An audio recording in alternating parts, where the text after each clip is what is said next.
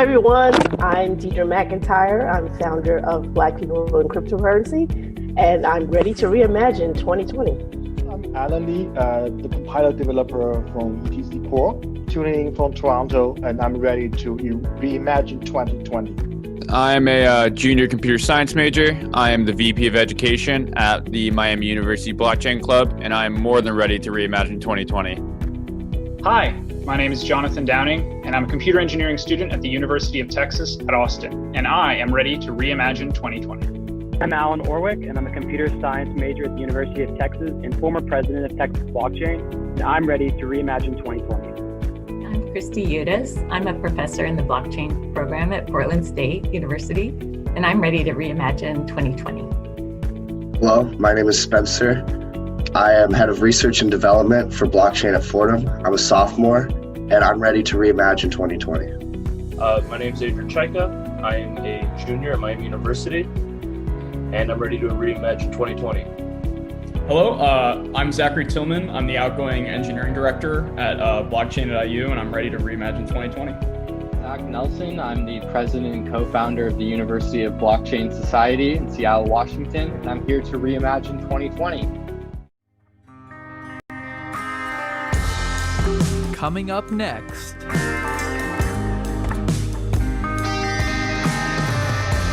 Stay tuned to learn more about the state of the art in blockchain and cryptocurrency technology. Reimagine 2020.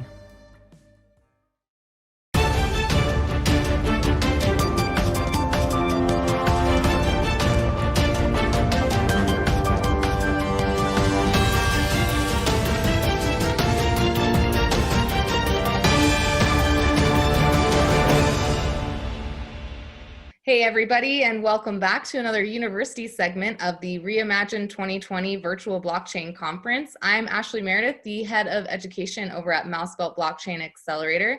And with me today is our CTO and co-founder at Mousebelt, Galen Danziger. Hi, Galen. Oh, hey, Ashley. Happy to be here. And he's going to help me kind of dive into the tech a little bit with our very knowledgeable friend, Dr. Mo Sadogi.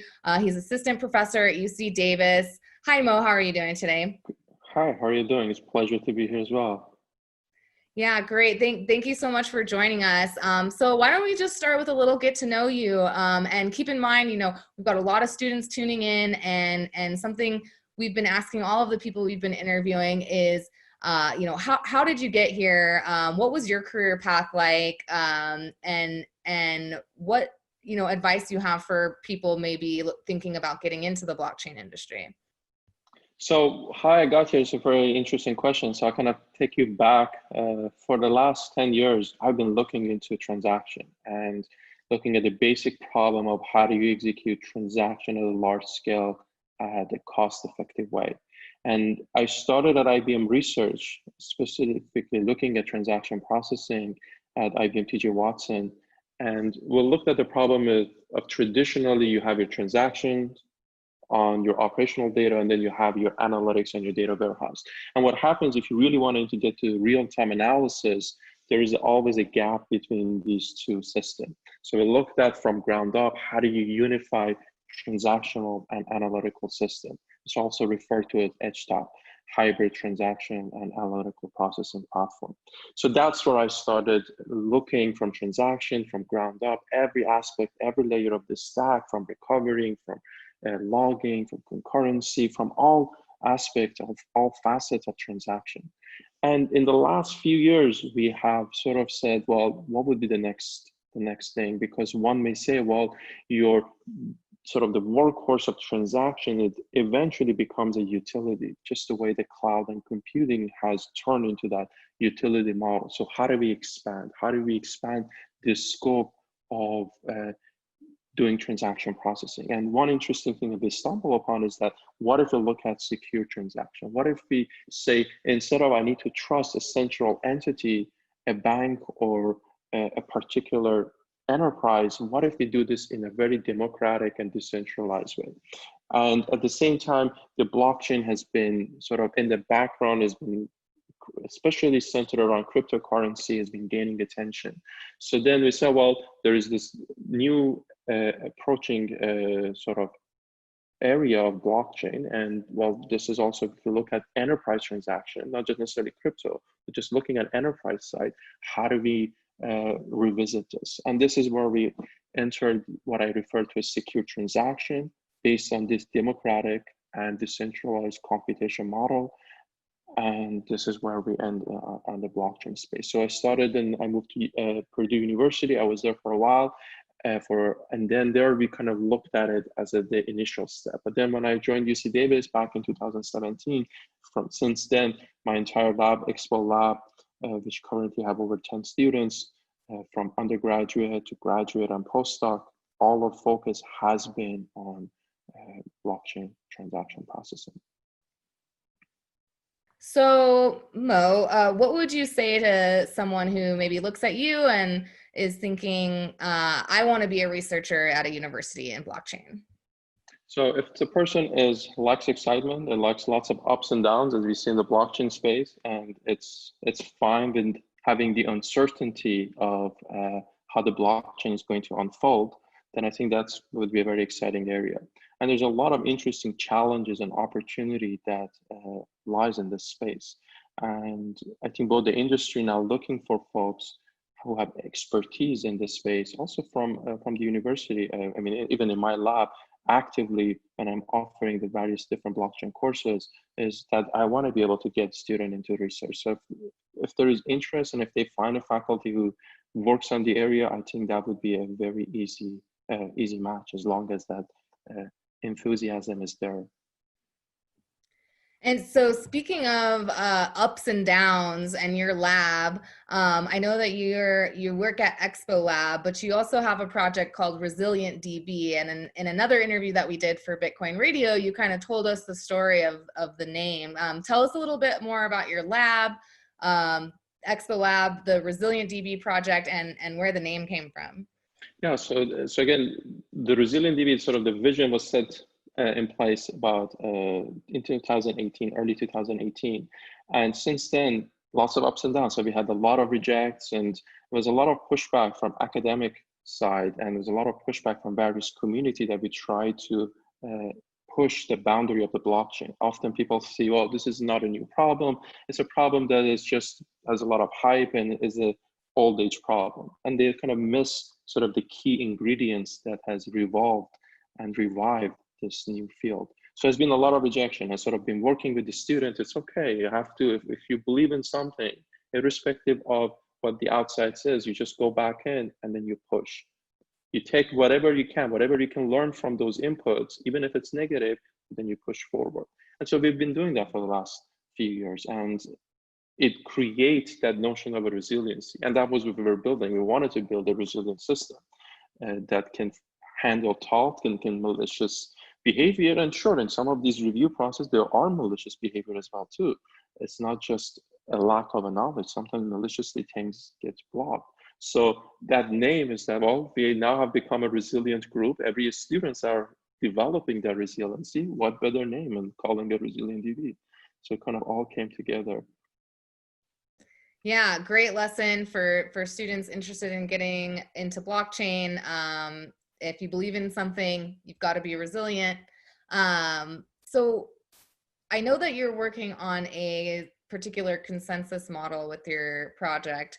Most people tuning in will have heard of proof of work, proof of stake, but you're working on something, and I'll turn it over to Galen to ask some questions after you explain it a little bit, and he can help us make this understandable for everyone watching. But it's proof of execution, right? Yes. So we looked at is that instead of doing a mining, instead of doing this very expensive computation, why don't we go back into a traditional model of voting? We mean, you have in our democratic society, but this voting needs to be resilient to both malicious behavior and also needs to be resilient if there's failure in the way. For example, if I want to mail my vote, what if my message gets lost? What if my message gets delayed? Or what if somebody intercepts and try to change my vote? So the system needs to be able to handle these type of failure scenario. And so we looked at it as what we call, as you mentioned, the proof of execution, is that is an speculative way if every voter can independently do the work that they need to do in order to create their endorsement based on the local computation without being aware of what everyone else does, and do it in a speculative way. And it's in speculative in a sense that it doesn't need to kind of hear everybody else necessarily. And it may kind of be diverged from what everybody else see the state of the current world. So how do we do this in a speculative way? And the way you do it in speculatively, that means we're reducing communication. And so that's kind of where we started in this speculative voting. And then kind of expand that to kind of ask other interesting question is that, well, how do we do parallel voting? Can we try to, at the same time, look at different problems simultaneously, build the endorsement for it, and do have this consensus of n consensus at a time, as opposed to having a single, again, trying to improve the parallelism and the performance. And then we'll look at, well, what if the way we do this voting is we want to kind of look at the voting in different regions separately. So for example, within a different state, can each state individually do their local election, and then somehow the result gets aggregated in a consistent way?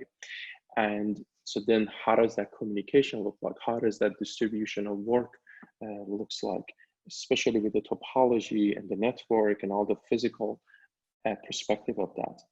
Then we kind of, again, expand that, say, well, if we now have this kind of a topology and there are sort of these related, dependent, but still independently local election that is happening, how does two local election centers communicate with each other reliably the result that was acquired in one region to another? So look at that communication paradigm, that reliable communication paradigm, and what is the, again, lower bound, the minimum that we can, minimum number of messages, the minimum amount of bits that needs to be passed over the wire in order to do that reliably. And then we'll look at the probabilistic aspect of it. How do you do that probabilistically to further reduce the number of messages that people need to communicate with one another? And we also have been looking at what if not just we're doing local election on the same topic or on the same data, what if we can also partition our data across these different regions? And for example, perhaps UK data only needs to be in UK and only need to be kept in the UK, and the US data needs to only be kept in the US.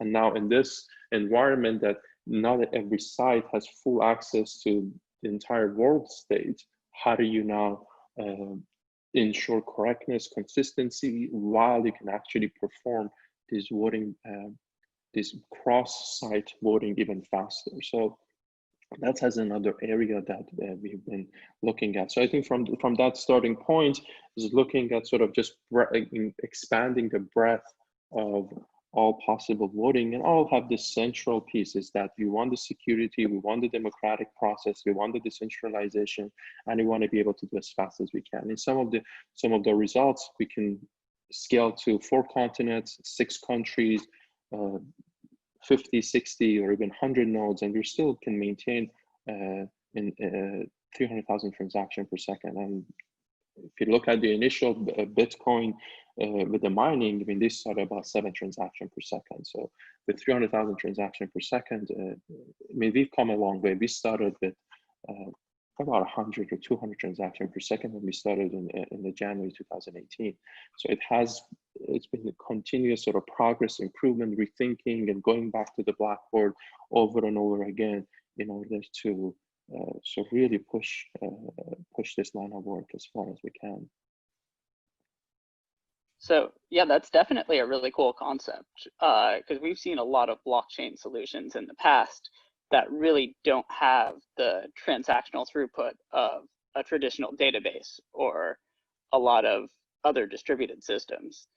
Do you think that blockchains or distributed databases will decentralized databases like this will start to see more commercial use as they get a little bit more mature, as they get that transactional throughput that's closer to what you might see in one of those other systems? And that's, I think, sort of what is pushing us forward. We also have several partners, of course, in addition to with Musbelt and on the education side of blockchain. We have other partners such as Radix, another UK blockchain company. So, and they do have customers and they see a lot of use cases. Of course, IBM is also another big player in this space, especially on the enterprise. And we're really talking about permission blockchain. We're not really focusing on the necessarily on the coin, which it's an important element, but it's also complementary or orthogonal to just doing decentralization, the democratic process. So definitely there's a lot of interest. In fact, we also have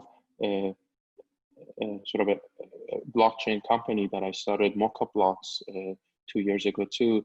And there we have a seed funding from DOE, Department of Energy, that we're looking at how do we utilize blockchain in a scientific environment where you actually run it on an HPC with fully capability of RDMA and more advanced hardware. So again, to further improve at least this local type of consensus on a fully connected network, and to reach that scale, and not just on the normal workload of retail and sales, or just traditional operational workload, but also looking at a scientific workload, and also bringing collaboration and trust in the way you run experiments. You allow you to do reproducibility of the experiment, but do it at the scale, and can have the fabric or the platform that can sustain the need of the scientists as well too. So we definitely, I think, seeing a lot of different areas. Again, IoT, I know Musbelt have also been looking at the IoT space quite a bit as well too. So again, IoT and sensors, whether it's in farming or whether it's in agriculture or in dealing with a natural disaster. I mean, the IoT space is also very interesting, is that you have all of these inputs coming from your sensor, they're unreliable. But if I want to do decision making, if I want to do analytics over an unreliable hardware, how do I transform to a reliable setting? So what is that abstraction? Well, we say this abstraction could be the blockchain as a middleware, as a service. So I think that's another area for, I think, industry. The final thing that I would say is that in terms of the way we're architecting software, and like we see now the push onto the cloud, the push into the utility in terms of the resources, but now we see a push into utility in terms of functions and sort of the small pieces of the software on the serverless or on an API or function as a service. That's another new paradigm shift that affects the entire industry of software, which of course goes over all across all different sectors. So now if we're looking at these serverless sort of paradigm, what they provide is that, well, you can run it and you can sort of have the elasticity and the pricing model, everything attached to it. But the question is, how do you now reliably run the servers? And how do you now eliminate the needs of you to trust necessarily the cloud provider that you're operating on? So can you provide a reliability and fault tolerant paradigm that you can support these function as a service or serverless computing in a fault tolerant manner? And that again will have an outreaching impact on the industry as well too. So yeah, I think that serverless concept is especially interesting. There have been a bunch of serverless platforms. You've seen like Amazon Lambda functions, Google has one. Everyone's starting to launch these serverless platforms. Do you see them running just on a blockchain somewhere, just a public network, or some company's private like permission serverless framework that people just deploy these decentralized serverless functions to? So right now, I think, it's a great point, but right now I think people are just understanding really what serverless is. Sure, I think we're getting a lot of traction, but now how do I build my software in this serverless compute model? And one limitation of serverless is that they also have limited or no sessions. There's no memory of this process. So there's no redundancy, or there's no reliability with the make sure that the result that the particular API or particular function is producing is correct, but also there's no memory of it. And that's where sort of the fault tolerance that comes into play, so that I have redundancy on the computation, but I also remember the result. I also remember the session. I can reach a consensus. I can reach an agreement. That means I have redundancy, but I also remember the result of my consensus. sort of the chain or the blockchain aspect of it. So now those two come into the play, it really sort of again expand the use case of the serverless beyond just a simple function call that has no memory. And well, you have to also trust the correctness of that. Okay, yeah, that's a very cool concept. So any of these products that you're working on, is your lab going to publish libraries or reference concepts for people to try out?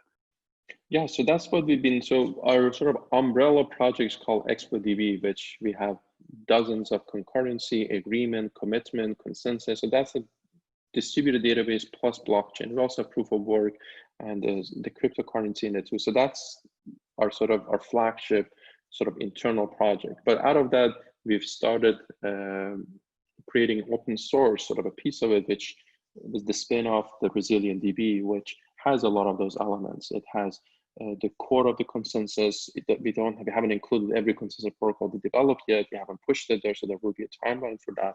But the core consensus is there, and the core democratic process, the core distribution, decentralization, smart contracts, various off-chain, on-chain capability, and code generation pre-compilation to even improve the smart contract execution. Fully sort of dashboards, you can just from the web browser, you can deploy it in any region on any cloud and fully controlled by the dashboard. You don't even have to worry about the underlying system. And you can even design your deployment. Is that how many nodes it's going to be on? Where is it going to be? What is the architecture of every node? How many threads? How much resources? So fully customizable. So that's in the last, I think we started our release late last year, and so we have on the third release. So every few months we've been pushing out more functionality for the public and for the students. And this platform itself has been so far, I mean, on top of my head, I would say that at least maybe 150 to 200 students as a course project have used it, especially mostly at the graduate level. So they've worked on this. So it has been an important educational tool till this point as well too. So it's not just a research tool, an industry prototype, but also an educational piece as well to allow students to really focus on understanding how do you architect a blockchain, what are the different pieces of it, how do you contribute to different pieces, and how to utilize and build application on top of it. Oh, very cool. So I think right now it's interesting. You have a product that's sort of transitioning from academic to getting applications and things built on top of it. What have you noticed that you had to add as you started to get, I don't know if commercialized is the right word, but as you started to get like users on top of it instead of just a conceptual level? Yeah, so far, I mean, most of the stuff is just the script. You just run things and you get some results. Sure, it's the actual thing is running, but it is at the evaluation stage. But the several things that has led to when the moment you get to the application and the usability space was one, the smart contract, the language of the smart contract. So we supported Go language, which seems to be fairly popular for the new generation of the programmers. And then we also provide sort of more traditional store procedure type of function, type of smart contracts. Fairly, I would say almost Turing complete as well. So similar that you find in other product as well too. So fully capable there. The other thing that we had to revisit in sort of the actual management of the chain. So we look at different technologies like LevelDB, SQLite, embedded form of database, or more powerful databases to just maintaining the chain. So that was another piece that we needed to bring in. And the final piece was how do you actually deploy and run this? And sure, and a graduate student, we've been working on it for 2 years and develop all the fancy scripts, and finally they memorize the sequence of 100 different things that they have to run to finally get the system going. Well, it's not really sustainable and it's not really usable. So again, having the online dashboard to not only deploy and initiate the blockchain just from a browser, but also have a full monitoring tool to see what is happening, whatever the region that is running, what is the throughput, what is the messages being sent. So all kind of metrics as a KPI to kind of tell you the health the monitoring of the system as well. So those had been essential, and they weren't part of our research. We're not going to really write papers on those, but for us to be able to connect and to allow people to use it, so we can get those type of new requirements or new limitation that the platform may face, that was essential. So, and we did actually spend most of this year just focusing on those 3 items from the perspective of development. And I would say, well, there was not a whole lot of, in developing those toolkit, well, there weren't a lot of research. It was something that was known, but it was a toolkit we need to develop in order to support the use of the system. No, absolutely. So as you move into the more research direction and new concepts, what are you actively exploring most right now on the ExpoDB project? So the one thing is one way of kind of going back to the speculative execution, the proof of execution I kind of mentioned, is that we started with a single voting. And a single voting, in other words, means there is a leader, there's an election commissioner, there's a coordinator that commissioned the successful execution of a single vote, a random vote. And then we kind of looked at it, well, what if we have multiple commissioners that allows you to do these parallel voting, and which is substantially becomes beneficial when you do that. And when you come to do this parallel voting, and since they're operating on the same data, so they're actually running a different transaction for the same database. It's not that they're just independent, they are operating on the same database. So there needs to be a coordination, there needs to be unification of their states, because they diverge and converge, And so we looked at the minimum amount of necessary work that requires for that divergence and convergence. So now the next thing we're going to say, well, instead of having multiple commissioner, why don't we sort of generalize this a little bit further, saying that we don't have any commissioner, or every node can be a commissioner. And how is that going to affect? It's completely really decentralizing it. So we're not even sort of the logical or elected individual to run the consensus, to run the voting, just eliminate that. And the challenge with electing a commissioner to run the voting is that, well, there needs to be an agreement for that person to get on that task, and anything goes wrong when that person becomes malicious, you have to go through a fairly sophisticated process to adjust and adapt and replace that person. And that person, if it's malicious, is trying to hide that they're malicious. And if you have multiple commissioners, now if some of these commissioners again are malicious and they're trying to collude with each other, the complexity or the attack space just really expands, and it just becomes harder and harder. So now, can we eliminate completely the need for that? And that will potentially trying to reduce the internal complexity. So if you don't have to elect and you don't have to replace, then why don't you move on as if there are no commissioner? Sure, there might be a little bit more, few more extra step in your normal path of election that is going to happen, but at least you don't have to worry about if the commissioner is faulty. And you expect some of these will be faulty, and well, you kind of, in retrospect, you discover them. In retrospect, through that speculation, you discover it, and there will be a settlement period. Like, for example, you have today with Bitcoin, you have to create 6 blocks. There is a settlement period, or even your traditional stock market, there's a 2-3 day settlement period for every transaction to settle. And through the settlement, through the speculation, completely eliminate the need of commissioner into the mix. And then the other aspect is that, so that's one aspect. The other one is that, sure, we eliminate the commissioner, but if we keep expanding, and if you have thousands or 10,000 participants and an endorser in this election, then how do we scale to those numbers? And just the communication, simple communication, everybody becoming aware of everybody's states creates enormous and a quadratic to the number of people, the messages that needs to be sent back and forth. Now we started looking at probabilistic ground on that, is that can every person looking at probability, looking at samples or people in their neighborhood through the gossiping probabilistic method to try to reduce the necessity for communication and further scale in terms of the number of nodes. So one is to scale the number of transactions per second, one is to scale the number of endorser or the number of registered voter that can participate in these type of election. Oh, very cool. And I noticed you mentioned dealing with problems about just a huge number of messages being passed and gossip. I've seen some another Mousebell partner, Hedera, has really spent a lot of time on that. Have you investigated their solutions at all as well?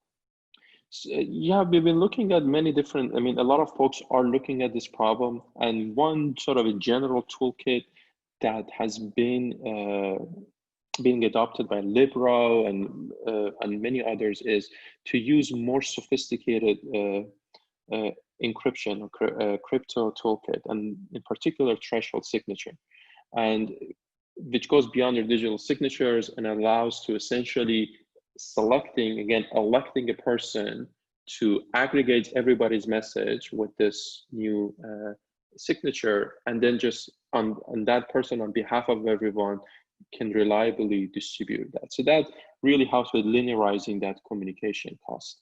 But then the challenge is that so you reduce the communication cost, but you substantially increase your computation cost, because these signatures are much more difficult to compute. And also there are no military grade implementation, at least no military grade available implementation of these new toolkits.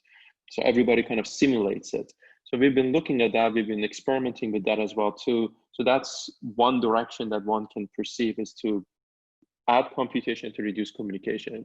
And in a sense, even sort of your Bitcoin kind of does that too. You by solving that puzzle, in a sense, a lot of it computation, but also it does reduce the communication as well too in certain scenarios. So you see that kind of trend in the Bitcoin space as well too. So that's one definitely interesting area, but the other one is more probabilistic. The other one that I've actually been using and it's becoming very successful is that, what if we say coding technique, so information theory, information dispersal, kind of completely going in a different direction. So that's another route that we're looking at as well. And one interesting result, a theoretical result we had in that space was that, what if not everybody's interested in doing consensus? So there's a lot of people that are involved in the consensus, but there are some entities that simply want to run analysis and they don't want to participate in the actual consensus. How do you inform them of how to do their analysis, whether through deep learning, machine learning, or any kind of analysis they wanted to run? And they developed this, what we call a delayed replication, that we refresh their state in constant time using information coding, without them to be part of the consensus, without to have the quadratic complexity cost of the consensus, but they can actually see reliably the data with some gaps. So they may be a few rounds behind, but the data gets pushed to them. So the other form of the consensus is that you request or you pull, but this is a purely push-based platform, is that you push the coded data to these read-only entity, and once they observe enough push, they can actually construct the state reliably, irrespective of the Byzantine or crash failure. So that's another mode that we show that the actual communication will be dealing with linear communication sides there as well too. Oh yeah, that's a really cool method actually. Let's see. So I guess outside of the core of ExpoDB, are you working on any particular applications of this in your lab as well? So this is, I think, where mostly the undergraduate students come, and I also did a lot of help that Moosevelt brought to organizing the undergraduate clubs. So there's been several projects, and to different degrees they're continuing. One was the sort of a plastic coin, is that creating a coin to help you to recycle material, and I had a prototype of the machine that you put it in, and the token itself. So that has been one direction. The other one was is that the use of blockchain in the legal and in the litigation. So it allows the lawyer and the client to be able to keep track of what was said, how much money was transacted, and sort of all the legal aspect to bring that reliability and transparency to that process as well. So those has been two of the project. The other one we will look at is for IP management and sort of in general project management internally. So that's another project that, again, with several other students have taken off. We've been looking at also grid, and especially what happened with the fires in the last few years, and the faults of the companies behind these is that bring more accountability to energy exchange and also more accountability to anything that is done on the energy infrastructure. So if there was something that was flagged as need to be replacement, so can we actually make sure they are permanently recorded, and if there are some sensors or conditions that are being reported and perhaps people are not being flagged, can we have a self-auditable log, self-auditing on the ledger of these in the energy space? Yeah, that's awesome. You know, I love that as a philosopher, talking about more of those the philosophy or the underpinnings of this technology, which allows for more collaboration and democracy and decentralization. For anyone tuning in, I definitely recommend checking out our presentation we did with Federico Viola from the Catholic University in Santa Fe, Argentina. We go into kind of 3 philosophical concepts around blockchain technology, including decentralization, disintermediation, and blockchain as a truth generating machine, not just a truth machine, but a reality generating machine. Super interesting convo there if anyone's interested in hearing more philosophy talk. But we're here with Dr. Mo Sadogi from UC Davis, and thank you so much for joining on with us. Thank you, Galen, for your insightful questions. Thank you, everyone. Looking forward to the conference next week. All right, and back to Reimagine 2020 Virtual Blockchain Conference. Stay tuned to learn more about the state of blockchain education at major universities all around the world. Reimagine 2020.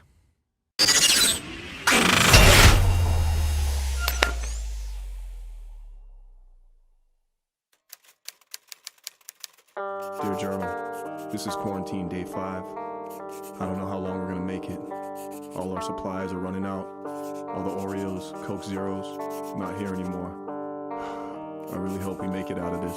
Quarantine, we locked up. Quarantine, we locked up. Quarantine, we locked up. Toilet paper stay stocked up. Quarantine, we locked up. Quarantine, we locked up. Quarantine, we locked up. Toilet paper stay stocked up. I've been glued to my phone waiting on breaking news. Group text from my friends is just a big black naked dude. Ooh, you got me, you motherfuckers just got me. I done ate up all of my rations, now I guess I gotta go shopping. How the hell did I gain 20 pounds in 3 days? Loaded up on tuna fish, forgot the mayonnaise. I love the family time, but there's so much I can take. Now every time I take a dump, it's like a 2-hour break up in this quarantine. We locked up. Quarantine, we locked up. Quarantine, we locked up. Toilet paper stay stocked up. Quarantine, we locked up. Quarantine, we locked up. Quarantine, we locked up. Toilet paper stay stocked up. Dear Journal, quarantine, day 10. The girls have been out of school now for 7 days. I swear to God, they're getting dumber. We're gonna get past this. I just don't know how much I can take.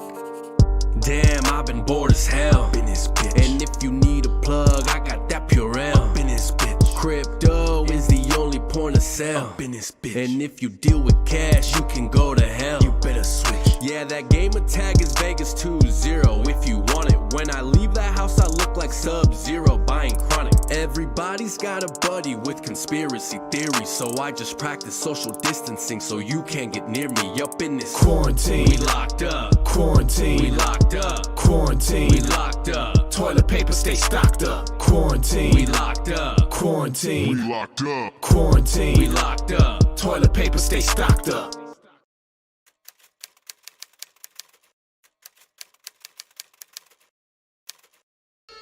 Hi, it's Miss Crypto Cleo here, your favorite futures telling psychic.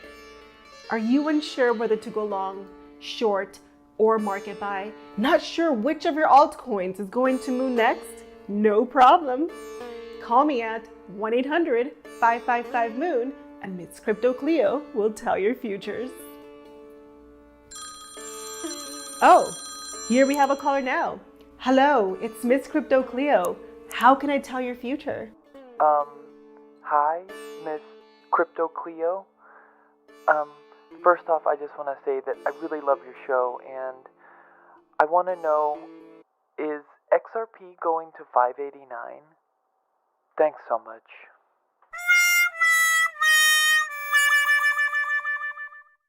Dr. Fauci Nakamoto here, advising all of you on CryptoVid-19, reminding you to quarantine your private keys. Now, don't forget that if they aren't your keys, it's not your crypto. Be sure to put a mask over your hardware wallets.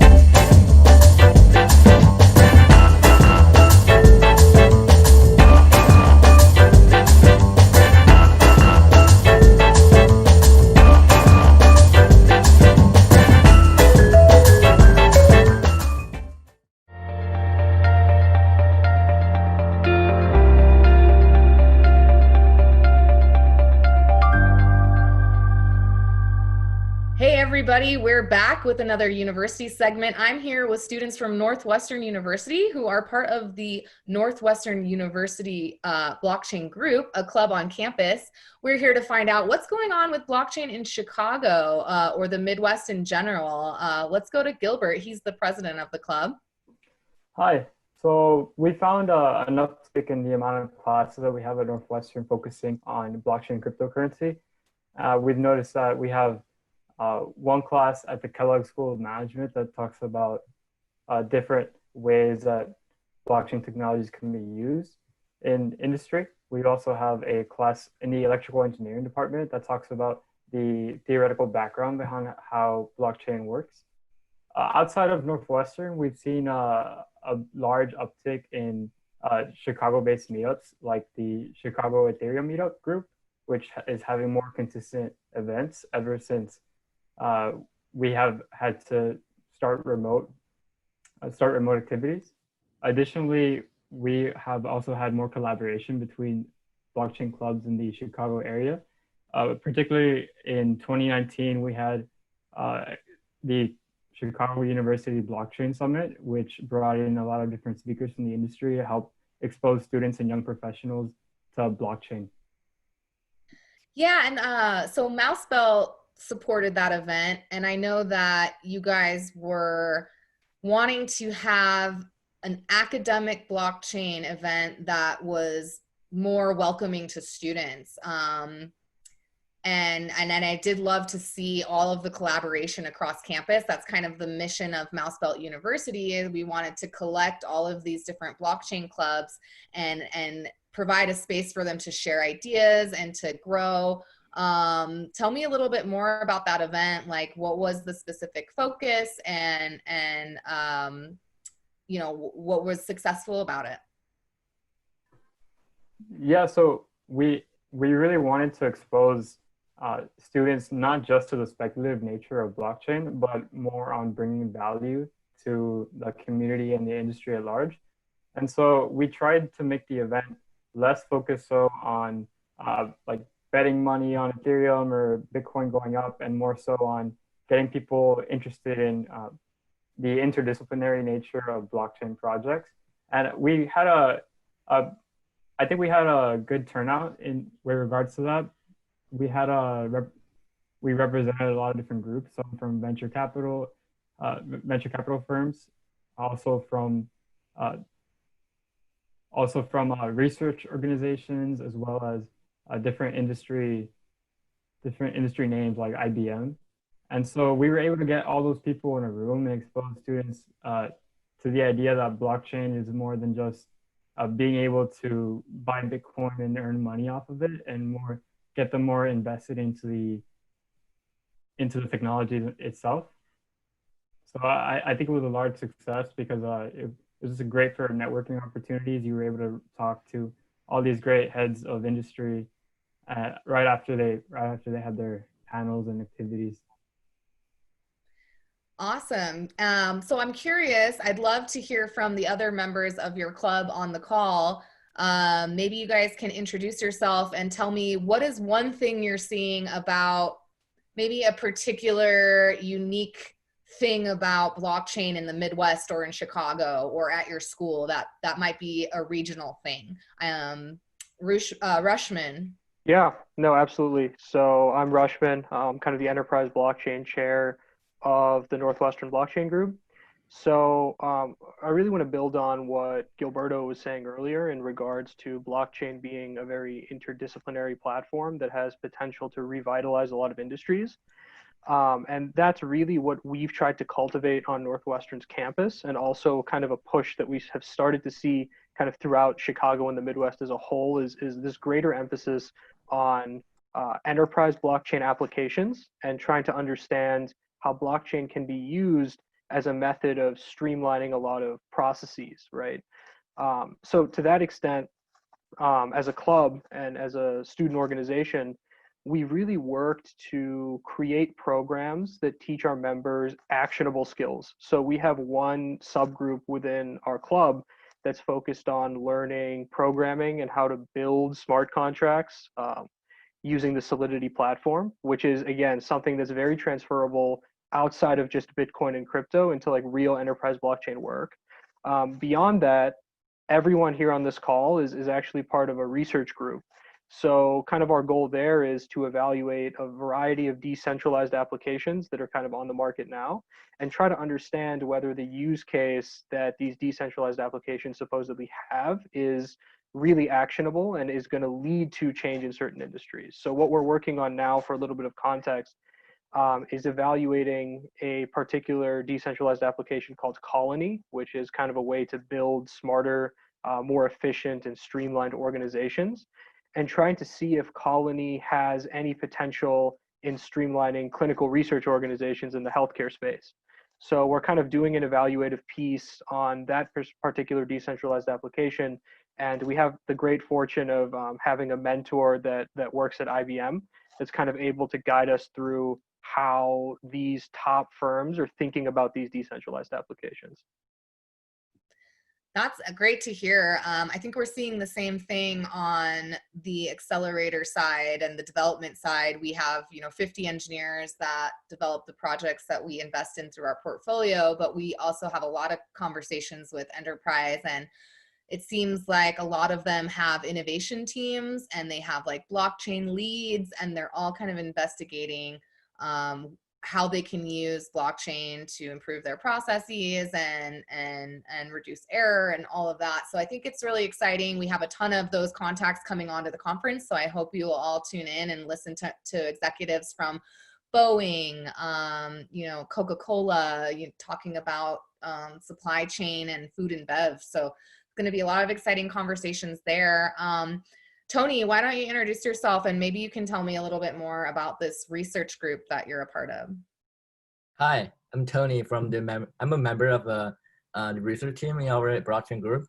So what we're doing is like we focus on a specific decentralized application called Colony. And then one thing we're exploring is that like how this specific dApp is applied to the healthcare industry. So I think in this project, like although we find some limitation about the Colony, I think one thing I learned in this research group is that the decentralized application is really making some improvement over time. So I think, for example, in our case, the Colony, it just updates the white paper, and also it add 2 new functionality to it. So I think despite the fact that compared with other software in the industry, like the decentralized application might have some limitation. I think in the future, there will be more mature decentralized application that will be like widely used in the industry, like in the healthcare. Awesome. Thanks for that. And Soong, I just wanted you to be able to jump in here as well. Anything that you're seeing as far as unique to what's going on at Northwestern or in Chicago or the Midwest in general with blockchain? Thank you for that. I think here at Northwestern University, as well as the greater Chicago area, what we're interested in and what we're seeing as well is an uptick in enthusiasm for blockchain technologies. And here in our research group, what we're doing here, looking through the client data management process, where oftentimes there's a lot of paperwork, inefficient and costly. And through Colony and through our research endeavors, what we're trying to do is optimize the process using this organizational blockchain. And I have to admit, the very first part, I think the goal of our mission at Research Group is not just to spend, but rather to invest and consider growing the future for other entrepreneurs in blockchain, in both technology and people. And when we develop this infrastructure in our research group and we look through the processes, it can be difficult at times, but I can ascertain that there is very much great fervor for the blockchain community in coders, interdisciplinary workers, in our mentor. And I'm very much looking forward to working with my colleagues in the Chicago area, maybe even University of Chicago, who might most despise, but that's just a small personal matter. There's some rivalry going on there between Northwestern and University of Chicago. Oh, good heavens, no, just cooperation. Personal. Oh, heavens, no, no. Okay. Yeah, I know. I mean, University of Chicago is a great school. Probably like one of the top. I come from philosophy background, so I know they're like probably one of the top in the U.S. for philosophy. But speaking of,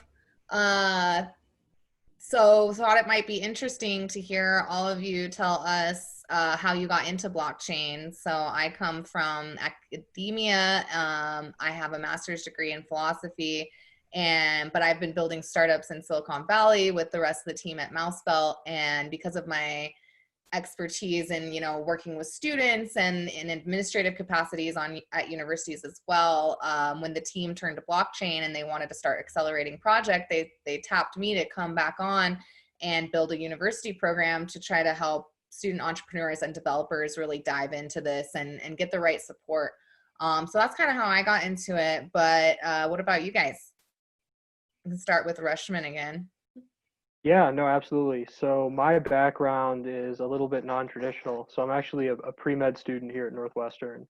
And I think what really interested me in blockchain is that it has a lot of potential to completely change industries that I think right now people see as completely unrelated to blockchain, right? So if you look specifically to the medical space and you look to pharmaceutical companies, you look to biotechnology companies, there are so many potential applications in contact tracing, in drug supply chains, in collecting data for clinical management using blockchain processes that could really disrupt the way that the medical industry is built now and could really influence the way the medical industry functions going in the future. So I kind of saw blockchain as a really valuable way for me to learn a little bit more about how technology is going to disrupt kind of the industry that I'm hoping to work in the future. And that's largely why I got involved with this group and this community. I think that's an excellent point about why people should care about blockchain or why people should at least like dip their toes into any emerging technology is don't you want to understand how and be prepared for how different technological advancements are going to disrupt your industry, so that you can just be better prepared, be a better entrepreneur, all of those things. Gilbert, why don't you tell us how you got into blockchain and how you became the president of this club? Yeah, for sure. So I honestly stumbled onto the president position. One of my first interactions with the club was actually attending the Cubs conference in 2019. And so after a day of just getting exposed to the industry, I was really hooked. So I started coming to more meetings, and eventually the conversation turned to, okay, who's going to be doing what next year? And I was like, okay, I'm really interested now. I think I can take on this role. And that's kind of how I became president. But what really got me to that conference that day was in the early 2010s, I had heard a lot about Bitcoin being compared to gold and being digital gold. And I was pretty confused as to like how can a computer just create like monetary value out of like what seemed to be nothing. And so that automation is kind of like I didn't really understand how it worked, but kind of keeping thinking, continuing to think about that, I really got interested, and I started thinking about, okay, how can we extend this past just a ledger of financial transactions? What else can we use with this automation to help the public good? Awesome. How about you, Tony? How'd you get into blockchain? So I got into the blockchain because I took a freshman seminar at Northwestern. So that seminar is cryptology. And then we talked about like the Bitcoin and then decentralization of the internet in that seminar. So after that, I'm like, it's really fascinating to see like how the decentralized application potentially like protect the individual privacy in the internet. So after that, I just signed up the club. And then I'm really excited to explore more in blockchain. And how about you, Soon? Well, you look at the reason himself now. Gilberto Guadiana is the reason why I got into blockchain. I myself am a civil engineering major, so my specialties lie in construction management. And I thought to myself, there is no way some weird cryptocurrency can be matched with my career pathway. But as a matter of fact, Gil and I were just talking over dinner one night. He brings up the subject of smart contracts after talking about communist China and whatnot. And we went here, I was just fascinated how we can bypass, pesky third parties like lawyers. And I interned at a law firm myself, so I myself am personally aware of how annoying and expensive those legal attorneys can become.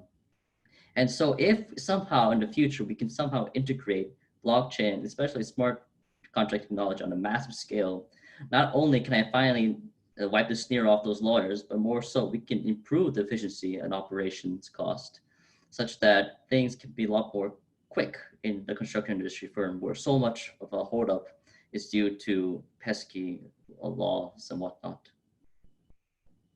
Yeah, absolutely. Actually, a student project that we gave a grant to and worked with a bit, we're building an Oracle, a decentralized Oracle to like report back information.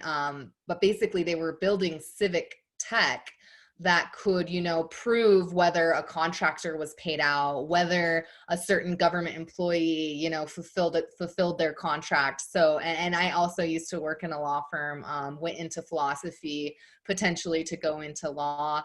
So yeah, it's really interesting, the potential, and the amount of automation and the reduction of middlemen and human error that blockchain has the potential for. So great, we got everybody's shout outs, kind of what's going on in Chicago and Northwestern, and how you got into blockchain. So maybe just quickly go in turn and talk a little bit about, or maybe just Gilbert as the president of the club wants to go about a little bit, how are you rethinking blockchain or rethinking the rest of your year, reimagining, how are you reimagining 2020? I know especially with school being canceled and meetings being different, we've had students who turned completely virtual, took their conferences virtual in a matter of weeks. So we're just really enjoying hearing how people are reimagining the rest of this year, how you think it'll go, what do you think is going to happen after the happening? Anyone who wants to chime in, I'll start with Gilbert for now. Yeah, for sure. So right now our club personally has moved on to fully remote. So we've maintained our current projects we've continued our current projects from the past, and we've maintained weekly meetings. I think one thing that's definitely going to change is now that our meetings are fully remote, we'll be able to reach out to more industry contacts and invite them to our online calls. So that's going to be great for us to build more network connections and get more involved with the industry itself. Additionally, I think one thing that blockchain clubs need to reimagine is how to actually get new prospective people interested into their clubs. Like marketing efforts are definitely going to need to change, especially since you don't have a club organization fair that you can just go to and advertise your club in. I think this year I think we're going to see, like Rushman mentioned, more industry applications. So probably consultant services like IBM or other companies may create blockchain solutions that can be applied to the internal systems of companies. So I think we'll see an uptick in that this year. Definitely. Anybody else? How are you reimagining 2020? Yeah, I mean, in line with what Gilbert said, I think we're going to start seeing the adoption of blockchain technology and smart contracts into industries where no one had probably expected them to go into. So I think really that's what 2020 is going to be about. And I think with COVID-19, we've started to kind of see that there might be some places that could benefit from some of the blockchain technology that's on the market. I know one thing I've heard a lot about is contact tracing, right? If you could quickly figure out, right, where disease was spreading, who had been in contact with whom, you could really bring pandemics like the one we're going through now under control very, very quickly. So it's those kinds of applications that I think maybe the world is starting to think about a little bit more strongly. And I think those kinds of applications are really going to start to see the light of day in this coming year. Yeah, I think that something I've been thinking about is how people are going to be more and more interested in sharing their personal private health data with people. Like they're going to want to be able to prove immunity. They're going to want to be able to share that with strangers and doctors. So, and as someone who has experienced a lot of the healthcare system, I have, some personal things that have happened in my life where I've had to interact with hospitals and doctors and insurance companies. And I've always thought, like, even just paying copays and stuff, why isn't there just a simple user interface where I can go in and give permission for someone to have my health records? And I think it's really an identity solution, right? I need to be able to prove that I am who I say I am, and I'm giving permission to release certain kinds of data. So I definitely think it's a huge application in healthcare for blockchain. We actually have a representative from Consensus Health who just did an interview today. So anyone who's interested in healthcare applications of blockchain, I hope you'll tune into his talk, Alex Kahana. And looking forward to being able to air all of your responses and let you guys report back to hopefully, a couple thousands of people, what's going on with you and highlight your projects. Any other shout outs you want to give or anything we want the world to know from you?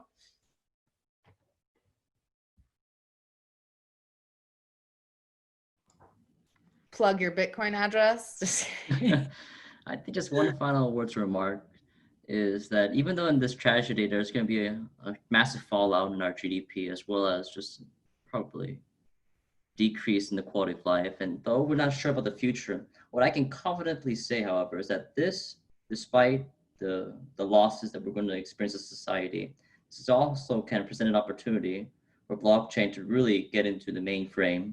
And hopefully we can improve the common good for all men and women in society as we advance to a post-COVID society as well. Absolutely. And I love to hear that from all of the, I feel like people in the blockchain industry, the students I talk to are just so positive and optimistic. We have to temper that with the gravity of the situation, but as, serial entrepreneurs, we're ready to take this challenge. And, we've already pivoted to this virtual conference, doing whatever we can with what we have to continue connecting, continue innovating, make sure we're able to meet the right people so that we can build our projects and make the world a better place. So thank you guys so much for hopping on this check-in call. You're tuned in to Reimagine 2020. Stay tuned to learn more about the state-of-the-art in blockchain education and technological development all around the world. Reimagine 2020.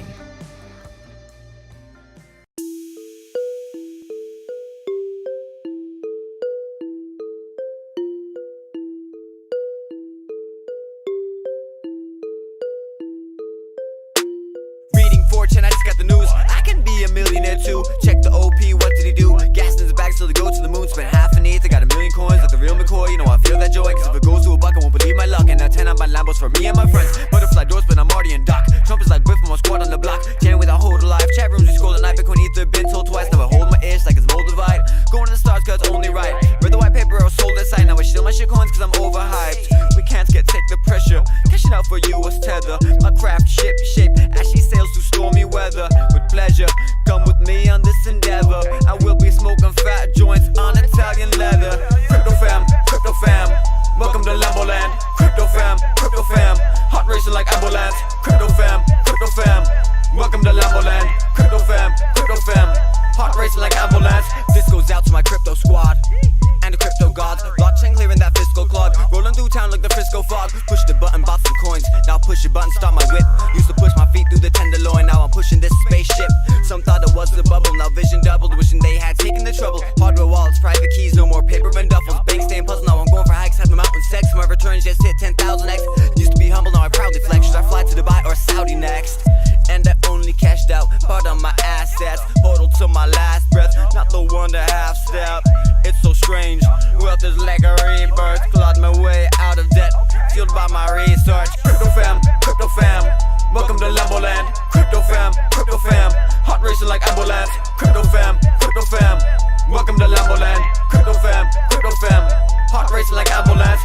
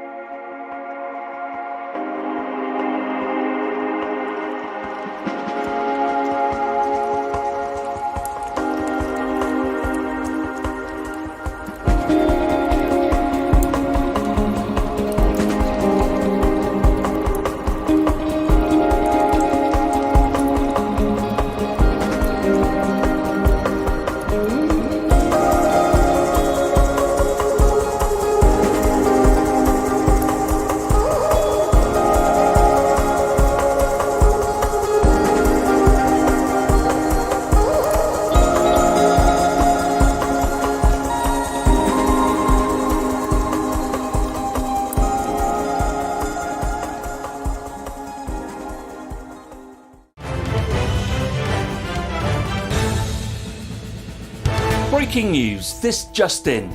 Justin's son has officially announced when he will officially announce that big announcement he announced on Twitter last week. More details to follow as they come in. Back to you.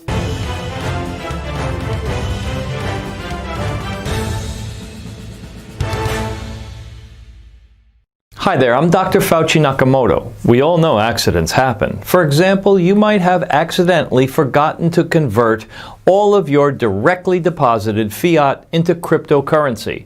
And that's okay. I'm reminding you that when all else fails, there's always Plan B for Bitcoin. In a world full of ICO scams, vaporware, and Ponzi schemes, we wish to remember those who have passed on. Rest in peace, dear friends.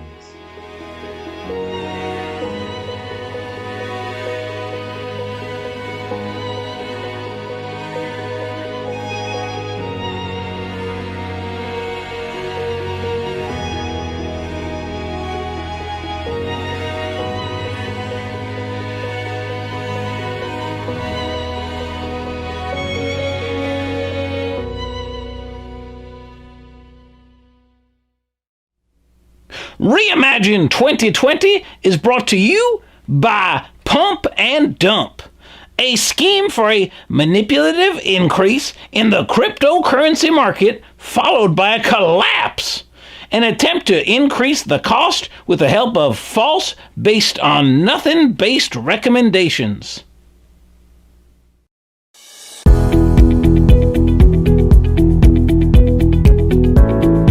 Camilla Campman. I'm a government major and econ and business minor at UT, University of Texas at Austin, and I'm ready to reimagine 2020. Hi, my name is Alexandra Barkowski. I am a junior finance major at Miami University. I'm also the vice president of finance for Miami University Blockchain Club, and I am ready to reimagine 2020. My name is Norbert Amankwa, and I'm the president of KNUST Blockchain Hub. I have a major in optometry from KNUST University, and I'm ready to reimagine 2020. My name is Alex Sten. I'm a sophomore accountancy major at Miami University, and I'm the VP of Professional Development for Miami University's Blockchain Club, and I'm ready to reimagine 2020. I'm Allie Blackburn, and I'm a sophomore accounting major at Miami University, and I'm the director of social media for Miami University Blockchain Club, and I'm ready to reimagine 2020. Hi, I'm Peter Cook. I'm a junior computer science major at Miami University, and I am the VP of projects at the Miami University Blockchain Club, and I'm ready to reimagine 2020. Ashley Kataram. I'm a sophomore in the ITS department at the University of Texas at Dallas, and I'm also Chief Operations for the Blockchain Club here at UTD, and I'm ready to reimagine 2020. I'm Jeremy Guzman, repping Mount St. Mary's University and co-founder of Mass Adoption LLC, and I'm ready to reimagine 2020. Let's change perspective. Hi, my name is Michael Abraha with Mount St. Mary's Blockchain Club and Mass Adoption, and I am ready to reimagine 2020.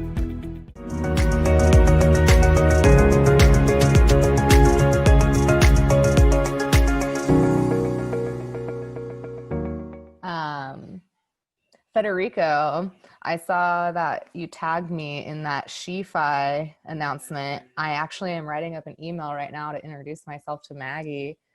Maybe that's something we could talk about. Looks really cool. Tyler, yeah.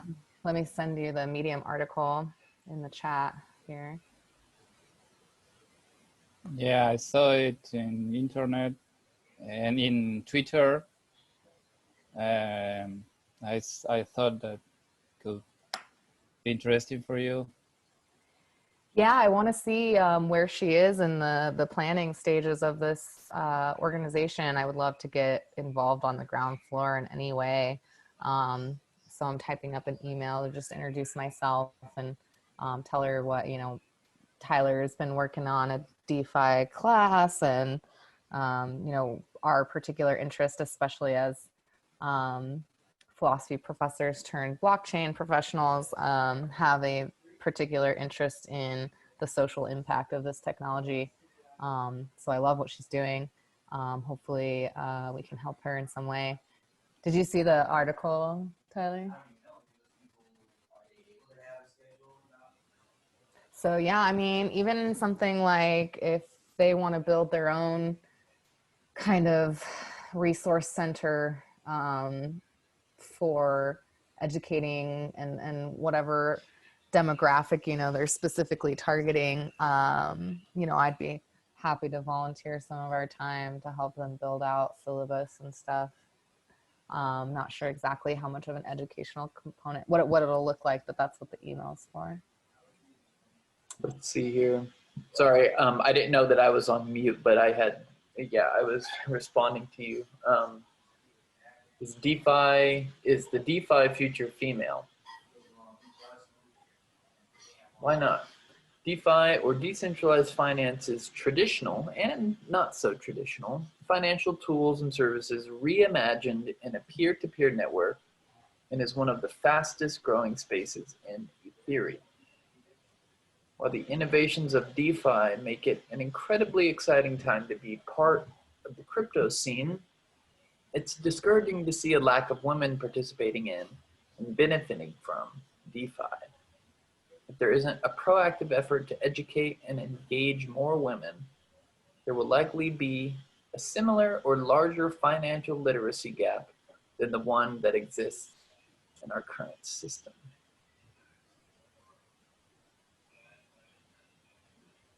I have some statistics here. To give you an idea of some of the current financial gaps, here are some data points from a study by Allianz Financial? Yeah. Alien? Who's that? I don't know.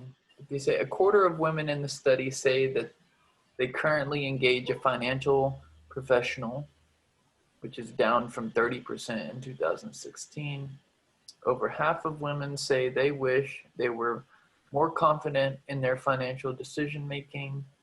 Fewer women say they feel financially secure. You know, it's interesting you bring this up because me and Kylie the other night were talking about just this issue. She approached me and said, you know, how is this stuff really going to be the future if it just sounds so fucking complicated? But I had to remind her that she has a she's in a peculiar position where she gets to hear me talk to people about things at a much higher, more technical level, or sorry, I guess you might want to say lower, a much lower technical level than really what anybody who just wants to make use of these applications needs to be hearing, you know? So like the first thing to note was that just as you don't know how traditional banking works and you can use that banking system, and just as you don't know how a carburetor works or how to sort of build a car and know all of the fancy interworkings of a car under the hood, you can still sort of make use of a car. I think the same is true with something like DeFi. Naturally at first, you know, like we're all trying to figure out just what the friendliest user experience is and what kind of interface can support that. So there is a little bit of a learning curve and a lot of Wild West landscape that you have to navigate up front. But I think going forward, we're going to see things really simplify. And a good example of something that already exists that is actually quite simple, which was turned on to me by Jeremy Guzman, was or is the Dharma wallet. So you download Dharma wallet and it works just like Venmo, for example. You hook a debit card up to it, you press deposit, and it loads money onto like onto your Dharma wallet. It locks it for like 10 days. You start earning interest on it immediately because you're essentially contributing to a decentralized lending pool.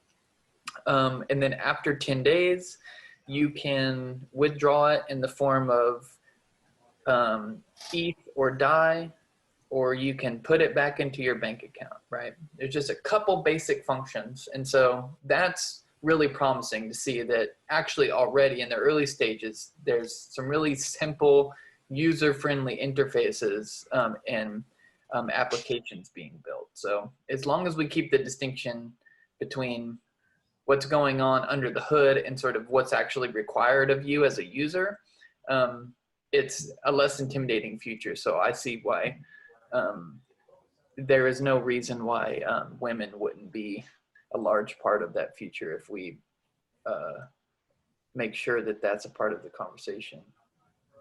Yeah, I mean, that's been my message since I first got involved in the space. You know, attending a bunch of conferences in Asia and Europe and just having the experience of being in the most disparate humanities major, just kind of enjoying inserting myself into male dominated fields and kind of hearing what the conversations were around blockchain. And there was like, you know, it's a huge subset of libertarian ideology and this kind of lofty talk about all the freedom and chance for financial freedom that this technology is going to give, and only 2% of women are cryptocurrency owners. So I just don't see how it's possible that if there's access to this new form of wealth generation and still the same people who have always had access to wealth generation are the only ones utilizing it, then how will that possibly create more equality overall? So I think we do have a responsibility to make this technology easier to understand, make it more user-friendly, understand the real issues that prohibit people from interacting with this technology. One thing that's kind of unique is that from conversations we've had with the creator of Black People in Cryptocurrency, it was just a unique problem for the Black community that they were being targeted by multi-level marketing scams in the crypto space. It was just a type of, marketing that was just specifically targeting Black people, and a lot of them were falling victim to these scams. And so, this all isn't created equally. These people are being exposed to this technology in different ways, and we need like ambassadors who understand that, and we need to amplify their voices. That's what I believe. Right. I think I'm totally agree with what you're saying, Ashley. But I will use another vocabulary. I will not talk about equity, but about difference. I think that was a little what we was talking with Tyler and Roshan, and we made that podcast about decentralization and difference. I think we are, and therefore it's very important for me what you are advocating for this, for women, for Black people, etc. And we have to go further. I think it's very important to break with this idea of identity, and just that is a little. I have some friends, some libertarian friends here also, and the most important values are freedom and identity, homogeneity. I don't know how it says. And for me, it's very important to start talking about difference, decentralization, disruption, discontinuity, and it's not just about identity and power for the people, but I think it's very important to start thinking what is the meaning of difference and plurality. And that means fairness and, of course, justice. But the justice is not always to say that we are all the same, or we have to be the same, or everything is the same way. I think that, but it is, we must imagine what means to be different, what means decentralization, what means plurality, multiplicity. I think that blockchain and all these new technologies, and in economics also, are very important for development of an actual realization of these differences and differentiation and decentralization.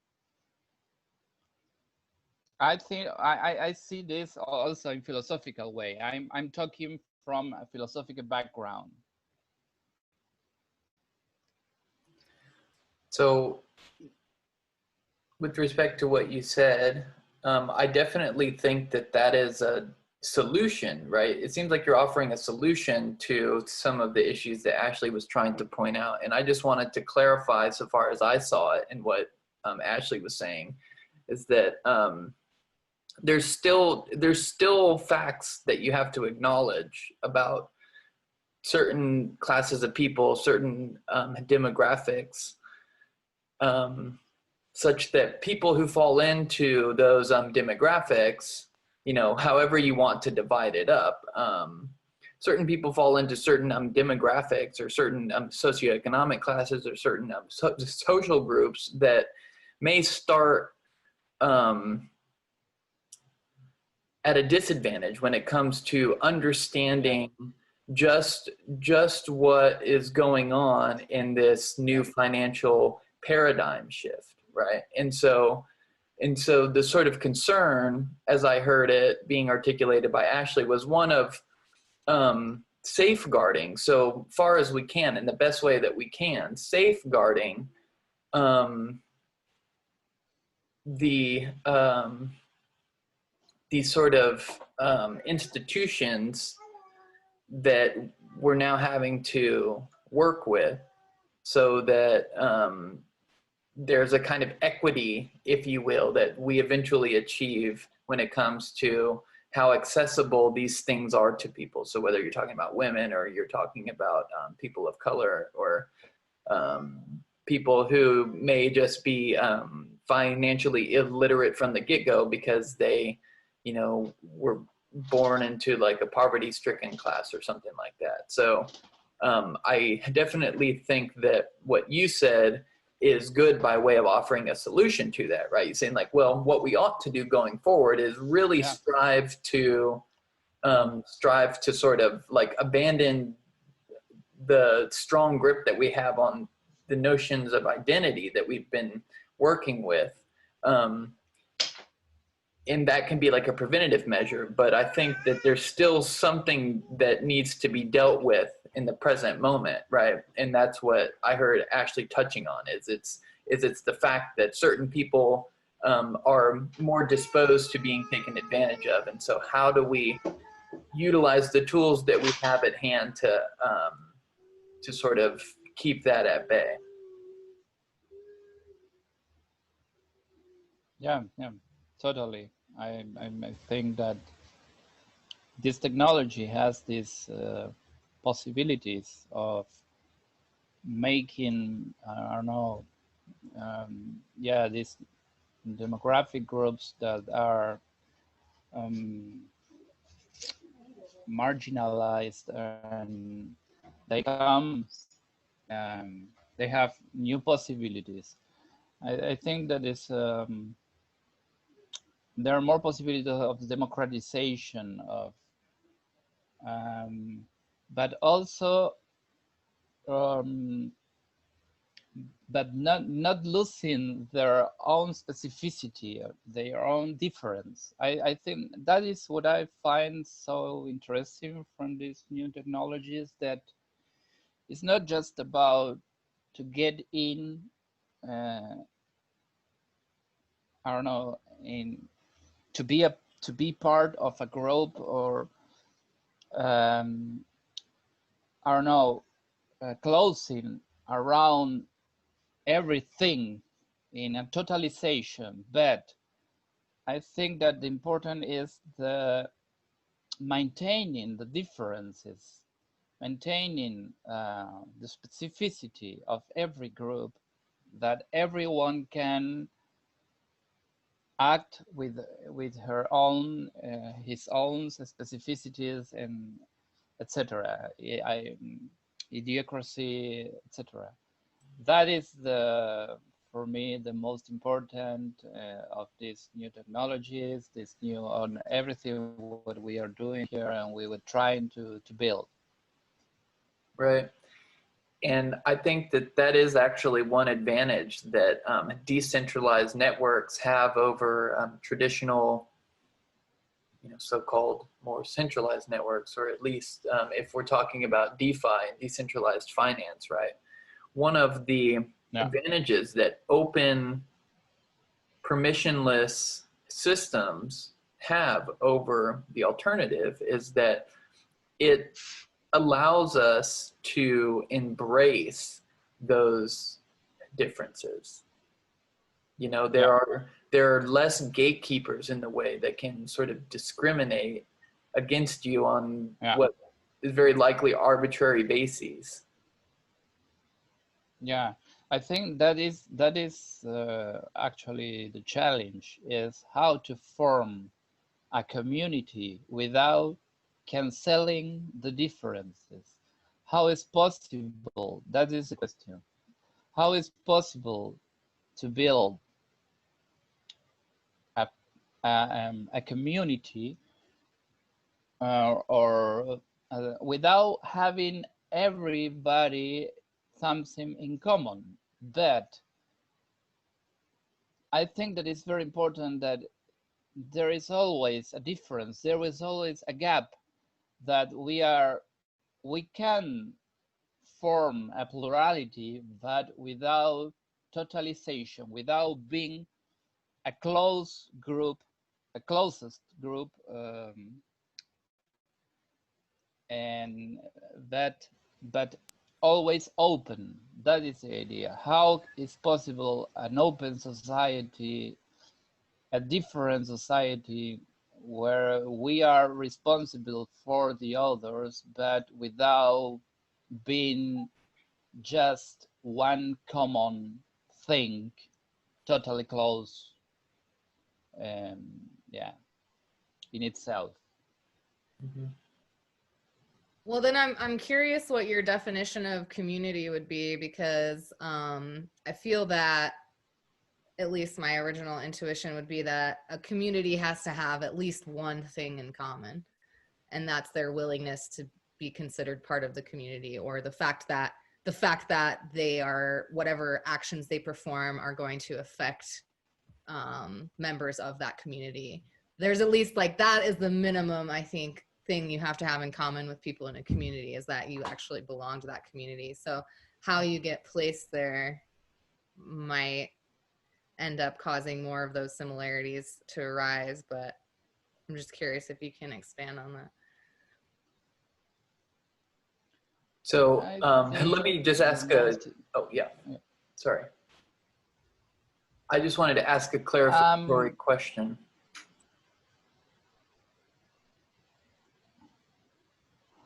Yeah, I think that the important thing is not just about to have something in common. I think him here in the idea of nature. That was a tradition in philosophy, where we as human beings have something in common. That is, I don't know, nature, human nature. I'm more about community. It's, I don't know, fulfilling a task or doing. I think a community is more regarding performance, what we are doing together, and when practices, ethics. I have this idea that's the more important. That what unite us. I don't know. I'm with others in a community. Is that what I'm doing for the others or not? That it has to do more with the performance of my being, of my existence, more than having something like human essence or human nature. I think that what unites me with the others is my response, my action. This is, I will go more with sort of pragmatisms, and in this idea of acting, of doing for the others or regarding others, and that is what forms a community. I have to maybe raise maybe write it down better, but that is a general idea. I will say it's more in acting in praxis, in philosophical category, than in having something like an essence or like nature. Awesome, thanks. Tyler, you had a clarificatory question? I mean, it's sort of, it doesn't really matter now, but I was just wondering if your question to Federico was something having to do with whether or not his emphasis on difference somehow did damage or was like notionally incompatible with community. If it was to say like, hey, how can you actually have a community if sort of what you want to emphasize here as the basis for something that like resembles a community is difference. But well, maybe if you think about where the word comes from, like to be in communion with another person, maybe it's more about how we're able to interact with each other, and that's what we have in common, is that we are touching in some way, or just existing in an ecosystem where our actions influence each other.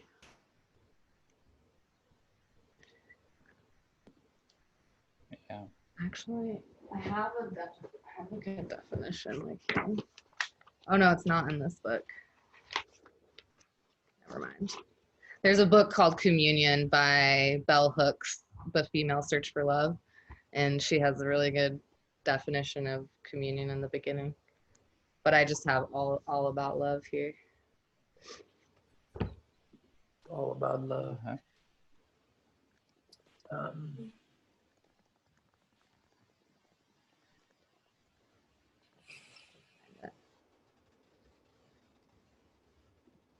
There was some philosophers they were thinking about community. Roberto Esposito, Jean-Luc Nancy in France, Esposito in Italy. But yeah, for me, it's this idea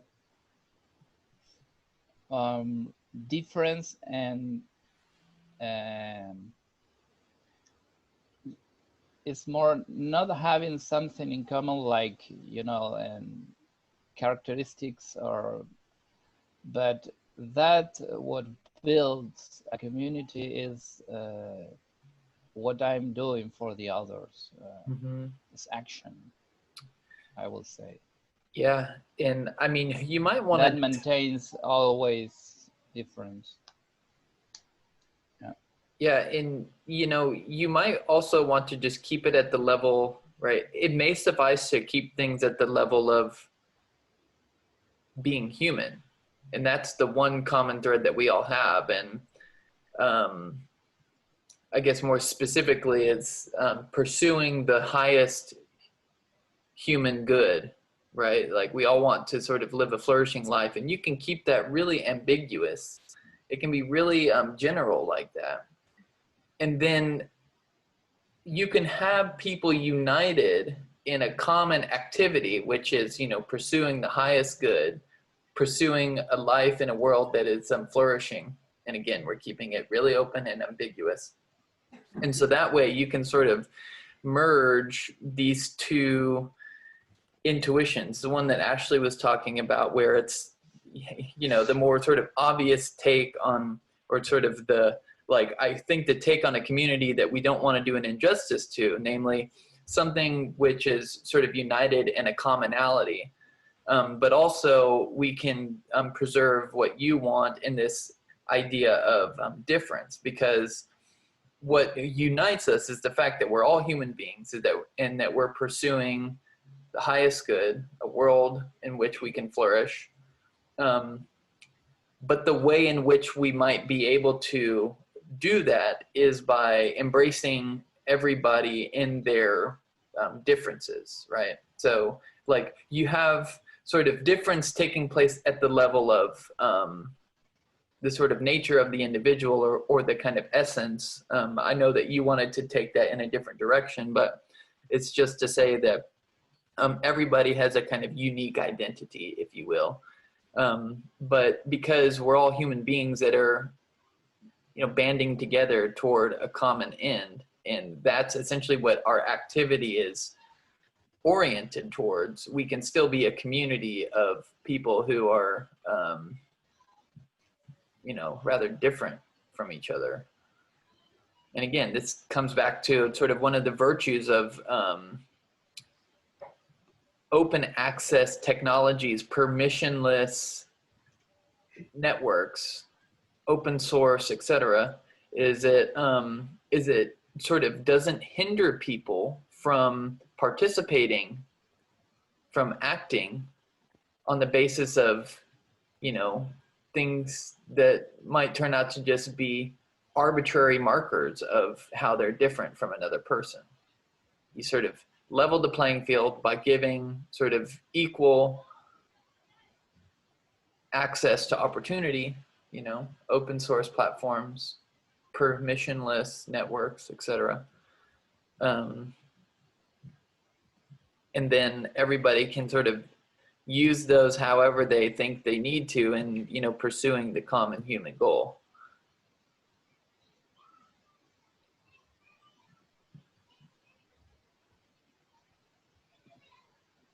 Yeah, maybe I will go for radical because of it's not always clear what we are all are as human beings pursuing, and that is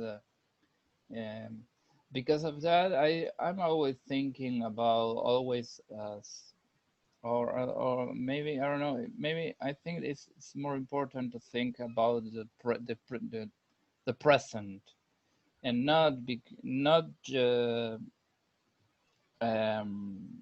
always thinking about an ultimate end or a final objective, because we don't really know, and the differences are huge, and we have to imagine what is this last end or this last objective. And because of that, I think the most important is what you do in present time for the others and for of course I think that I'm totally agreed that these new technologies are suitable to this idea to in the present moment, in the instant world, because we are always living in the present. We can maintain friends, not being indifferent for the others, and always this idea. And I think I'm always this allowing this to actually live these ideas of maintaining differences, being not indifferent for the others, and also being together in a plural and differential community. We should definitely do a couple philosophy hours on the 72-hour live stream, Tyler and Frederica.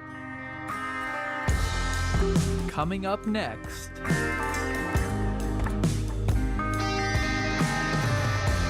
Stay tuned to learn more about the state of the art in blockchain and cryptocurrency technology. Reimagine 2020. Hi there, I'm Dr. Fauci Nakamoto. I'm here to tell you that if you're having green candle erectile dysfunction, just remember that ETH is money and market buy that. We have some breaking news. The Lightning Network, the Layer 2 scaling solution for Bitcoin proposed by Blockstream, is still just 18 months away. It's only been 18 months since their last vaporware announcement. Back to you.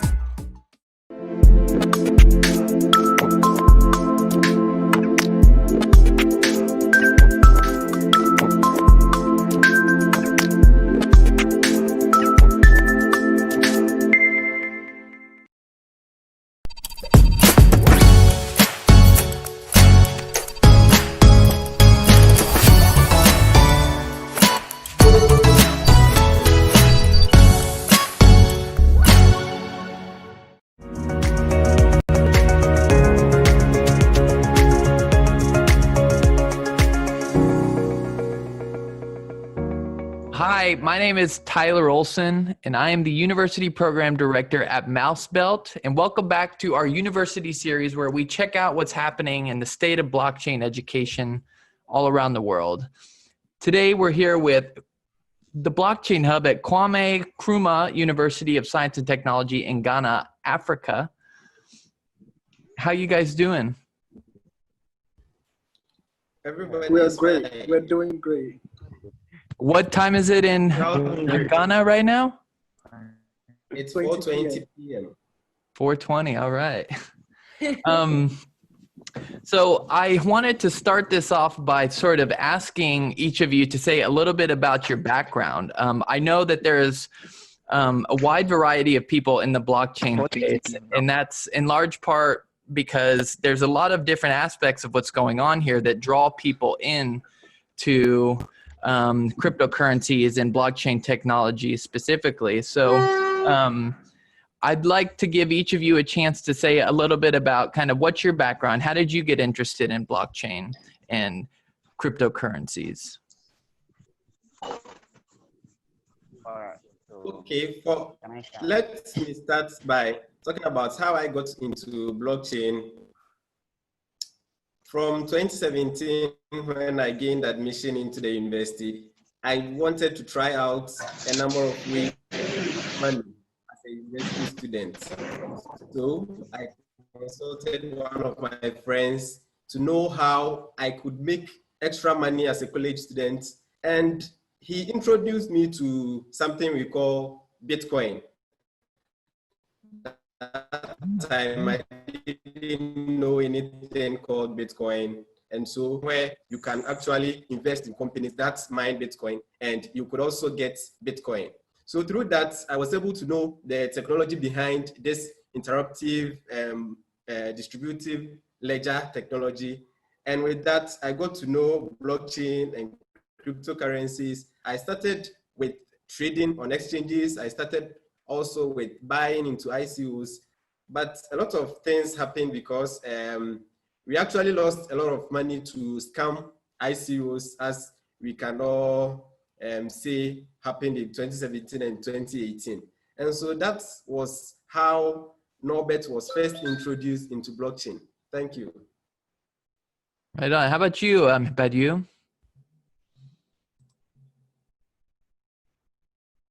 Got into cryptocurrencies way back in 2016. I had a call from one of my friends, and I actually didn't want to get myself into it, so I didn't give him much attention that he needed. So I backed out. So in 2017, I saw this post from a friend by the name Excel.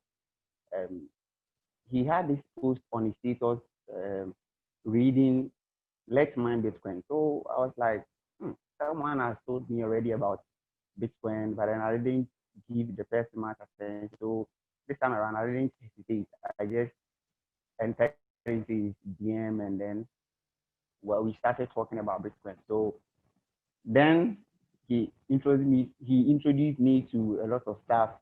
There were a lot of Bitcoin schemes as back at 2017, and then as our main aim why we got in there was to make a little cash.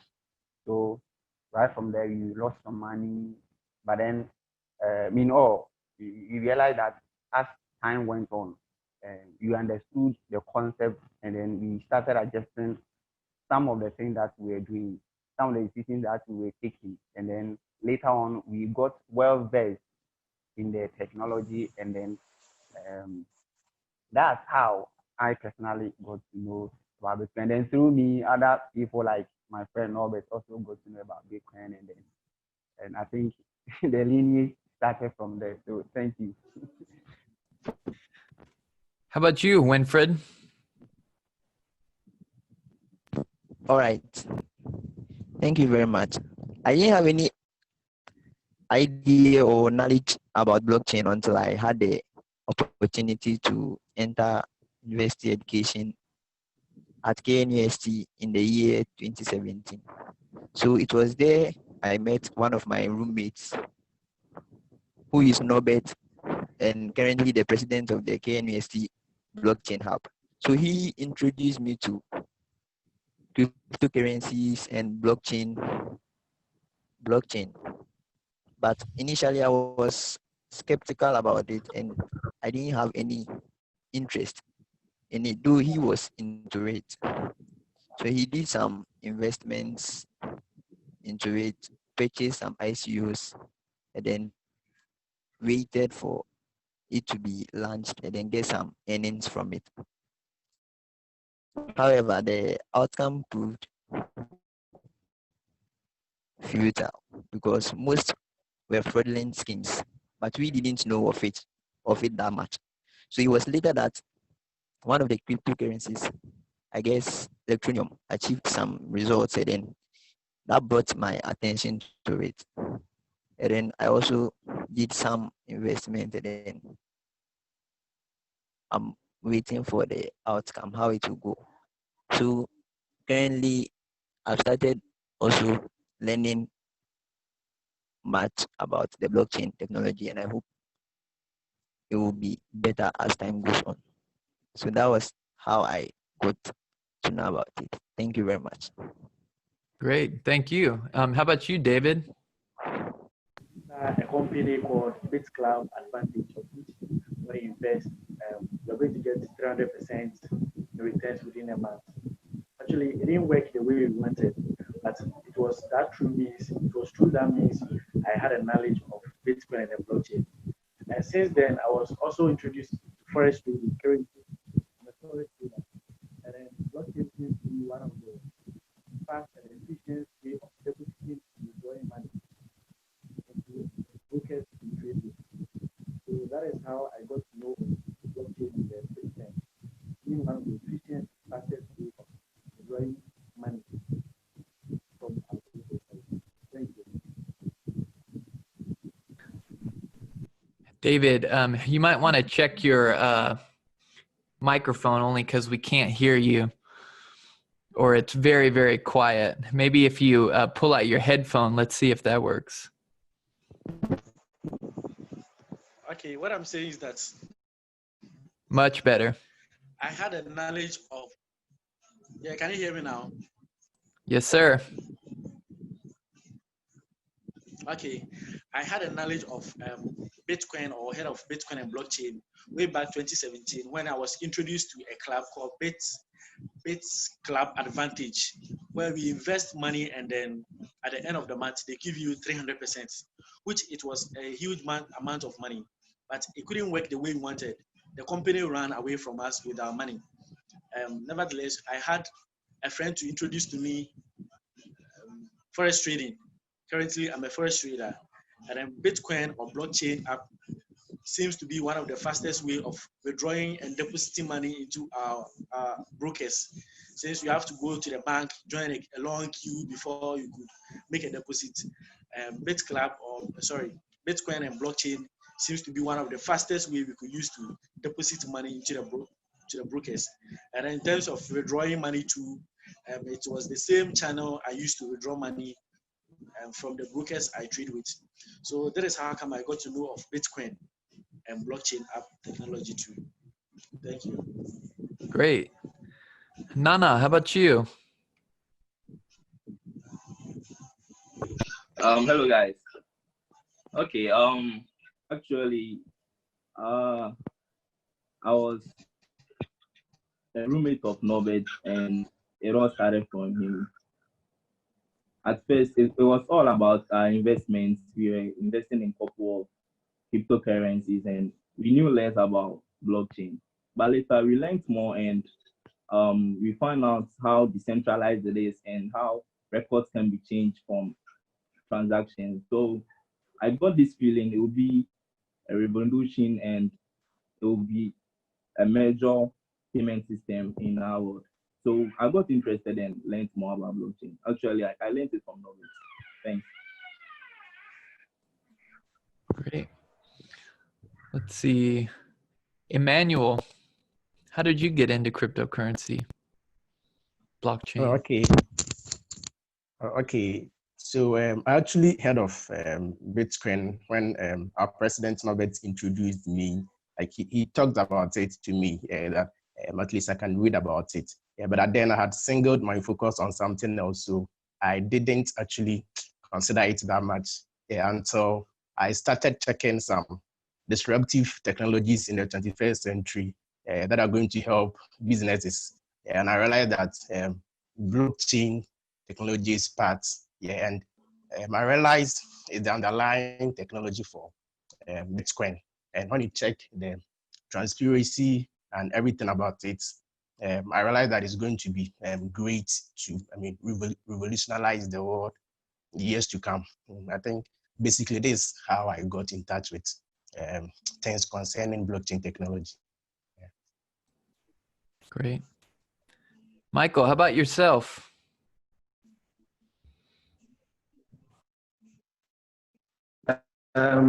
Okay, I personally learned it by myself. Nobody taught me what Bitcoin and blockchain is. It's through research. You know, I did Microsoft System Engineering, and then I did computer forensics at the Open University online. And I was very particular about research. And then I want to do some.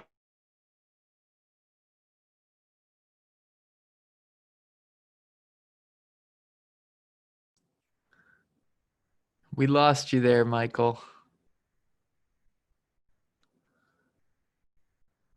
It's okay. Maybe we can come back to you, Michael. Bright.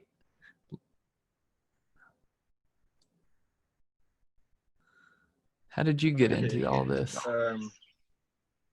This is how I got to know about blockchain or probably Bitcoin. Now, you see, we are in the information age, and then most of the times there are a whole lot of information that circulates on the internet, especially whenever you are using social media. So then out of social media, there are some adverts that were spreading the goodness of Bitcoin, or probably blockchain to be precise. But then I didn't pay much attention to it. So I thought it was a gimmick, like a scam, right? That's probably they want people to fall for. So it was true, a friend of mine, Thomas Bedu, he once posted a meeting, okay, a meeting on his status. And that meeting was advertising Bitcoin and Forex. But in all this while, I had that much passion to become a Forex trader, or probably to learn it. So then I attended that meeting because of Forex, not Bitcoin. But then, whilst I went to that meeting, we were being taught how blockchain works, how it could benefit us. So it was true that I got to really embrace the knowledge on blockchain. But there's one thing about me. Anytime that I get to hear something new, I do more research on it. So once I came back home, I was reading about money. And all this while, I'm a fan of reading. So I've been following Robert Kiyosaki a lot. So then whilst I was reading about money, I got to realize that money has passed through a whole lot of transition, whereby at first most people were using like gold as a form of money, the barter trading system, and probably at the moment we are in the fiat. But then I got to realize that Bitcoin, that is a part of blockchain, is the future of next money. And one fascinating thing about this one is that through my whole research, I realized that the blockchain technology is the advanced form of internet. So it is the internet 2.0. So what the internet has done for most people is that the internet has helped us to communicate a lot, to the extent that people probably people in Ghana can send messages to people who are outside, or probably who are in the United States of America. But then one thing that was lacking was the trust. People couldn't trust their fellow people whom they were doing business with. But then with the presence of the blockchain technology, there has been this trust issue has been solved. And the more interesting thing about it is that, you see, when we go deep, or when we dive deep into our banking system, people do a whole lot of transaction with the bank, whereby they send money to their, probably to their partners, to their family members across the world. But then the bank charge high when it comes to the fees for in which they charge in order for you to have a successful transfer. But one thing about the Bitcoin or probably blockchain is that the blockchain charges less. And on top of that, the blockchain also, if probably you send money from Ghana to USA, the speed is very, very high as compared to the bank. We always have this adage that we say, money travels at the speed of banks. So then all these little information about blockchain, getting to know them, and I seen it as a way of improving upon our lives, made me have this passion to love blockchain more and more, and also to fellowship with any organization that is ready to spread the good news of blockchain in order for us to have a good experience on Earth. So then that's something that made me become a part of blockchain. Thank you. Yeah. And, you know, it's funny because 11 years later, we're still having to convince people that it's not a scam. But, you know, I think the fact that it is being used more and more as borderless payment solutions just goes to show that it's not quite a scam. So, yeah, that's interesting to hear. Let's see. Is there anybody that we didn't get to? Go for it, man. All right. So basically, I got to know about Bitcoin through the relationship I have with Norbert, our current president. He was my classmate. And he was so passionate about cryptocurrency, Bitcoin, and everything. So basically, I learned it through trading, buying and selling of coins, cryptocurrencies. But fast forward, I'm just going to make it very short. Fast forward, I realized cryptocurrency was just like a tip of an iceberg for blockchain. Blockchain was a whole technology on its own, and it's a revolution. It's going to change the world. And actually, personally, I have interest in anything technology, because I believe technology is the future. So that's how I got to know about blockchain through Norbert and my interests, because of how technology is going to take over in the next few years to come. Yeah, and it is quite a big iceberg. Once you sort of dip your head underneath the water, you know, you might look over there and you see the shiny object, and then you realize, wow, there's a whole sort of world of technical terrain that I have to learn here. I know, right? Not necessarily to be a user of it. You know, that's an important thing to note. You know, a lot of people think that it's really intimidating because all they hear is the technical jargon around it. And I don't think that in order to use it, you have to know all of the technical stuff, but it's quite possible to go down that rabbit hole if you want to. And it's a large iceberg down there. And that makes me wonder, what does it look like in Ghana? Are people using cryptocurrencies regularly, or is there still a gap there? Thomas, do you have any insight on this? What's happening in Ghana?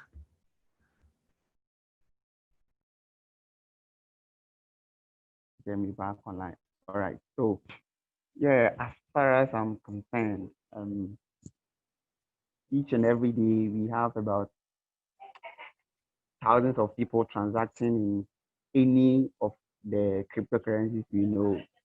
You get to hear or you get to see people transacting in Bitcoin, in Ethereum, in Ripple, in any of the things that you can think of. So, as far as I'm concerned, and with the neighborhood, I think people are getting the traction as far as the cryptocurrencies are concerned, the whole blockchain is concerned. So, generally, as far as the country is concerned, you don't have much people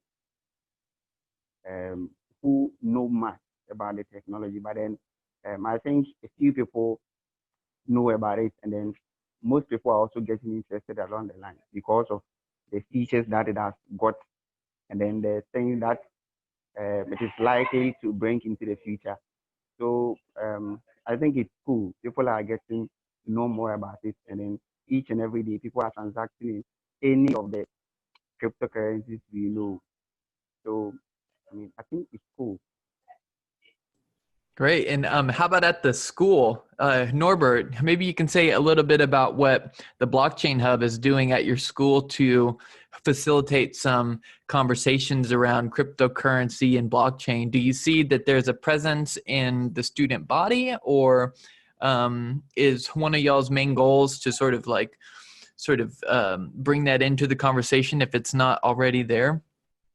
What are y'all doing with Blockchain Hub? Okay, so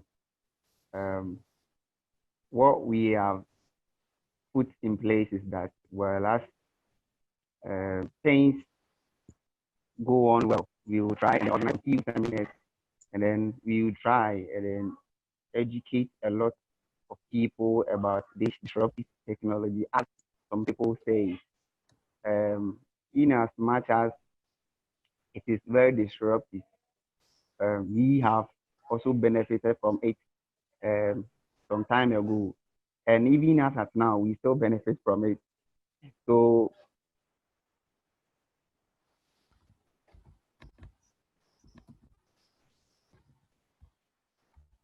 we're losing you, Thomas. well, Norbert.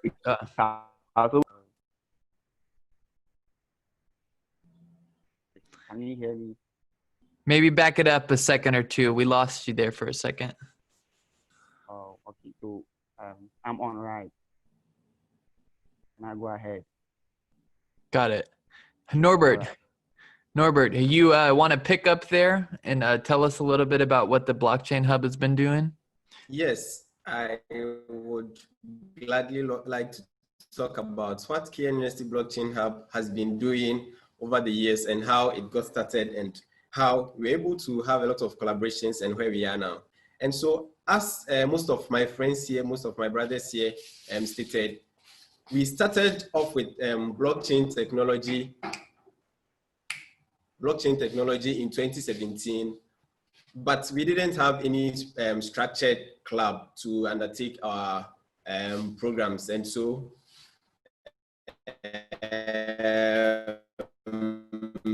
as at 2019, that was where we actually set up a club.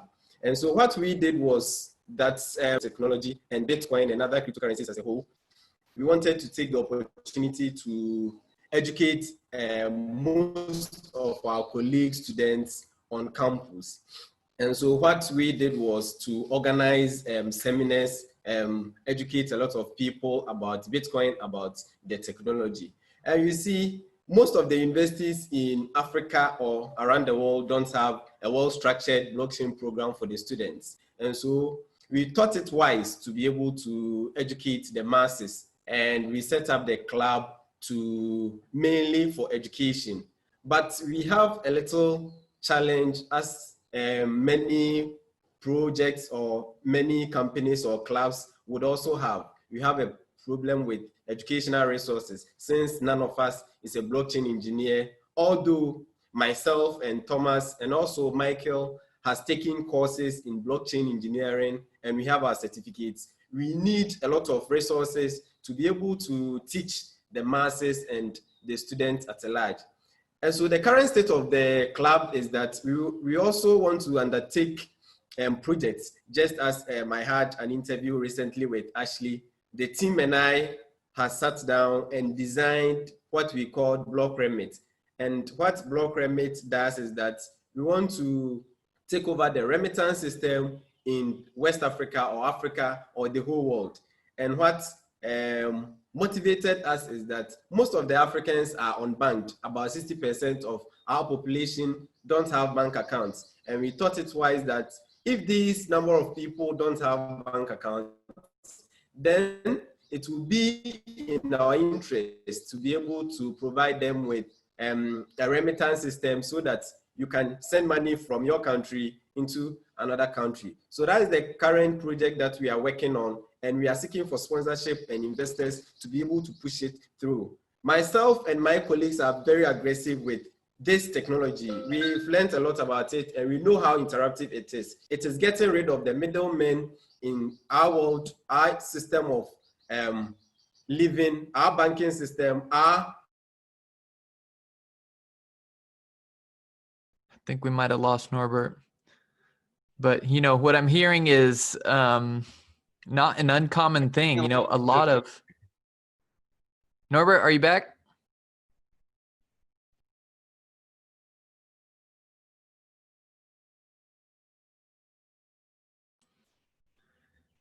Well, at any rate, what I was going to say is that what I heard Norbert saying is not an uncommon thing. You know, many of the student orgs that we talk to around the world are taking a sort of grassroots approach. You know, they're the ones that have the base knowledge, and they're the ones that have the interest and the desire to learn more about it. So they sort of band together and they take things into their own hands, and they form these organizations, and then they start to sort of educate and, you know, evangelize all of this to the student body. And it even eventually works its way into the faculty. You know, they sort of get the faculty on board, and then the professors can pick things up from there.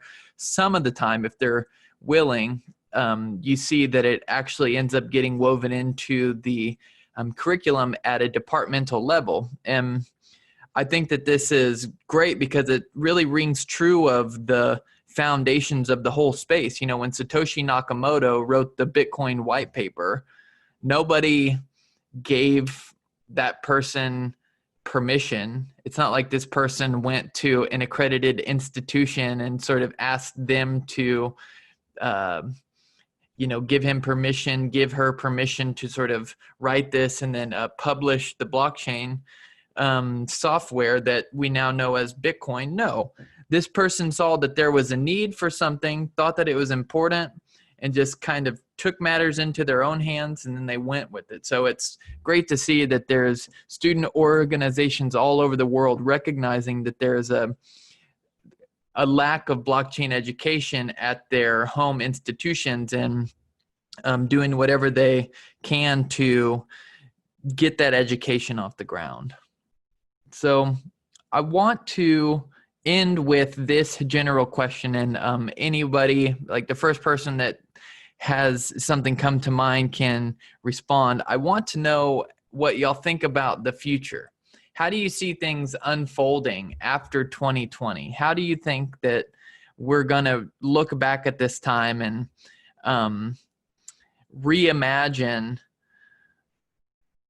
what the world is going to be like?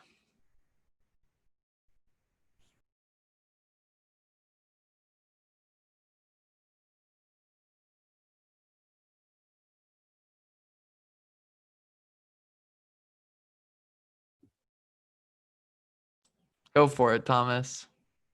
Okay. You see, during this pandemic, I kept reading about Bitcoin, and then I kept reading. I kept reading about blockchain. But then I realized that even though people are battling with a pandemic, but then one thing I realized was that people or doctors are finding ways and means to come out with a vaccine. And then I realized they were using cloud computing in order to increase their research. And at that point, I was like, wow, this technology has come to stay. And it's really, really going to do great wonders. So what I'm reimagining 2020 is that we are going to see more startups sprang up in the next coming years. And then we know, and then we are sure that indeed this technology is the next paradigm shift. And I know we are already in it. I know not too many people have understood the knowledge or the concept behind the technology. But then as time goes, they'll come to the realization. And then everything that we do, from money to our trust issues, everything will come back to us, because we have known anything about privacy has taken from us since the introduction of our banking system. And we know that once this technology has gained traction, we know and we are sure that the trust that was taken from us is going to be given to us back. So that's one thing I see 2020 and then the years after. So maybe another friend would want to add up to what I said. So thank you.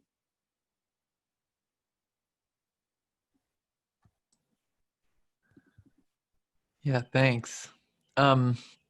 Well, it looks like we're starting to run out of time, so I really appreciate all of you for taking the time to hop on this interview with us. I know that there were a couple of bumps that we ran into there with the long distance connection, but I think that we got some good conversation out of it. KNUST Blockchain Hub, it's always great to talk to you guys. And are there any last words, anything else that anybody wants to say before we sign off here? Yes, our last words will be that we think 2020 is the year for blockchain to go to its maximum because of the recent pandemic. We can say that Bitcoin price as at last 5 weeks in March was around $4,500 but right now it's trading above 9,000. And we can see that although the fiat currencies are losing their value, the blockchain money is actually gaining interest. And so we can reimagine 2020 to be the year for blockchain. We want to thank you, Tyler and Ashley, for this opportunity. We are very grateful. KNUST Blockchain Hub is reimagining 2020. Got it. Yeah, thank you, Norbert. Always a pleasure, man. Thank you guys so much. This is so fun. Welcome. It was so fun. Bye. Thank you, Tyler. Thank you. Ashley. Thank you, Tyler and Ashley. Nice meeting you all. Thank you. Thank you, Tyler and Ashley. It's really nice to meet all of you and to see your faces finally. It was a pleasure. It was a pleasure.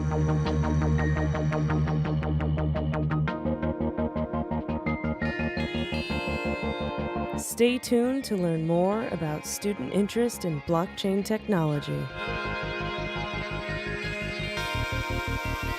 Reimagine 2020. Hey, it's the Crypto Twins. I'm Litecoin Lucy. And I'm Tammy Tezos. Trading can be hard, but we're here to give you some tips. Always remember, buy the top and sell the bottom.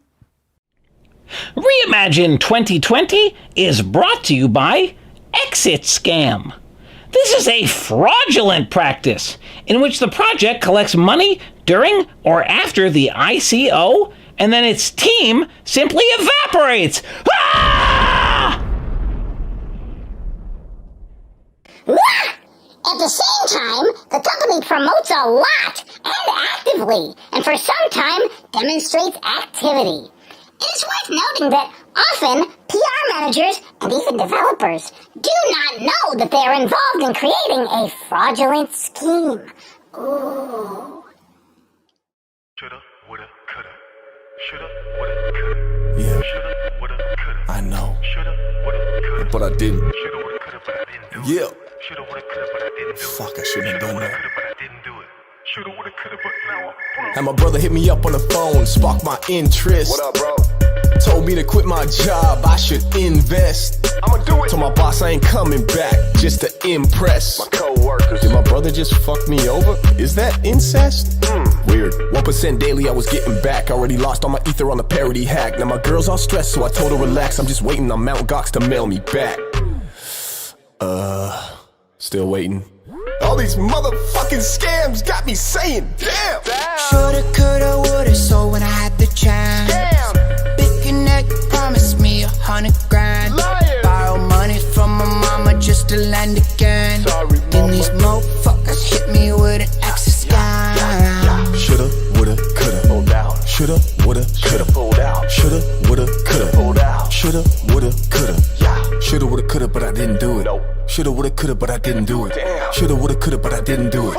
Shoulda, woulda, coulda, but now I'm broke. Shoulda, coulda, woulda, but I fucked that up with a bad investment. BitConnect put me in debt. Had full faith in what I spent. Had a sublease just to pay my rent. It's like a foreign language, how do I vent? Got me tapped out on what I spent. Might lose my crib and have to pitch a tent. I just hit a wall, caught a president. Thought crypto was heaven sent. Still holding on like James Bond, trying to moonshot Neil Armstrong. The market cap was right on track.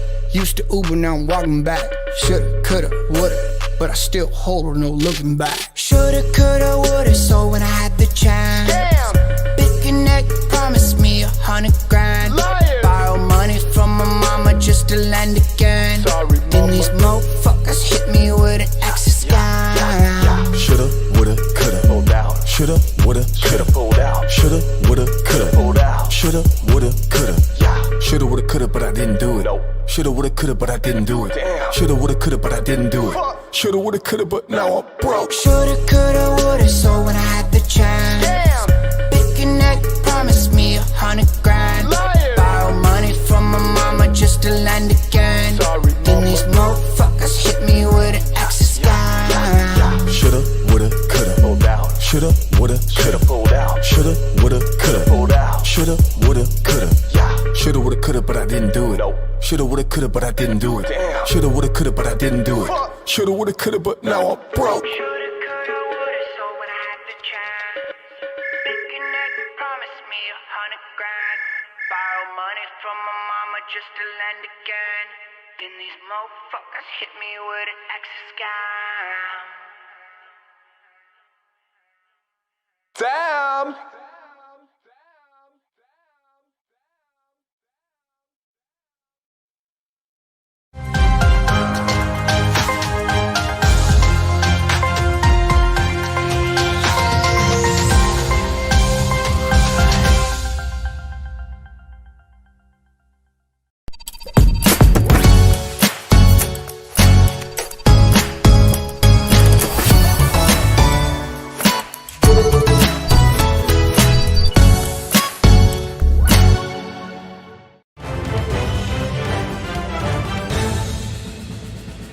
We just caught word of some breaking news.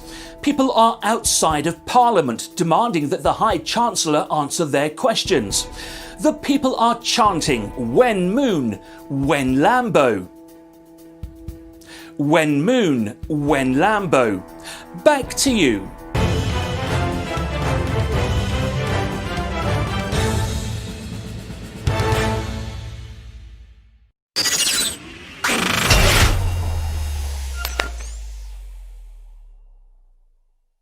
Hey everyone, we're back with another university segment of the REIMAGINE 2020 Virtual Blockchain Conference. I'm Ashley Meredith, Head of Education at Mousebelt Blockchain Accelerator, and we've got Deidre McIntyre, founder of Black People and Cryptocurrency, on the show to talk about barriers to entry in the crypto space and what's going on with historically Black colleges and universities, or HBCUs, we might refer to it in this conversation, in regards to blockchain education, and accelerating startups. So welcome to REIMAGINE. Deidre, how are you?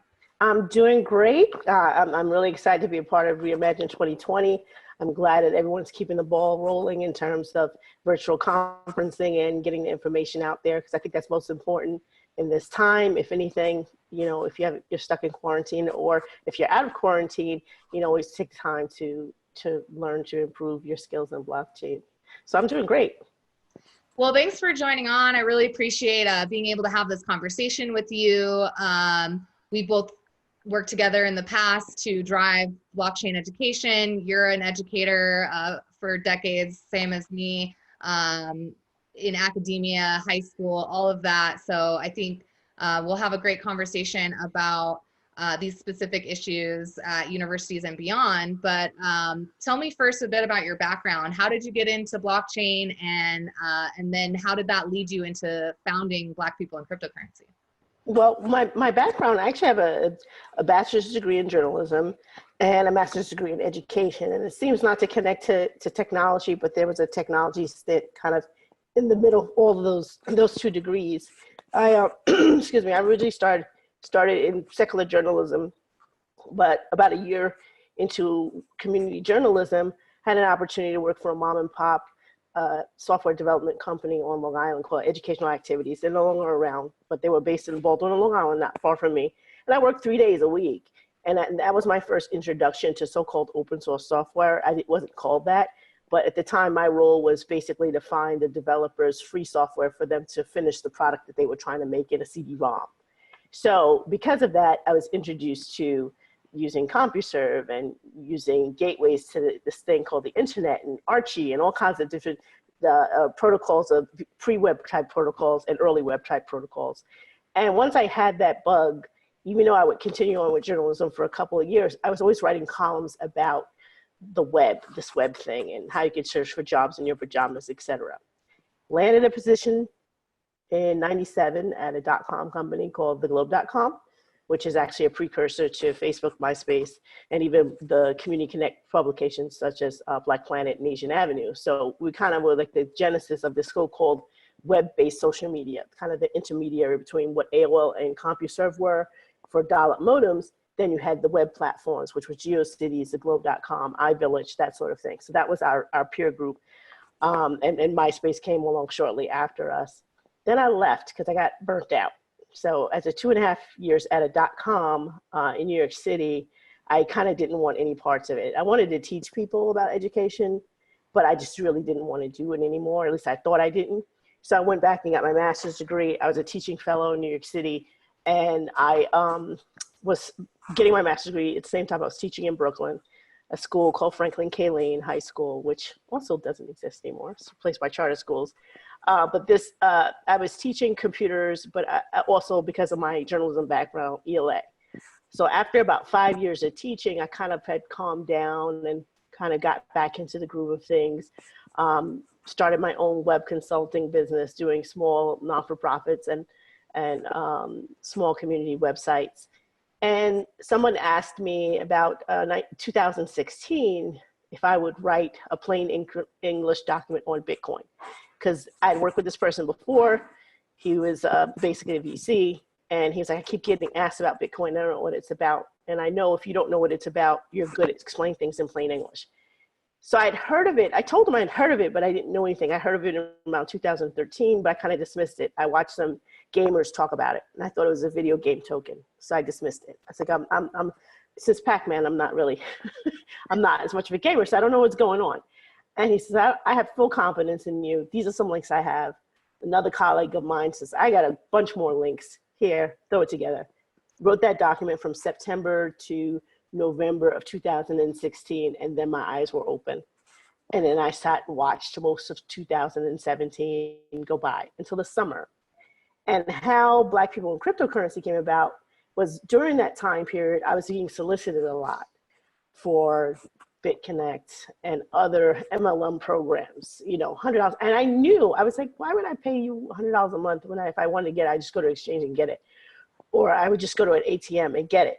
You know, I realized that there was a disconnect within my peer group, a lot of whom were people of African descent, and them being solicited by MLMs and thinking this was Bitcoin.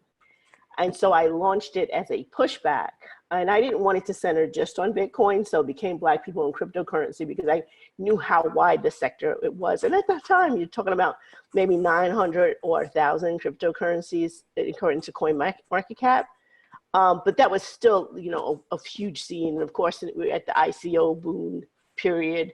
And so it's kind of explaining to people who wanted to speculate, you know, how would they evaluate a company? And we were basically just using my journalism skills and picking out different people on how to analyze different companies and how we verify that they're doing, verify what they're doing, what they say they're doing. So that's the genesis of how it began, as like just to stop people getting burned by scams, basically. And then the other component was that as I was doing that report, I had stumbled upon people who had been in crypto. Black people have been in crypto since 2009. So I would, you know, the guy Eduardo Jackson, who started Blacks in Bitcoin blog, and Sinclair Skinner, who was doing remittance between the United States and the world in Zimbabwe, and the reason why that was important. So I'd stumble upon these different interviews and different people that seemed like they were disconnected. And I wanted a way to pull them in together so that they can help educate the rest of us. And then maybe we could help their startups. So that's kind of how it evolved in this way of forming this group that would serve as an education vehicle for people who just wanted more information, and also as a support system for startups in the sector. Absolutely, that's so great. Sometimes, you know, it takes someone to take that initiative to say, hey, we should rally around this one concept, which is all of the amazing Black people in crypto and what they're actually doing. I know that you created a directory of sorts of Black founders in the space. Can you talk more about that? Sure, that kind of evolved from is a little problem of getting press, and you know this with even with Mousebelt, there's a little problem getting press. It's quote unquote mainstream press in terms of people that are in the blockchain space. So we kind of know what's going on, you know, from Telegram groups and everything else and news media devoted to blockchain. But when it comes time to either write about women or write about Black people or Latino people, some media publication will come out with a list and it'll be like the top 3. And you're sitting there like 3, you know, I know at least 50, you know. And so watching those lists in terms of, you know, African Americans, there literally was a list that said 3. There was another list that he couldn't get to 10, he got to 9.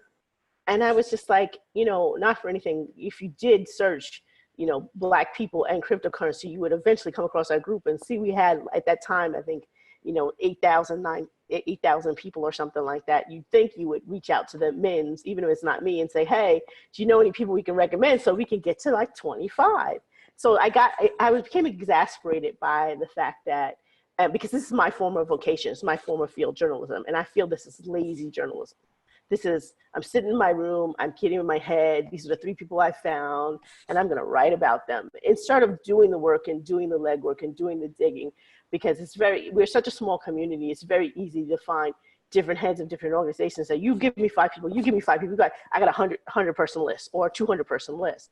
So going into September 2019, there's a conference called Black Blockchain Summit that it was basically the oldest conference in the United States focused on Black people in the industry, and it's only 2 years old. I was going to give a keynote and I didn't want to do slides. And I knew going in that even at Black conferences, 99% of the time we're talking about Vitalik Buterin, we're talking about Ethereum, we're talking about EOS, we're not necessarily talking about Black people in the space. So I wanted to make a point of it in a fun way. So I kind of used my education skills. And that list was originally released game as an app. So I went in and I said, get your phones out, go to this site, put in a username, we're gonna play a game. It's multiple guests. You can't, you know, just try to get, and it was like showing the scores of all these different people, and people were trying to win. And then after it was over, a 25 question test, I said, what was unique about this test? And someone said, well, they weren't really known people in the block space. I said, they weren't? Oh, so who do you think they were? And someone goes, and this is at an all Black conference, and all Black people in the room. So by the time the 3rd person said, were they all Black people? Da-da-da-da! So even within our own section, we're kind of conditioned to defer to white men, basically. Because I think it would be just the same to say, could you name women, Asian women, white women, or whatever, you find the same type, you know, response. So I felt it was important I gave it initially to that group. It was 100 at that time, and now it's about 170, because I keep it as a Google Doc. If someone sends me a message or sends somebody in my team a message, we kind of ask a few questions about the project. It's not strongly vetted, but it is lightly vetted, because we do have, you know, everyone has people in the community that's just like, okay, this is a complete smoke and mirror. Yeah. So you're so extreme that there's no way you're getting on this list. But some people are like, okay, I don't really agree with this or whatever. They do make the list. You at least have something going on. Even if I don't think it's all the way there, you're on the list. So we have a little disclaimer. So that's kind of the list to show the diversity and the breadth even within the Black space. So 170 is not to me all inclusive of everyone in the world, but you have people in real estate, you have people in sports, you have people in gaming, you have people in power, you have people. So not everyone's like, I'm gonna make a crypto and everyone's gonna use my money. It's the me money. No, and I think that's the outsider's conception of crypto, is that everyone wants to make their own dollar or their own yen or their own euro and put their name on it and claim the whole world. And that's really a small slither. I think on that list, we're talking about it today. The top 70 people are startup founders, and of the top 70 people, 2 of them have cryptos. The rest of them are all supply chain, power, real estate, gaming. It's some type of blockchain, and it may have a token with it or it may not have a token with it, but they're really, you know, trying to concentrate on how do I use this technology to provide a better service for my partners or for the customer using the new technology. Yeah, that's great. I mean, that's a conversation that we've been having with a lot of our interviewees, is just the real need to focus more on actual real world use cases for this. And it's great to hear that the list that you're curating has such a diverse range of interests and people who are working on real problems. I know we've been discussing hopefully getting some people on to talk about NFTs and energy. So all great work there. Since we're still kind of on the topic, just because I think it's an interesting point for our viewers, best practices, or I mean, obviously anyone can get in touch with you, find your list, but just as far as barriers to entry in the space, and anyone who is concerned with doing better journalism or elevating the voices of marginalized people in the space, not being lazy about it, but actually putting in the work to make sure that the voices get heard, that people feel included. I know it's a huge topic, and I would love to talk about it on a specific panel, but while I have you here, maybe just a short advice you can give to the people in the industry who do care about this, but might not be executing it. Yeah, I think the Mousebell Educational Partners, the Educational Alliance, as well as even the students, need to put public pressure on the publishers, not the individual journalists. Because having worked as a journalist, I've worked at 2 different publications, and I've also freelanced for actually some major publications and some minor regional publications. Writers get their stuff changed all the time. And it's almost like a part of the reason why I lean more towards technology instead of journalism, even though journalism is my first love, is because I didn't like that I didn't have final say on a particular article. I've had articles that I wrote in technology. One of the earliest articles I wrote before I started working in technology was on this woman that was, you know, had a startup in Austin, Texas. I don't even remember the details of her startup, but she was one of the few Black women that did it. It was for a major Black publication. The spec was, you know, 300 words, we're paying you $1 a word, oh, great rates and all that kind of stuff. And then when it actually ran, they shrunk it to 150 words, and they changed the lead to say that she moved to Austin because she wanted to enjoy warmer climes, because she was coming from Boston originally, where she went to school, and then going to Austin. And all I could do was cringe, because I knew I had an extensive interview with her. She was from Austin, Texas. So she wasn't going to Austin because she wanted warm weather. She was going because that was a major startup hub for her. So she was going back home. And so, but they completely thwarted the lead. But I had to go back to her to say, you know, I'm sorry, you know, it's not, I didn't have any power over that. So that happens a lot to writers. So I wouldn't put as much burden on writers as much as you should put on the publishers to have the writers dig, because writers do want to dig. I mean, that's one of the main reasons I started writing, just doing Medium articles and not writing for anyone. I didn't want to pitch major publications. I didn't want to pitch a Black enterprise. I didn't want to pitch, you know, Essence or any of the publications, online or otherwise, because I want final say, because you're going to jack my stuff up. And I know from experience of having been that. So I'm not, sometimes I may pick on a writer, but I know the dynamics. Yeah. And I don't know how much control they had in the final product, because oftentimes they don't. It's the editor, and then the editor's response is the publisher, and the publisher's like, well, you know who owns us and who does this. So you have these various slants of Forbes and others because of who owns them, not because of the writer not doing their job.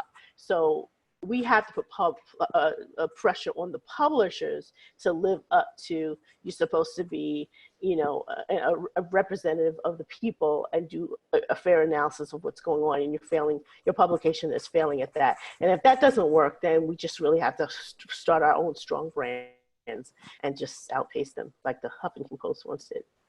Well, speaking of having your own strong brand, that kind of makes me think about the Black people in cryptocurrency's mission of eventually launching their own accelerator. And I know we had conversations about almost a year ago now about bringing you on to help us kind of reach the historically Black colleges and universities in the US, and understanding that we wanted to keep that very much an HBCU thing, that there are particular, I mean, you kind of went into it a bit with feeling like your community was being targeted by multi-level marketing scams, that there's particular interests and issues at these HBCUs that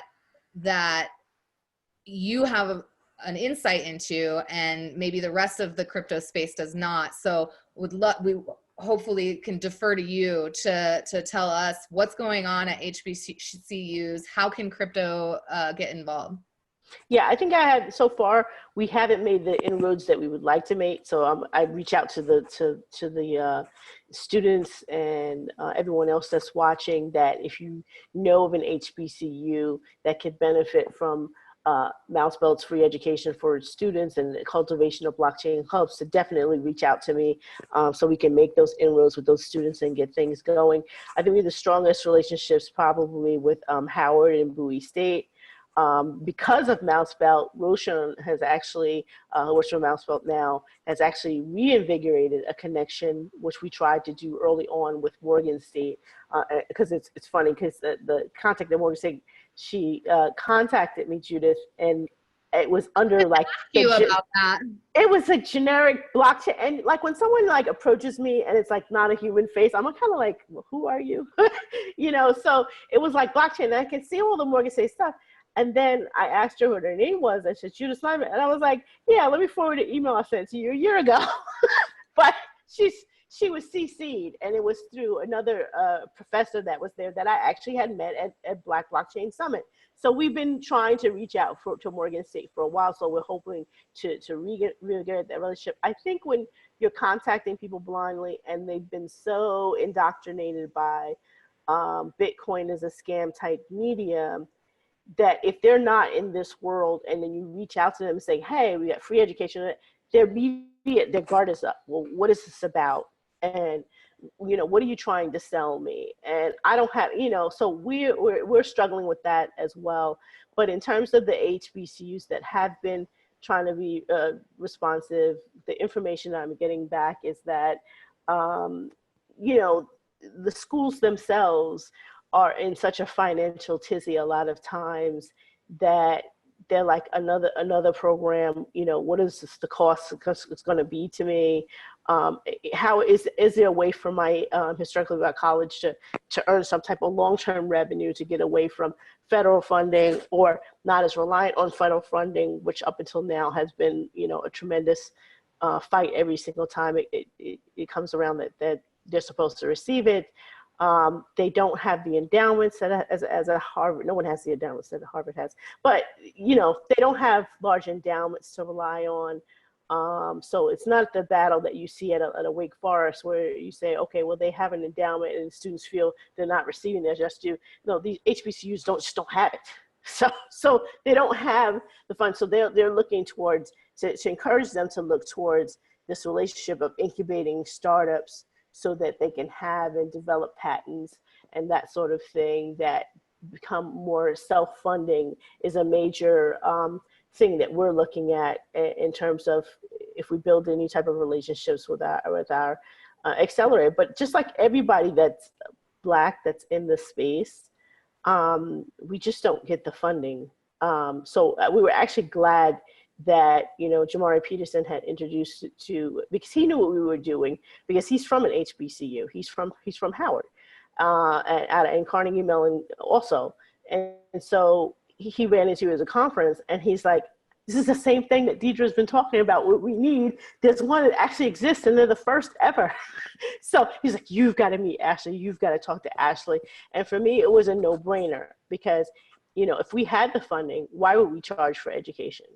What, you know, we would want to have the best type of education program that we have to facilitate, you know, the knowledge base so that people could actually work within the context of startups. And then we can talk from there in terms of equity and that sort of thing to kind of self-fund our accelerator.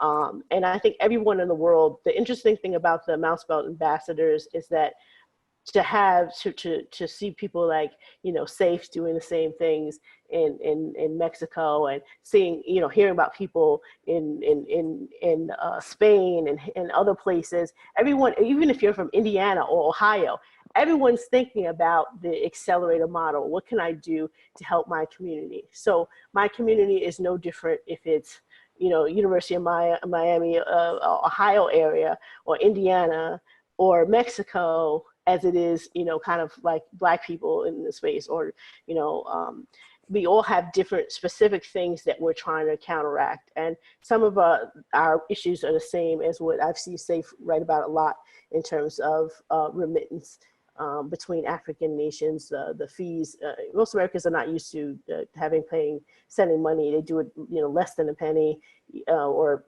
pennies on the dollar if they're using fiat, whereas remittance between African nations would be as high as 17% and on average. And that's when they're not arbitrarily freezing your accounts. So that was the history of central banking in African nations and also in Caribbean nations. That's why you don't have conglomerations of Trinidad and Tobago working directly with Jamaica on a project. You may have Trinidad working with Canada, or Trinidad working with UK, or Jamaica working with Canada, or the UK, or the United States, but you don't have those two working together because the way the central banking structure is worked out, they make you go this long route. And you have that in Southeast Asia as well. That's why Amisgo, you know, came about to kind of soften that type of impact of that situation, that certain Asian nations weren't allowed to work directly with each other. They had to go through Europe, through the United States, or through Canada. And so, you know, these are long-term, basically colonial abuses. This legacy of colonialism that is the reason for that. They use the same excuse as to why we shouldn't use Bitcoin and other cryptocurrencies. Well, you know, drug people do it. So they use that as to why Trinidad and Jamaica can't collaborate. Well, they'll probably sell weed, you know, but most people are not doing that. You know, crime is crime and business is business. So if you know, those are some of the issues, remittance issues. Within the United States, you have traditional things such as redlining and predatory lending. And so we've always had, you know, customer bank mortgage issues, you know, how much more people are paying. So any type of solutions to kind of remediate those kind of abuses are some of the things that we're looking at in terms of the startups that are within our sector. And then other things are just fun. It has nothing to do with anything race or gender specific. If you're producing a game, you want everyone to play that. You want everyone to play that game. So you have the culture that people just want to be the next Steve Jobs for everybody, for the world. So so we have all those things. We have ethnic specific issues that we're trying to remediate, and we just have great projects that we just want to bring to the world. Yeah, it's been great to see some of the student projects that come through our pitch competition from places like Latin America and Africa who are actually working on remittance products. Definitely, I have a million more questions for you, but we're running a bit out of time.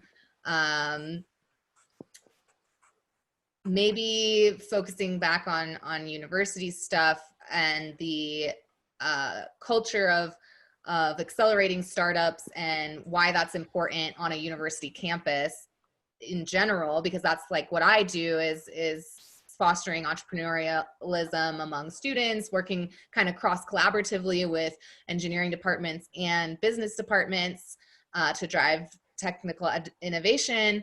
in general. And so I have my own ideas about why it's important to have that on a college campus, but I'd love to hear from you kind of in general, what you think about this on-campus incubators and things like that, and then specifically for HBCUs. Yeah, well, we definitely need more in terms of our organization. We definitely need more hands on the ground. We need more people that are in their face constantly because, you know, with undergraduate university students, you're still dealing with a step away from high school. So with the burden of actually having to take classes and maybe deal with a part-time job, you know, they have the fire for a minute as soon as you do a presentation, and then it's gone if you're not constantly there. So we're looking for people that, you know, really are by the schools and can actually get in their face and say, okay, let's look at what we've done this far and move to the next level. So the feedback that I've been getting is mainly been, if you're not there, once you present, or if someone presents, because Ryan is presented at Bowie State, once the presentation is gone, the kind of fever kind of goes away because they don't have the direction. And the university professors don't necessarily, I mean, you and I both taught, so it's like another thing you want me to do. So, you know, you have this, you know, support, but they're like, you know, the students will have to really be encouraged to lead. As opposed to look to the professor to what do I do next, like it's another class. So one of the ways that, you know, we really want to create like a kind of a lateral non-for-profit that really serves to basically support to professors in their time, and maybe have a work study capacity for the students that are involved, so they don't have to necessarily think about that side job at the fast food restaurant. Maybe that side job income could come from, you know, their studies and their activities are building within the blockchain sector. We've got to think of creative ways like that. I also had more extensive conversations about, especially in terms of the African-American community. And there needs to be a earlier concentration on mathematical and STEM support at early ages, so maybe as young as 6th grade. To really kind of cultivate, just like how you do internationally, just how India did and other places did, to kind of, you know, really get people ramped up on the math and early computer programming at an earlier time, so that by the time they come to the university, they're not being slammed and being overwhelmed by their coursework. Because I'm hearing that a lot also, that not so much from students that are Black that come from other countries that come to American universities. The same is true in, you know, just the mainstream. So if you have, you know, students that are coming from, you know, that are in the United States, that came from Russia or something like that, but they were, you know, already mathematically inclined. So they got this to come here to further their studies. So a lot of times they're a lot of times better than students that are born here. So it's the same phenomena in the African-American space, that, you know, they're not keeping as great a pace with students from like Nigeria or something. But students from Nigeria are here for a reason, because they excelled in STEM and were in a program in STEM. So there's this type of thing that we really need to concentrate on very young middle school children, and get them excited and feverish as much as they can relate to capacity, and then also, you know, maybe have a mentorship relationship between the university students and the younger kids, so both are learning at the same time, and then kind of foster that type of growth. Because what I'm hearing a lot of is that sometimes the university students are a little overwhelmed, and so they become quiet. So, you know, and you'll kind of know you're losing students sometimes when they're being respectful and they're being quiet, but their brains are all over the place. They don't know what to think. They don't know what questions to ask. They don't know, you know, how to move forward. So I think early exposure is also key. So I'm having different talks and learning from some of the university professors on what they're seeing as professors, and how much they have to remediate as professors in the subjects they're teaching, much less going to include blockchain. And then there's the wider AI and other types of technology as well that are coming to campus as well. So it's like there's a lot of confusions. The kids don't really know which way to go. So, yeah. Yeah, well, Well, thanks for that. And you know me, I'm all about early STEM education, especially for women, people of color. I've developed educational programs in the past, working as a graduate student in college, teaching ethics to high schoolers. So in the back of my mind always is, how do we expand Mousebelt University to start doing some pairing? You know, what a great program that people could potentially even get credit for if you present it to the university, right? Of allowing college students to teach high schoolers blockchain. So I think there's a lot on the horizon. You're doing great work. I can't wait to work more with you on some of these things. For anyone watching, if they want to get involved with Black people in cryptocurrency, or if they want to plug into HBCUs, or if they want to find this list of Black people in the space, or if they want to help you accelerate student projects at HBCUs, where can they find you? Yeah, you can find me on LinkedIn. I'm pretty easy to find on LinkedIn. So it's when you do linkedin.com/in, it's my first name, DEIDRA. That means I've been on LinkedIn forever. No, I'm joking. I saw that the other day, and I was going to say something about, I was going to bring that up another time, probably about your OG handle. You got That's right. OG handle. OG, I was there for a really long time. It just so happened, like, I think it was at theglobe.com. Somebody mentioned, it was like, yeah, you can put your resume online. This place called LinkedIn.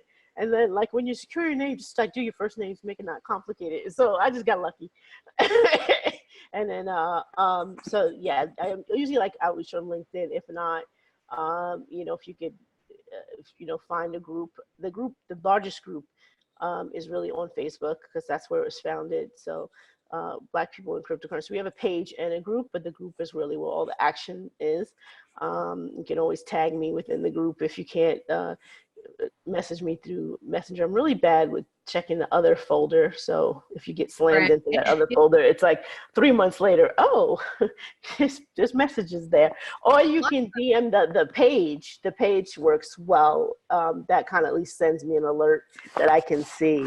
But LinkedIn is cool too. Right. So Deidre on LinkedIn and Black People in Cryptocurrency on Facebook. Thank you so much for joining us, everybody. Deidre McIntyre, founder of Black People in Cryptocurrency. Check out what they're doing. They're doing awesome work, and don't be lazy when you're covering, you know, underrepresented groups in the space. We're here. Reach out to us. We'll be more than happy to tell you about all the women, the Black people, anyone you want to know.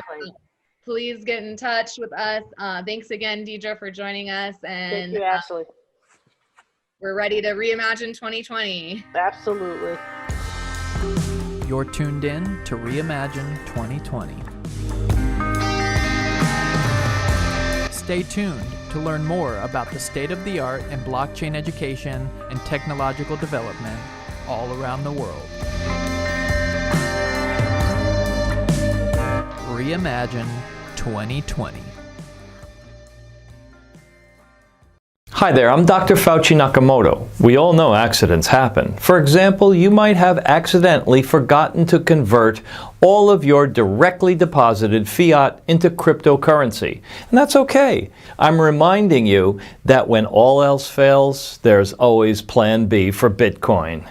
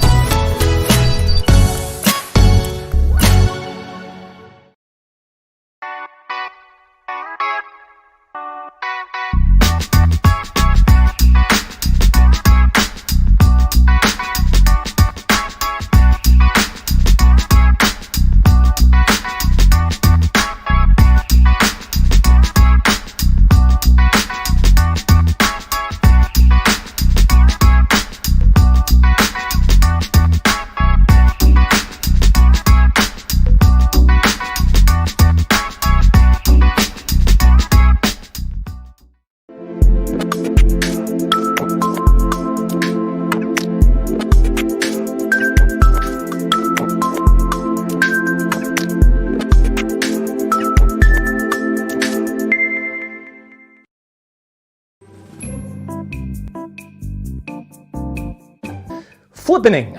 Yes, flippening means a transition of crypto dominance that in the future there'll be a moment when Bitcoin will lose leadership in the cryptocurrency market. Ethereum or Litecoin are possible cryptos that will take its place. Got it? Yeah, good.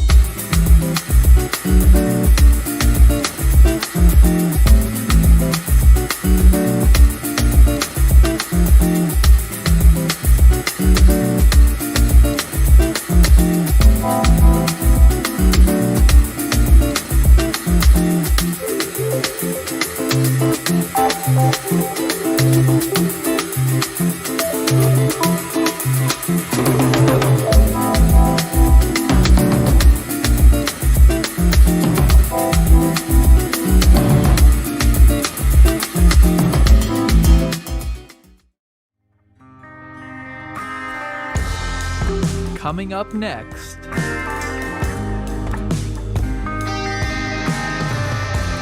Stay tuned to learn more about the state of the art in blockchain and cryptocurrency technology. Reimagine 2020.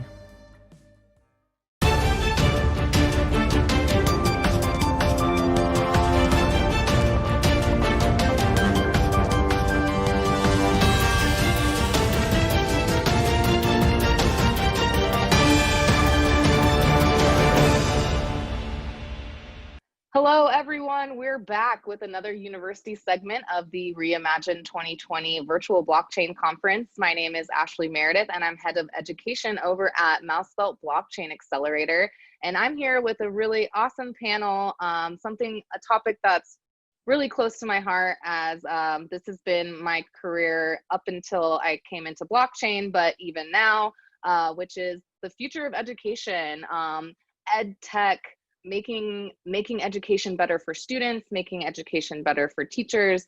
I have taught and tutored at the university level for over 12 years now, and now build educational programming for entrepreneurs and developers in blockchain through our accelerator. We have one of our Mousefelt University students here, Lucas. Lucas can go ahead and introduce himself. Hi, Ashley. I'm very happy to be at the panel here today. So my name is Lucas Gil. I am from Barcelona, Spain. And as Ashley said, I was recently in university until recently.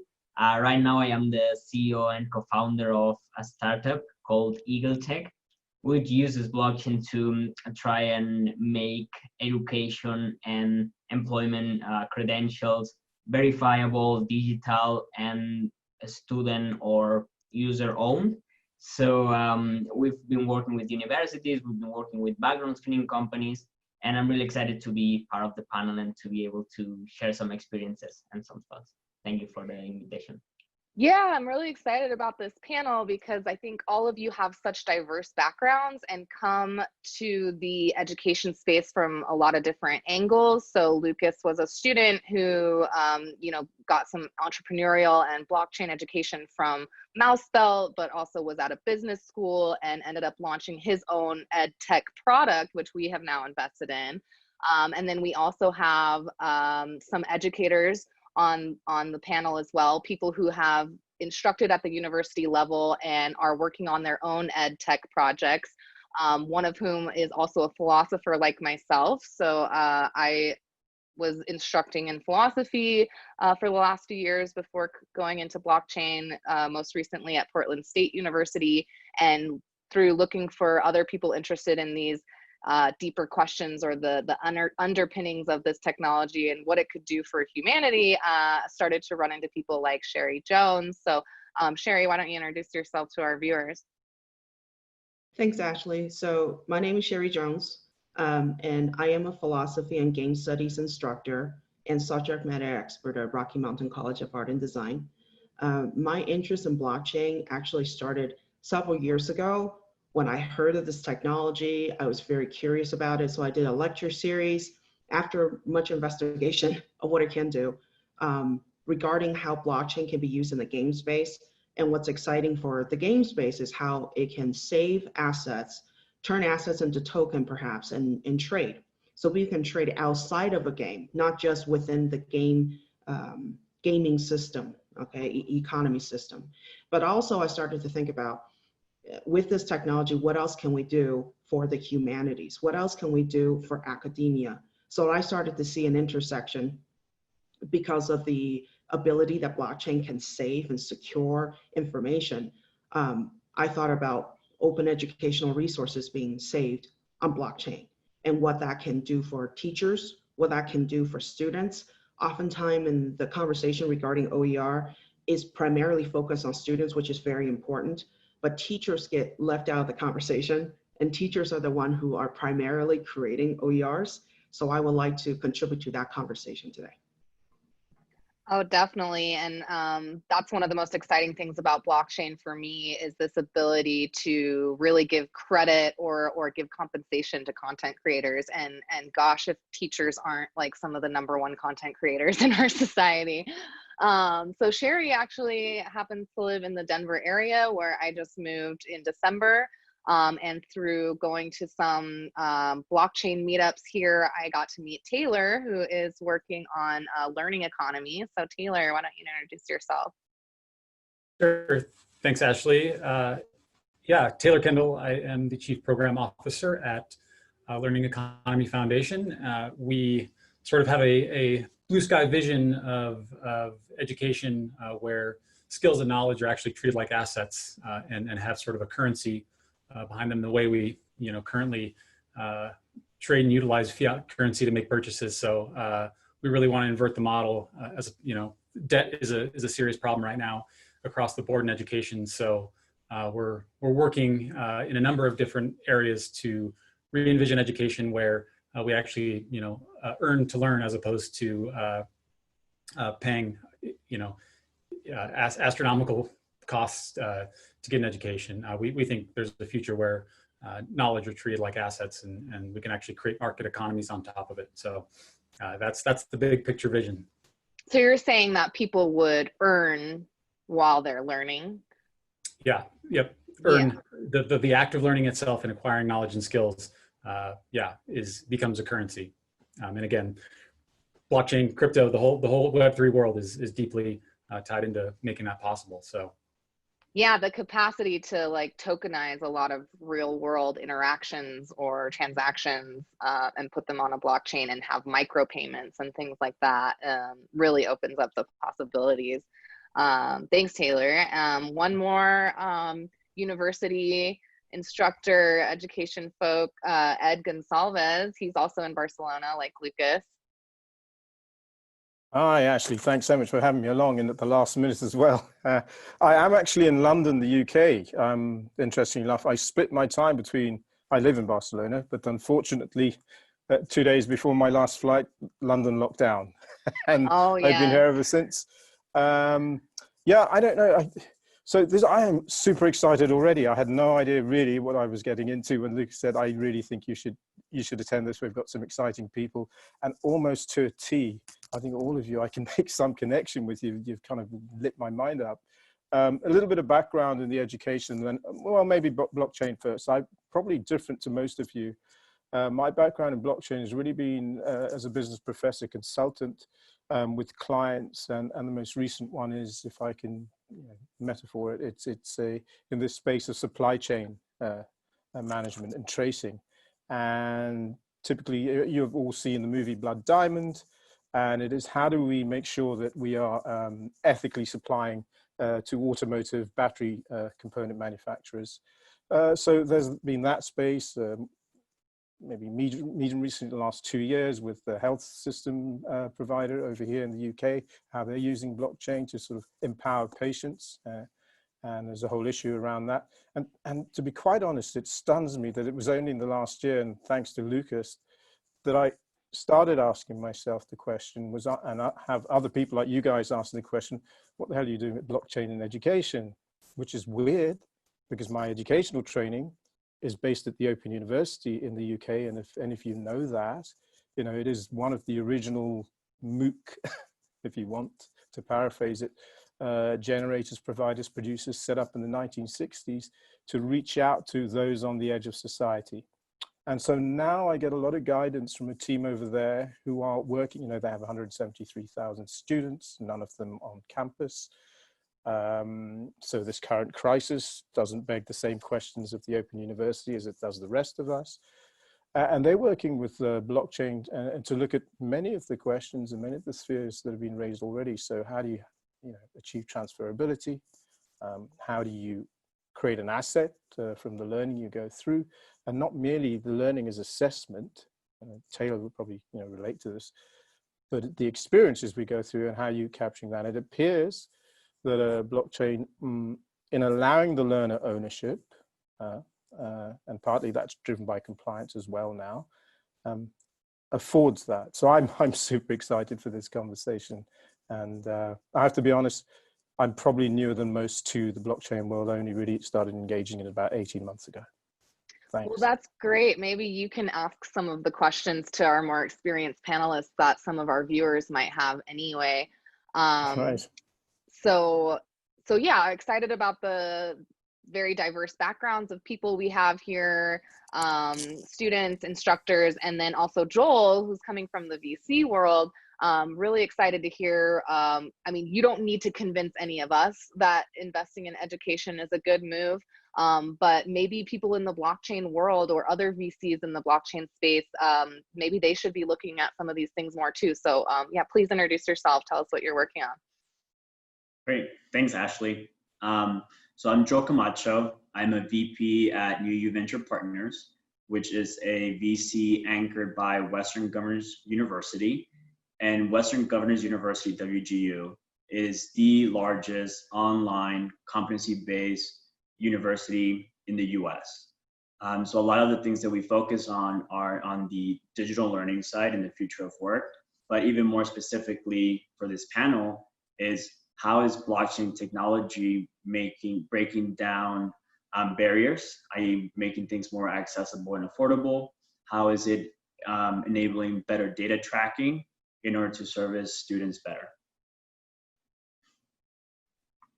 Awesome. So I think for all of the students who are watching this at home, we kind of whipped up this virtual blockchain conference in response to all of the shelter-in-place orders. Our students' events were being canceled, and we really wanted to provide them with some good content, especially guidance in this time where a lot of students that I hear from are just looking for someone to make blockchain tangible to them, to tell them, what are you doing in the space? How can I get there? So I think it's been really valuable to kind of ask people, how did you get into blockchain? What were the steps that really make it make sense for you? And I think from at least the instructors on the call, I definitely want to hear about your experiences as an instructor and why you think blockchain or other emerging technologies can make instructors' lives easier, better, enhance student outcomes, all those things that we like. So anyone want to, maybe Sherry can go first. Okay, so let me start by discussing a little bit on some of the strength and weaknesses of OER, so open educational resources. So open educational resources is when professors publish textbooks, learning materials online and share with folks without cost, right? Because that's really a good way to reduce costs for students, because we're all concerned about how much higher education costs now, especially with textbook costing, you know, $300-400 or $500 per class. So that is the strength of OERs. But the problem with OERs is that copyright, many OER materials are copyrighted with Creative Commons license, but Creative Commons license are not trackable. If you folks go onto Creative Commons, the site itself says that they're not responsible for tracking, nor do they have the technology to do so. They can't track if something is labeled as CC and someone steals from that content. They can't track it. And it's not their fault, because how can you track when the internet is the way that it is? It's very hard to find anything. Everything is based on the Google search engine, which is great, but it's not enough to track the authority of items. So when I got into the blockchain space and I started to see the possibility of what blockchain can do, particularly for OERs, that means we can actually track the origin, who was the original author of an OER.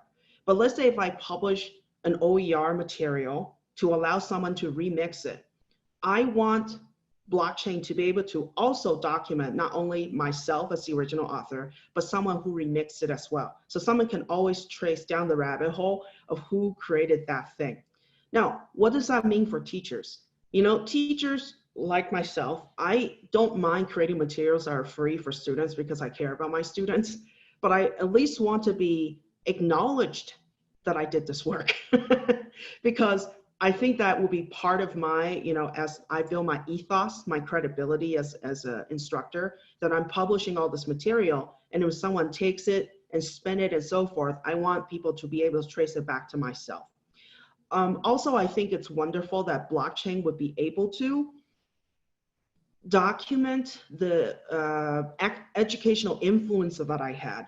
So I'll explain to you from a humanities perspective, okay? I'm gonna use the English discipline for just a second. When someone gets a PhD in English, it depends on what their emphasis, what their specialty is. So for example, someone might be trained in rhetoric, which is study of argumentation. Someone might be trained in creative writing. Other people might be trained in composition.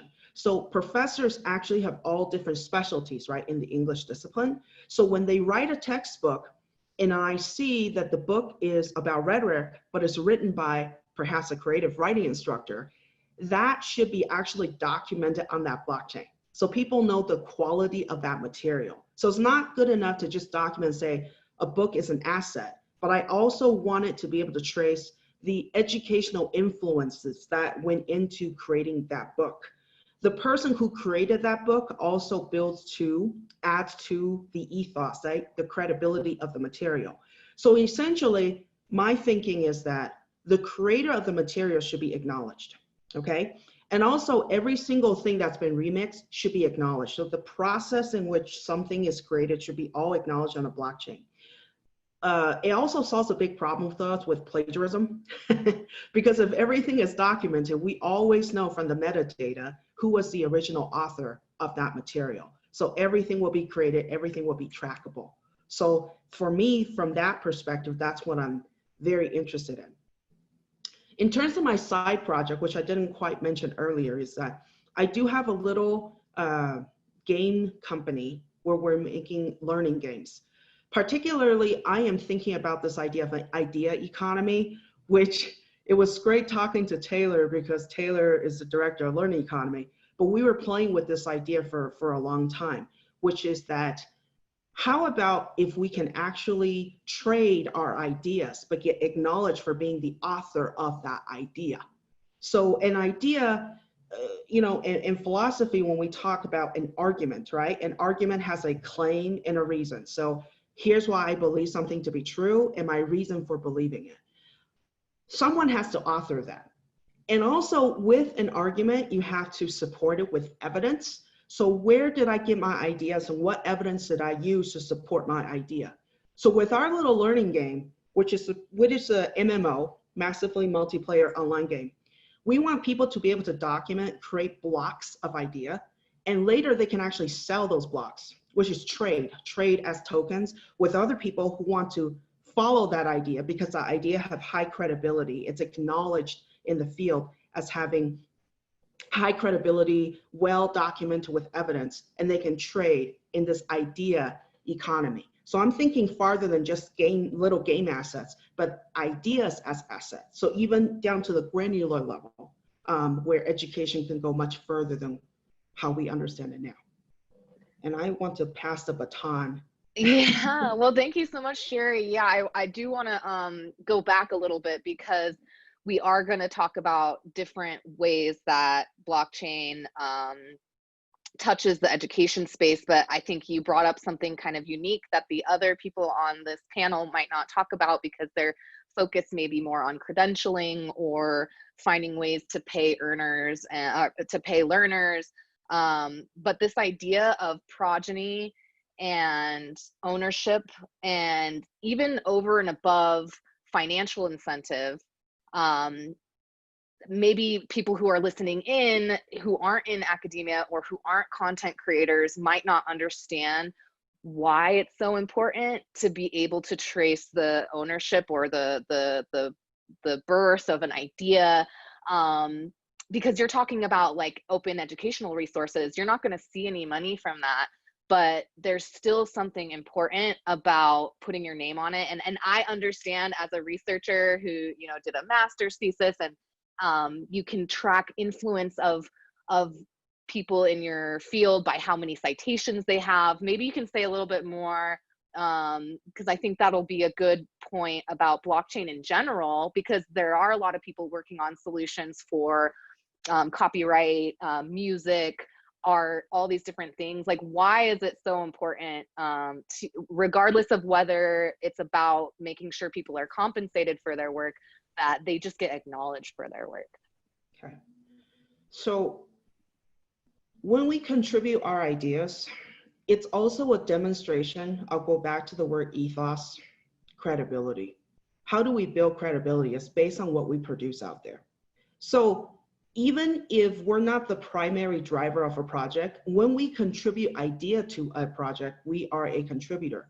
And how does that have to do with, for example, when a student is about to go seek a job, and let's say an employer say, we want you to demonstrate critical thinking skills, creativity, right? Now, a university or an educational institute can say, you know, this person has creative thinking skills, or this person has critical thinking skills. But those are, again, and I don't want to be rude, but those are generalities, which is what exactly specifically are you creative in? How do we document that? What did you actually contribute? Were you a team player? Did you actually collaborate with someone? That's why those single, very specific granular information, if we can do it, will be very awesome for both teachers and students, because I can build my reputation as an instructor. You as a student can also build your reputation, because I don't believe in student creating things just for the teacher. They are also building their own reputation as they create educational assets, which is papers, physical projects, you know, like for example, chemistry experiments, so forth. They are all building their ethos as they go.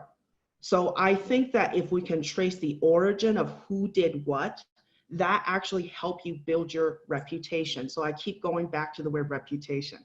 And no, I love that. That's exactly, yeah, reputation, credibility.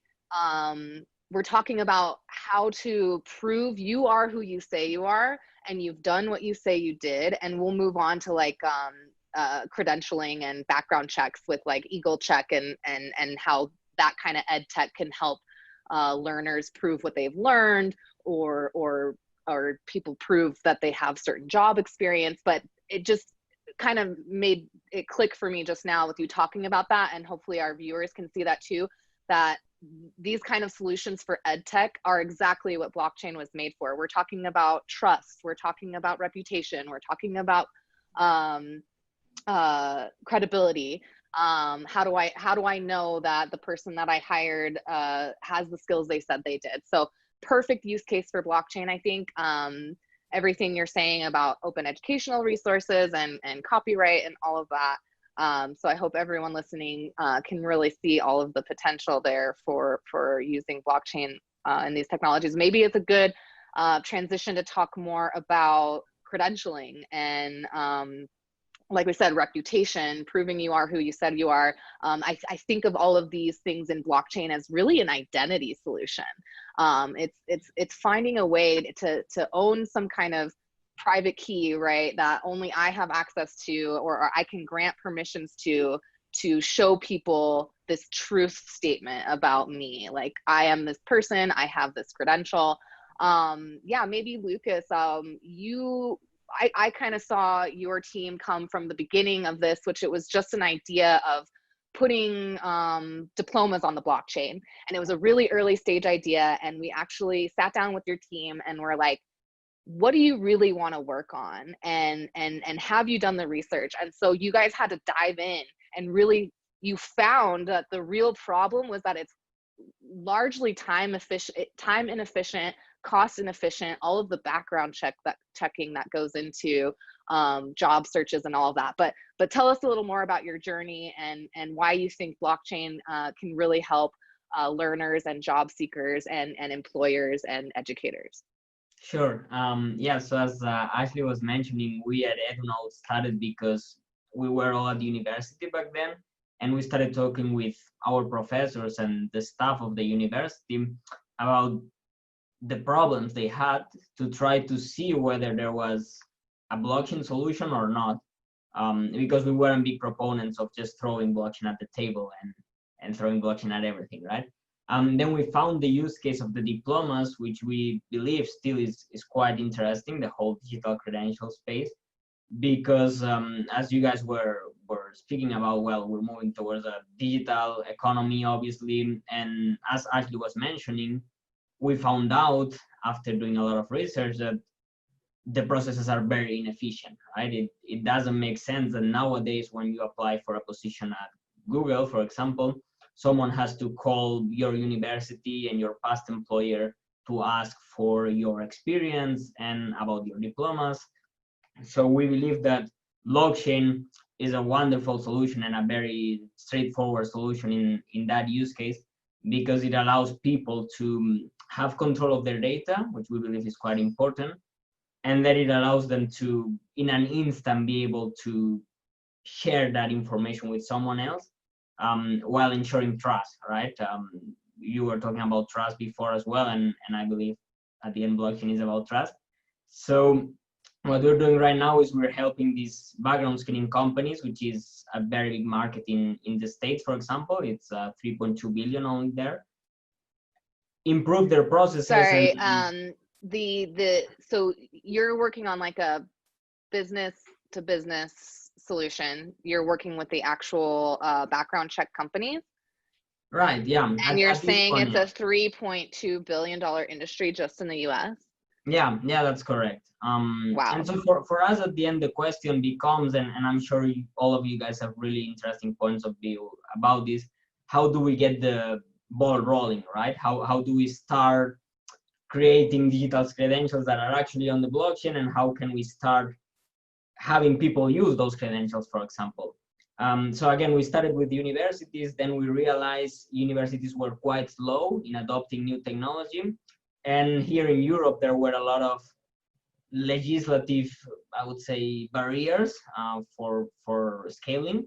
So then we realized there was an opportunity in the background screening industry to help them in a very easy way by improving their processes and by allowing them to verify people way easier.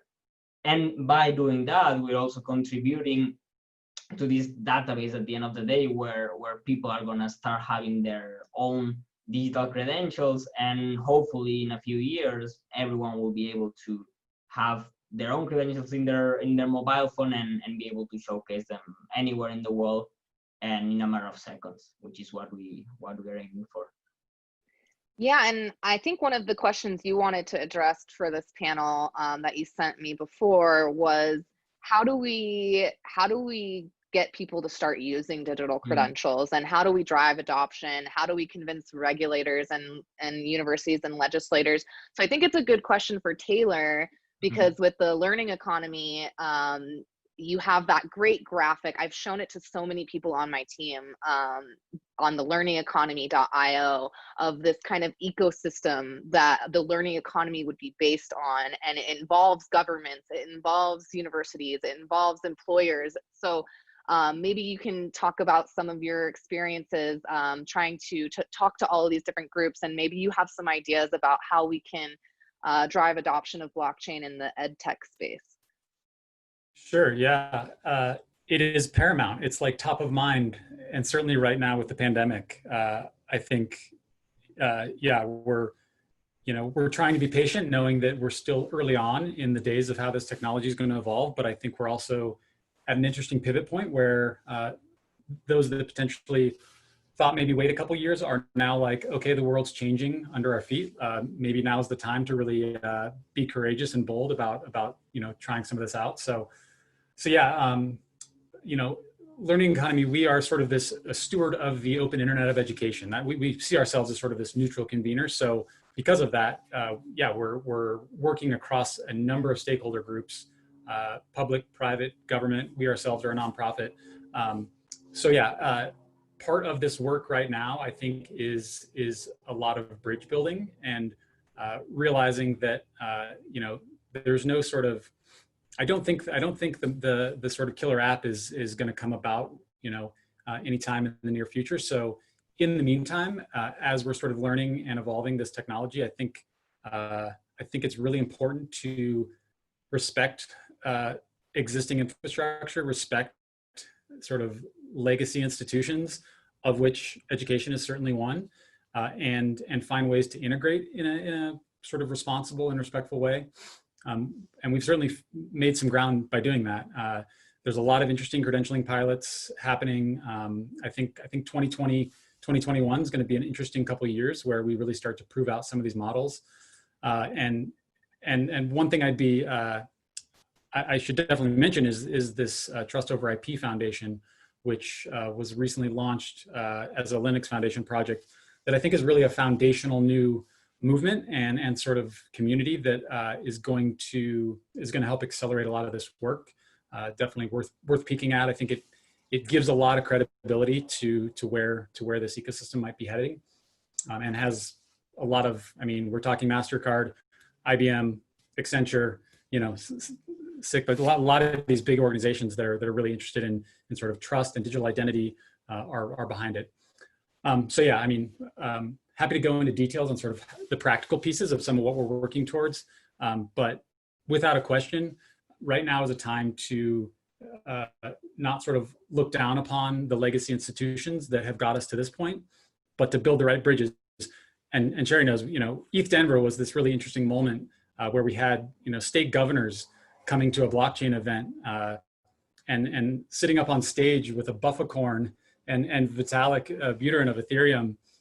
So we're starting to see indications that, like, the sort of legacy and the future worlds are willing to come together and try to build something pretty interesting. So I want to push you on that, or just talk a little bit more about that, because as soon as you said, like, we need to respect the legacy institutions, I'm a university professor. I have multiple degrees. I've worked in the administrative side of universities, in alumni offices, wellness centers, student services. I'm so entrenched in the university world, but I also have experienced some of the, like, I'm a first generation college student. I'm a woman in a male dominated field. As Sherry totally understands, philosophy is the most disparate humanities major. I, have a lot of friends, the legacy institutions have failed me and so many others, or made it just so difficult. And working in blockchain education and trying to forge partnerships, I'm sure you've experienced as well, with universities, as Lucas said, are slow to adopt new technologies, and it can just get so frustrating. And I sometimes get in this space of, like, I have to temper any excitement with the gravity of the situation, of course, but, like, I'm kind of happy that people are kind of being forced to try more virtual stuff with education. that we're gonna have more access and more opportunity for people who are disabled, who can't afford to travel, all these different things. Why I'm so excited to do this conference is because I can bring this content to all of my students who have been, you know, putting in funding requests or asking for help to throw their own conferences or to travel. So I'm kind of stuck in between this, like, I'm from the academy and I've lived in the ivory tower to, like, I want to tear that tower down. So And I think, yeah, I think, you know, we share that. And I'll be, I mean, in all transparency, I mean, I was, you know, on this sort of traditional academic path and, you know, was working within an institution. And I've definitely stepped outside of that because I hit certain barriers that felt like they were, you know, both challenges for me personally, but also I felt like I could just make a bigger impact by not being sort of in the minutia and being mired in all that is legacy institution, whether that's, again, education's the focus here, but there's other institutions that have that problem. And when I say respect the institution, I think it's not about sort of laying down to the things that we see as being problems. It's both being courageous and bold and really finding folks that are willing to identify the cracks and start to pry away at the, as you say, the ivory tower that has it, that I think, you know, we need more open honesty about where those cracks exist and why there are problems. But to get there, I don't think there, you know, we can't throw stones, I guess, you know, creating friction between the two worlds is not going to get us there.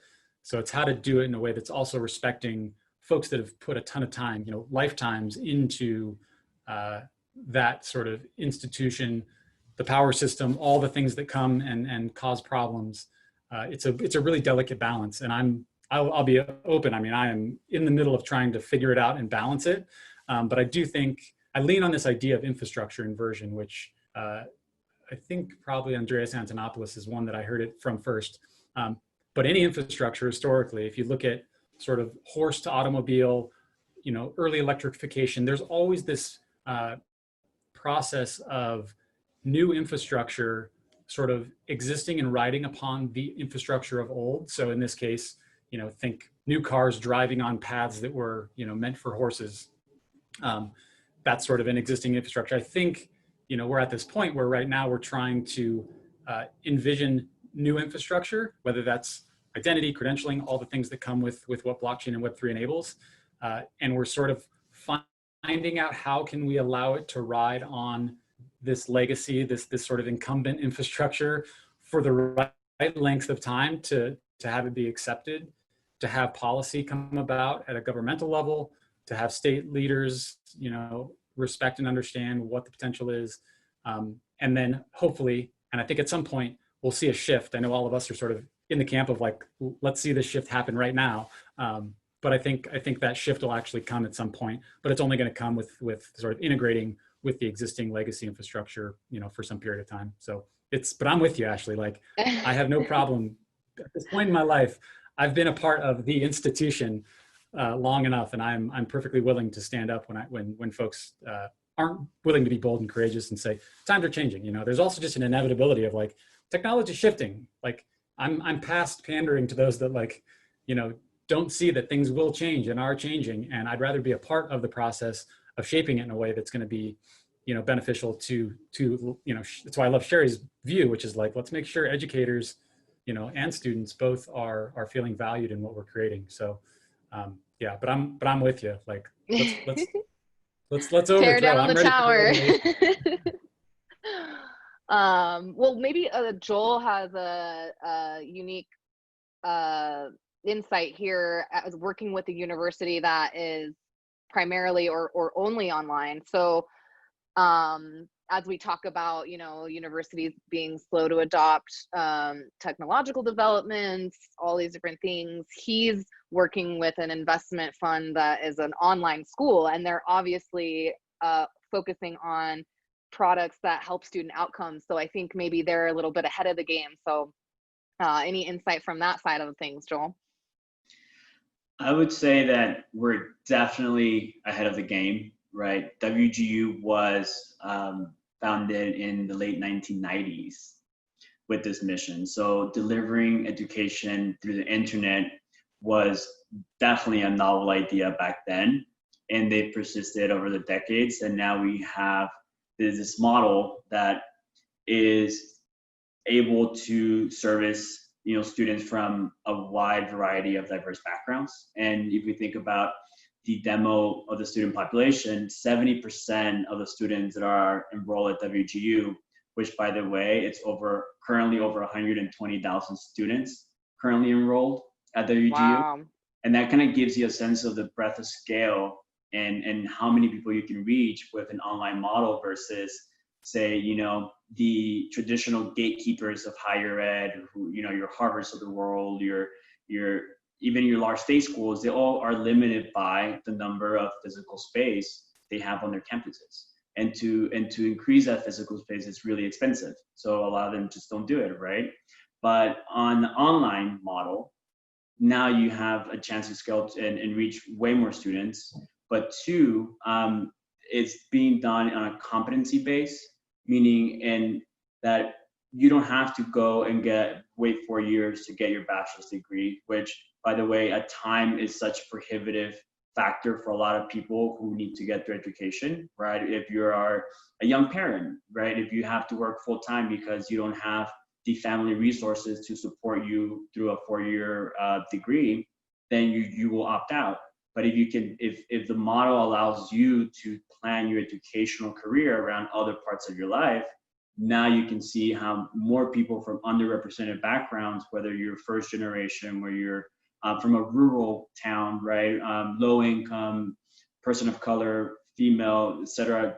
Now you can see how more of us are getting access to higher education, and at a tiny fraction of the cost of what it will be the next best thing, which is a public education type of institution, right? It's for a year, I believe it's about $6,000.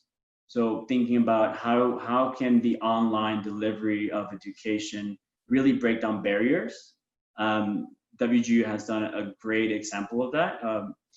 We at NUVP, at New Venture Partners, we're taking the same kind of mission and just applying it to even more companies out there that are doing the same thing.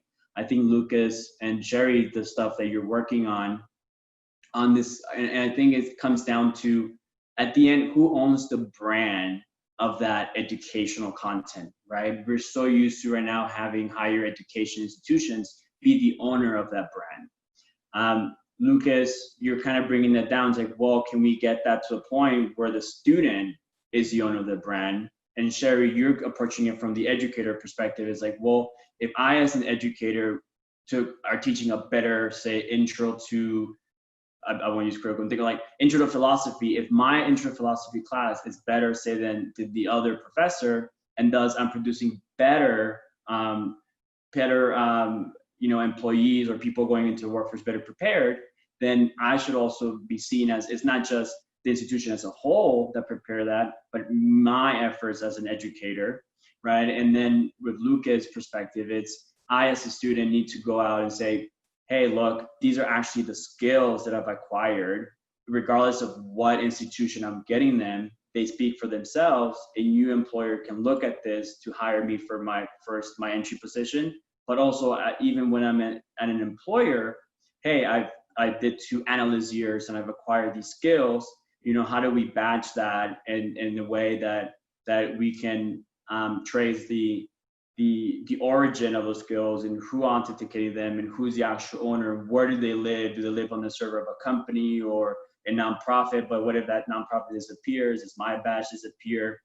Now the student or the employee, the learner, is able to is the owner of those badges, and presumably what happens is now you're able to reduce the friction costs associated with one going from learner to employee, but also as an employee being upskilled and then moving on to a better opportunity.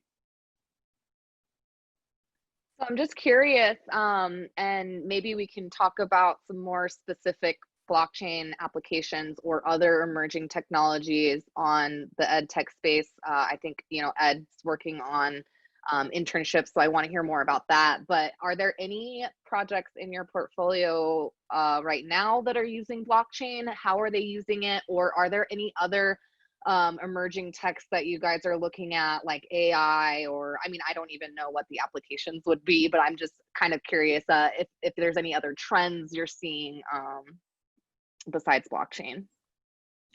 So in a couple of companies that we're, I'm trying to figure out if I should give names or not, but a couple of companies that we are kind of assessing and having very conversations on potentially being investors in.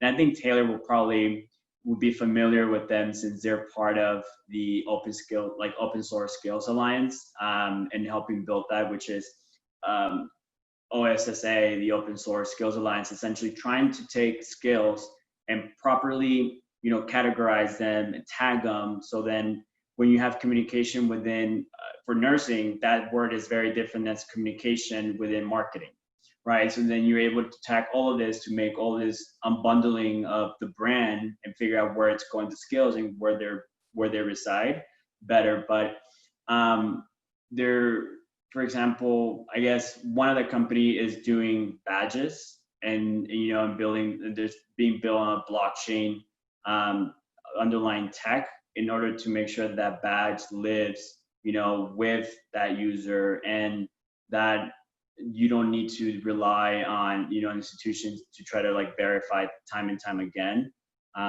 So then we're definitely seeing some pretty cool stuff in the blockchain space. Another one is building data trust in order for multiple players to come into, have a common goal and turn on the faucet of data, have it go into data trust. They can track all of the data, and then for them to be able to then have this collective pool of data that they can analyze for their own specific outcomes and goals and metrics.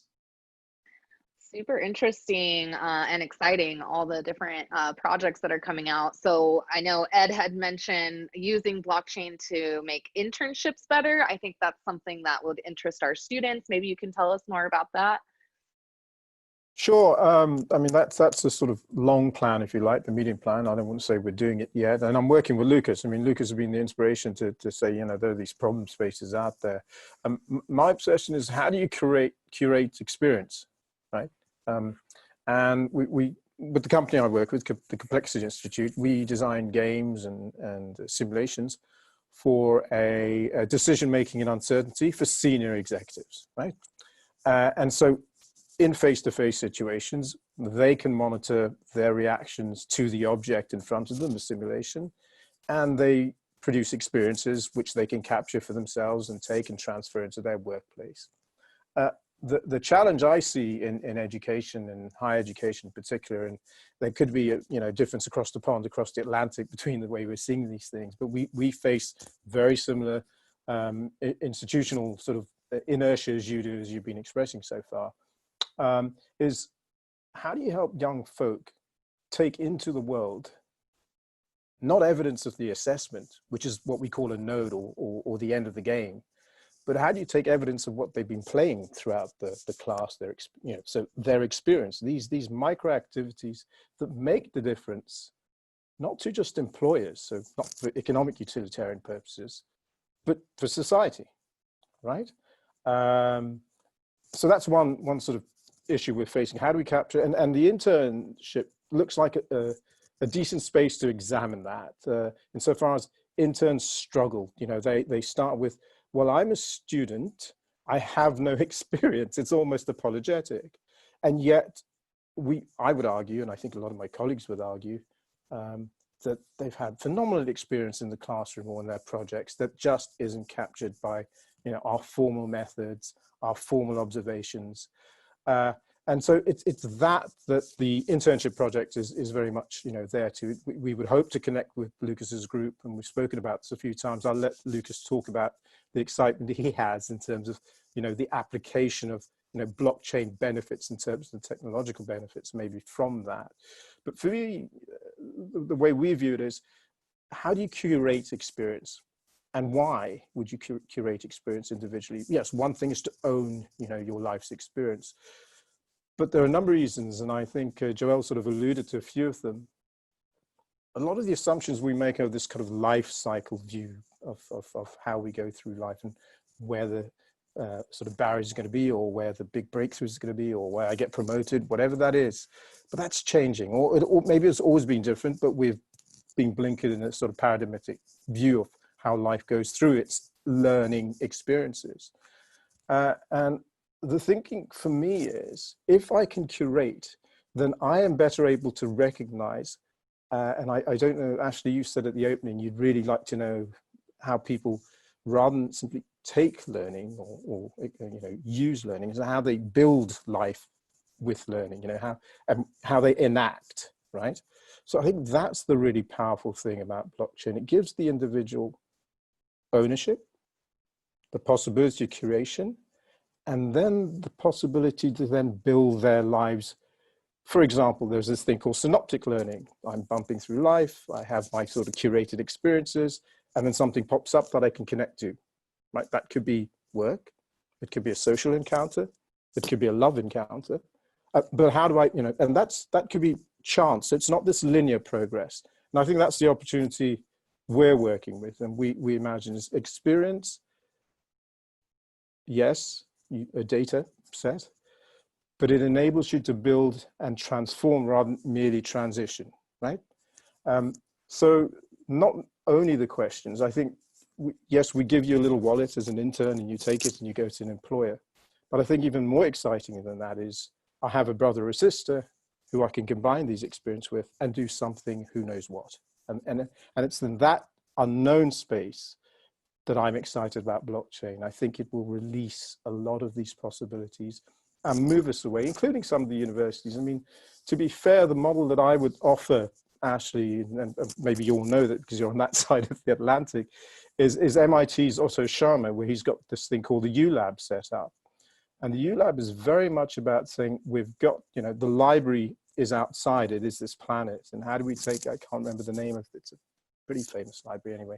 How do we take that building, change its purpose, but the notion of the library is beyond us now. But yes, I think the majority of the institution, the university, are probably protected, have been protected so far, if I'm looking on this side of the planet, by local monopolies in time and space, right?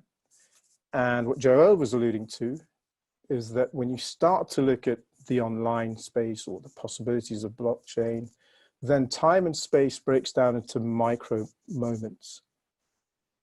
And it is up then to the individual to monopolize that, the learner to monopolize that. And I think that's the change. I couldn't possibly guess on a time frame. I think probably, like Taylor said, it's going to come with accidental cracks here, there, and transformation takes place like that. Coming from my sort of complex systems thinking head on now, there is this concept called autopietism, which is to explain natural systems and how they evolve. But one of the very important things is when they break down. And I think we're observing now that sort of metaphorical break because of COVID-19 and sort of forced positions. And I expect we will see quite a bit of transformation. And this group over here, I'm hoping, will be able to sort of keep reflecting on that as we transition, as we transform, actually. Yeah, you brought up something that is a point I want to maybe dive into a little more, is how we need to reimagine what counts as a learning experience, because you have things like internships, and you have a class, and you have maybe a game you played, Sherry, all these different, and especially when you get into the online space, we have all of these new, we can create a new ontology of what counts as something that you can earn a badge for, something that can count as experience that an employer might be interested in, or a creative collaborator, or an investor. So yeah, super interesting on the internship side, and figuring out what is an experience, what is an educational experience, what is something that you can mark in your resume as something that might be interesting. Any other thoughts about new forms of educational experiences? Yeah. Yeah, I mean, the reason, Lucas and I started talking about this, because it is a particularly painful part of a young person's sort of moment in learning and in connecting and sort of going beyond the walls. We talk about tearing down walls just to allow the world in. And it's, it just seemed that was the interface. And we thought, well, why wait till the interview? Why don't we look at how we can help? Yeah. I don't know if Lucas wants to come in, because he certainly is sort of triggered off a lot of the work we were doing. Yeah, sure. Just to add on that a bit, and following up also on what Taylor was speaking about before, for us and in the conversations Ed and I have been having, a very interesting thing is, can we actually pay people to learn? Can we bring the model upside down and make that difference? Because we believe that is one of blockchain's maybe not short-term, but mid-long-term best applications potentially, right? Joel was speaking about the massive debt we have now and the cost of education and how that is a very big problem. And if we can turn that all the way and really be able to, with things like tokenization, right? To be able to capture those skills, those competences that we've been talking about, and assign a monetary value to them somehow, then I think that's really gonna be awesome. And I think that for our generation that is facing all these problems with money and with not knowing where to go, not knowing how to find their first job, if we can have that experience of, in an online environment, being able to learn things and being able to monetize those things, we can have, for example, experiences where not only we're not paying to learn, but we can learn anything for free and then be rewarded for that. And I think for all the students, for example, in the Mouseville University program that are listening to us, I'm sure that's something very appealing for sure. So I would like to know also about, well, all your guys' views, and especially Taylor, because he mentioned this thing, and I know you guys are working with this, but we are, and I am very interested in that, in how can we change the model and pay people to learn, because I'm sure that if we were to go into any class right now and propose something like that, all students would be just like, wow, I would really like to be able to learn for free, and if you pay me for that, and if I can get a reward, and if, as Ed mentioned, I can create an experience that I can take with myself for the rest of my life, that's really a game changer. So really interested in seeing how we can do that, and how blockchain, for the first time in history, allows for that. And if I can, just a personal story to connect the dots, because, and sorry, Joel, this will be short. But, first of all, there are, groups like BitDegree and others that have already, on a really small scale, proven that, at least conceptually, like, these things can happen. One thing that actually pulled me into the space a couple years ago, I was an avid writer and always just loved sort of keeping a personal journal and often publishing that in a more public forum. And I came across a platform called Steemit, which a lot of folks may know, early sort of social / blogging, blockchain based blogging and content curation platform. And I finally saw, that was one of the few moments where I saw the full loop connect, where I was starting to publish things and folks were recognizing it. I was earning a little bit of cryptocurrency. I then, probably for my own learning, I was like, well, what does this look like to actually turn this around into the world that I know, which is, sort of fiat US dollars. Got into exchanges, understood how that worked. And, it's a really long process right now. Like, we've got work to do. But I finally saw this loop where I was creating content, putting it into the world. Folks were recognizing it, paying me. Again, we're talking, maybe $5 or $10. I was going and buying a coffee based on a blog post that I just happened to drop into this interesting new platform. So just wanted to share that. I mean, this was a really interesting full circle moment.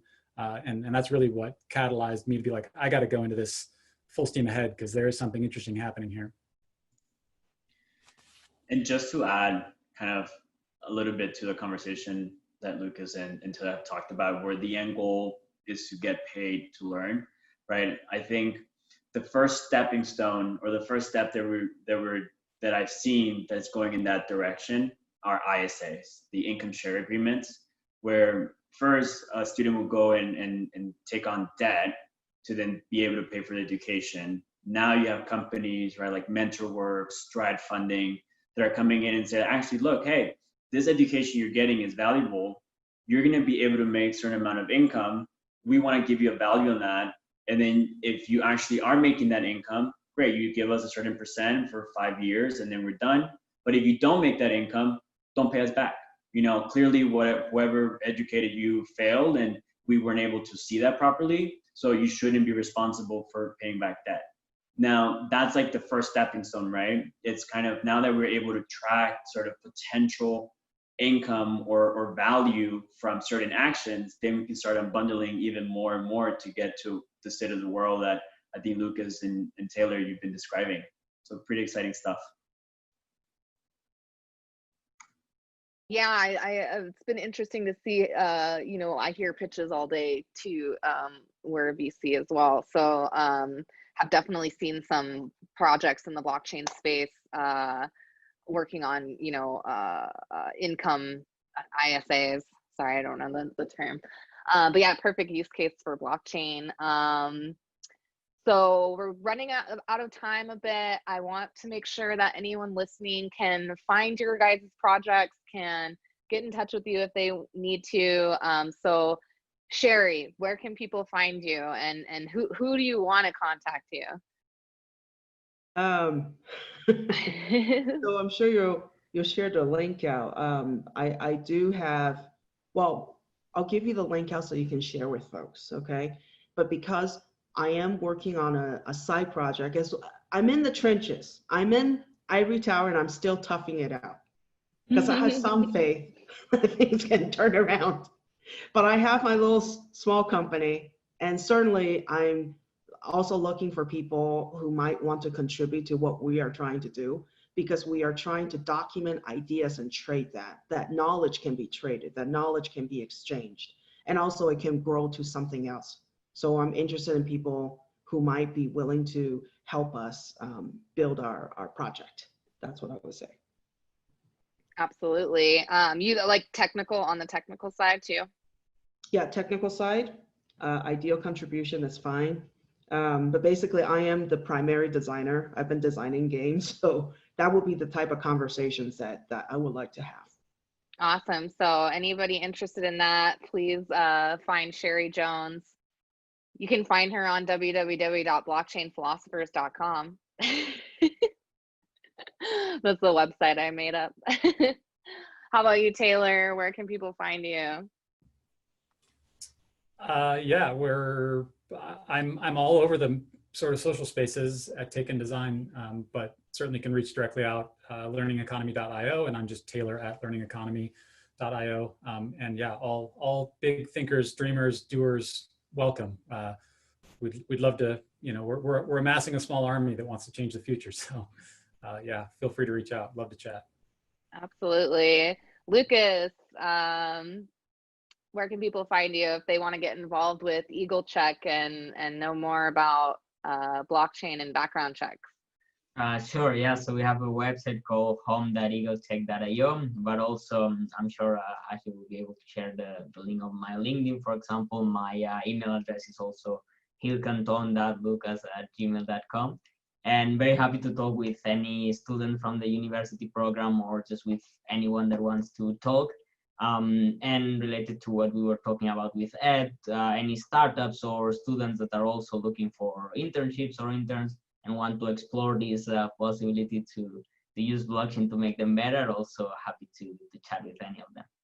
Do you guys need interns on Eagle Check? Not at the moment, but we have some startups that actually need interns around, so we can always. Yeah.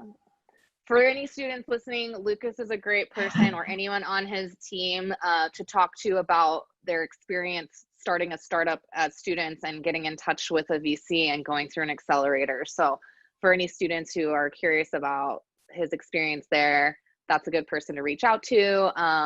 He introduced us to Ed. Ed, thank you so much for joining. If people want to find you and what you're working on, how can they find you? Sure. I think the easiest, I've shared my LinkedIn profile with you, Ashley, so whatever publicity you need to give that, go ahead and do it. The easiest thing is the complexity.com, so that's C-O-O, not C-O-M, C-O-O-Plexity.com. The email address is edward.gonsalves@complexity.com, and anytime, anyone. In terms of the project, Luce and I are probably in about a month going to be looking for folks. We really practice walking the talk, and so we've got interns who we're trying to help with experiences to curate them with them. Eagle Check might be one of those, we're not sure yet. So we're open to, internships. Yes, I'll let Lucas prioritize those, whether we need the tech side or we need the sort of more conceptual side. Thanks. Awesome. Thanks. Yeah, thanks for joining. And Joel, any particular projects you want to hear from? How can they find you? Yeah, so our website is uuventures.com. My LinkedIn, Joel Camacho. My email, it's joel@uuvp.com. Projects, anything, that is improving access and affordability in the higher ed space, post-secondary readiness, improving the learning experience for higher ed students, and entry into the workforce and upskilling. If there's a blockchain component into your tech stack, even better. So yeah, reach out. Awesome. Well, thank you to all of our panelists. This is Ashley Meredith again with Mousebelt Blockchain Accelerator, head of education over there, getting to organize my dream panel, really thinking about how blockchain technology can help instructors, teachers, students, employees, employers, and really build the future and reimagine the future of education and work, especially in a time like now. It's really great to stop and kind of rethink, and as everything moves virtual, just how we can be in step with those digital revolutions and really enhance student outcomes, which all of us on this call care about. I think the number one thing I ask myself with this entire university program we've built through Mousebelt is, how can I bring more value to students? And I think this conversation will definitely bring value to them, especially people who care about these things and maybe want to start their own companies or join projects or just learn more about how blockchain can shape the future of education. So thank you guys all again so much. And now back to our regular programming at REIMAGINE 2020.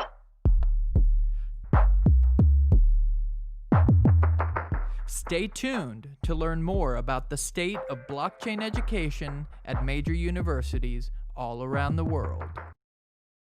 REIMAGINE 2020.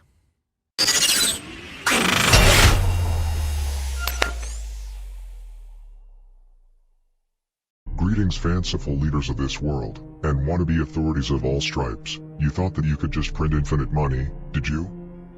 Well, the decentralized world of cryptocurrencies is on the rise.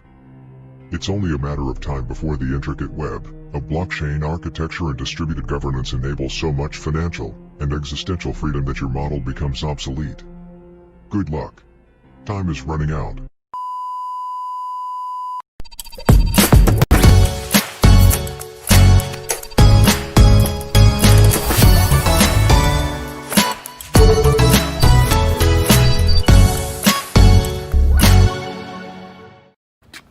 Hey, who's that? Mo Crypto. Yo, Mo Crypto, what up? What's up, man? What's up? Kryptonite, Jess, have you guys seen CoinMarketCap today? CoinMarketCap, all in the red, double digits. What? That's bad, right? That means we're losing money. No, it's good, man. That means everybody's losing money. You got to buy that dip. Everyone knows you buy the dip, dip, dip, dip. Legend gang, gang, gang. Boy, bro, we gon' buy that dip. Dipping. I buy the coin on that low, Ain't worried about no FOMO. Coin market cap out to crash on my lap when a bitch bounce back like a pogo. No fiat dough, I got Divi coin, I got Bitcoin, I got Ether. What y'all know about a pump and dump? John McAfee all on my tweeter. In the office with a 2-liter. By ATH, that must be a joke. Wife keep asking if we are broke. She don't know, I got a master no. Even my son told me about the dip, ain't talking about what you put on potato chips. Even my son told me about the dip, ain't talking about what you put on potato chips. I buy the dip, dipping. I buy the dip, dipping. I buy the dip, dipping. I buy the motherfucking dip. BTFD, gon' buy the dip. BTFD, gon' buy the dip. BTFD, gon' buy the dip. BTFD, gon' buy the dip. I buy the dip, dipping. I buy the dip, dipping. I buy the dip, dipping. I buy the motherfucking dip. BTFD, gon' buy the dip. BTFD, gon' buy the dip. BTFD, gon' buy the dip. BTFD, gon' buy the dip. Legend gang, buy the dips, get the gangs. Y'all complain, but you dumb motherfuckers should do the same. Crypto, stacking up, private keys, I back 'em up. MacBook, fast as fuck, lock the door, the girl's acting up. I buy the dip when I'm sleeping, I buy the dip when I'm jogging. I buy the dip when I'm buying dip, I buy the dip in my coffin. That's Coin Bros on YouTube, buy the rumors, sell the news. For this crypto, I'm selling shoes on Craigslist, I got shit to move. I buy the dip, dipping. I buy the dip, dipping. I buy the dip, dipping. I buy the motherfucking dip. BTFD gon' buy the dip. BTFD gon' buy the dip. BTFD gon' buy the dip. BTFD gon' buy the dip. I buy the dip, dipping. I buy the dip, dipping. I buy the dip, dipping. I buy the motherfucking dip. BTFD gon' buy the dip. BTFD gon' buy the dip. BTFD gon' buy the dip. BTFD gon' buy the dip. Buy the dip, dipping. Dipping. Dipping. BTFD gon' buy the dip. BTFD gon' buy the dip. BTFD gon' buy the dip. BTFD gon' buy the dip. What?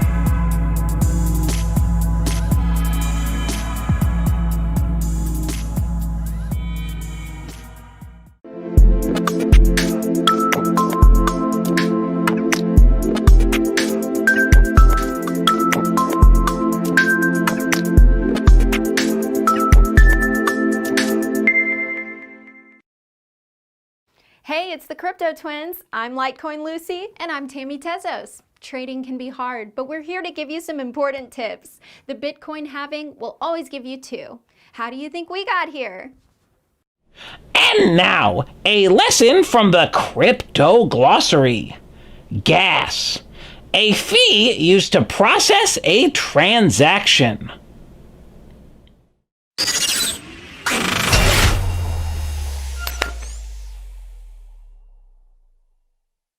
Welcome back to another university segment. My name is Tyler Olson. I am the University Program Director here at Mousebelt, and I have with me some of the members of the Blockchain Club at Fordham University. You guys want to introduce yourselves really quick? Yeah, sure. Thank you so much for having us here, Tyler. I'm Peter, and I'm the president at Blockchain at Fordham. Thanks, Tyler. My name's John. I'm the treasurer at Blockchain at Fordham, and I'm the newest e-board member. Hi, thanks for having us. I'm Kieran. I'm the co-president of Blockchain at Fordham, and I'm currently a sophomore. And hello, I am Spencer. I am head of research and development for Blockchain at Fordham. Great, guys. Thanks for having us. Yeah, no, thank you all for taking some time out of your day to hop on a call and entertain a couple of my questions. You know, one thing that I've noticed as I go deeper down the blockchain and crypto rabbit hole is that you find a lot of different people here. And I think that's in large part because there's a lot of different aspects to what's going on here that might attract someone initially. You know, you have your sort of tech-oriented people. You have a lot of anarcho-capitalists that are really just into the idea of reinventing free markets and 24-hour markets and things like that. And then you have some people that are just, you know, looking to sort of capitalize on a new developing industry. So I'd like each of you to say a little bit about your background and how you got into crypto and blockchain and what your interests are there. Yeah, definitely. I mean, I think that's the most exciting part about this industry is there's all different types of people. It's not just, you know, one industry that's dominating. It's really across multiple. So like I got into blockchain. I think like a lot of people with the, you know, the whole ICO craze, Bitcoin's about to hit 20,000. It was really exciting. And at the time I was a finance major. So I thought I was smarter than everyone else. I could play the markets a little bit. And so I started to play around with Bitcoin and Ethereum and some of the altcoins. And then when everything crashed, I think like everyone else, I realized that I wasn't a genius. And so I said, okay, I'm not gonna play around with this stuff anymore until I actually learn about the technology, because I was just like many other people riding on the hype. So I sold everything and I bought Mastering Bitcoin, and then it sat on my dresser for a couple weeks and a couple months. And then I had an internship over the summer. I was doing IT risk at a consulting company, and it was super boring. And so I started to read Mastering Bitcoin. I was reading it on my commute. I was reading it when my boss wasn't looking. And I just kind of fell in love with the technology aspect of it. And I realized that I didn't want to do finance. I actually wanted to do stuff in technology. That's really where my passion lied. So then once I started learning more about blockchain and all the different applications and use cases, I realized that so many kids at Fordham, their jobs were going to be impacted, or they're potentially going to be using some sort of blockchain system in the future. So I really wanted to bring it to the school. So in the winter of 2019, around like January 2019, I started the blockchain club. And my goal has just been to try to educate the Fordham community as much as possible with, you know, everything blockchain, from the crypto side to the finance side to really everything in between. So kind of similar to Peter, I was a senior in high school during the whole ICO craze, and I actually never traded cryptocurrencies, but two of my best friends were. And we'd constantly be having discussions whether cryptocurrencies could be considered real currencies. You know, they're not backed by a central bank, blah, blah, blah. And I was interested in it, but I didn't really trust it enough to invest in it myself. And then fast forward, I was a freshman at Fordham, and I got that first email from Peter saying, you know, he'd started this new club, the Blockchain Club.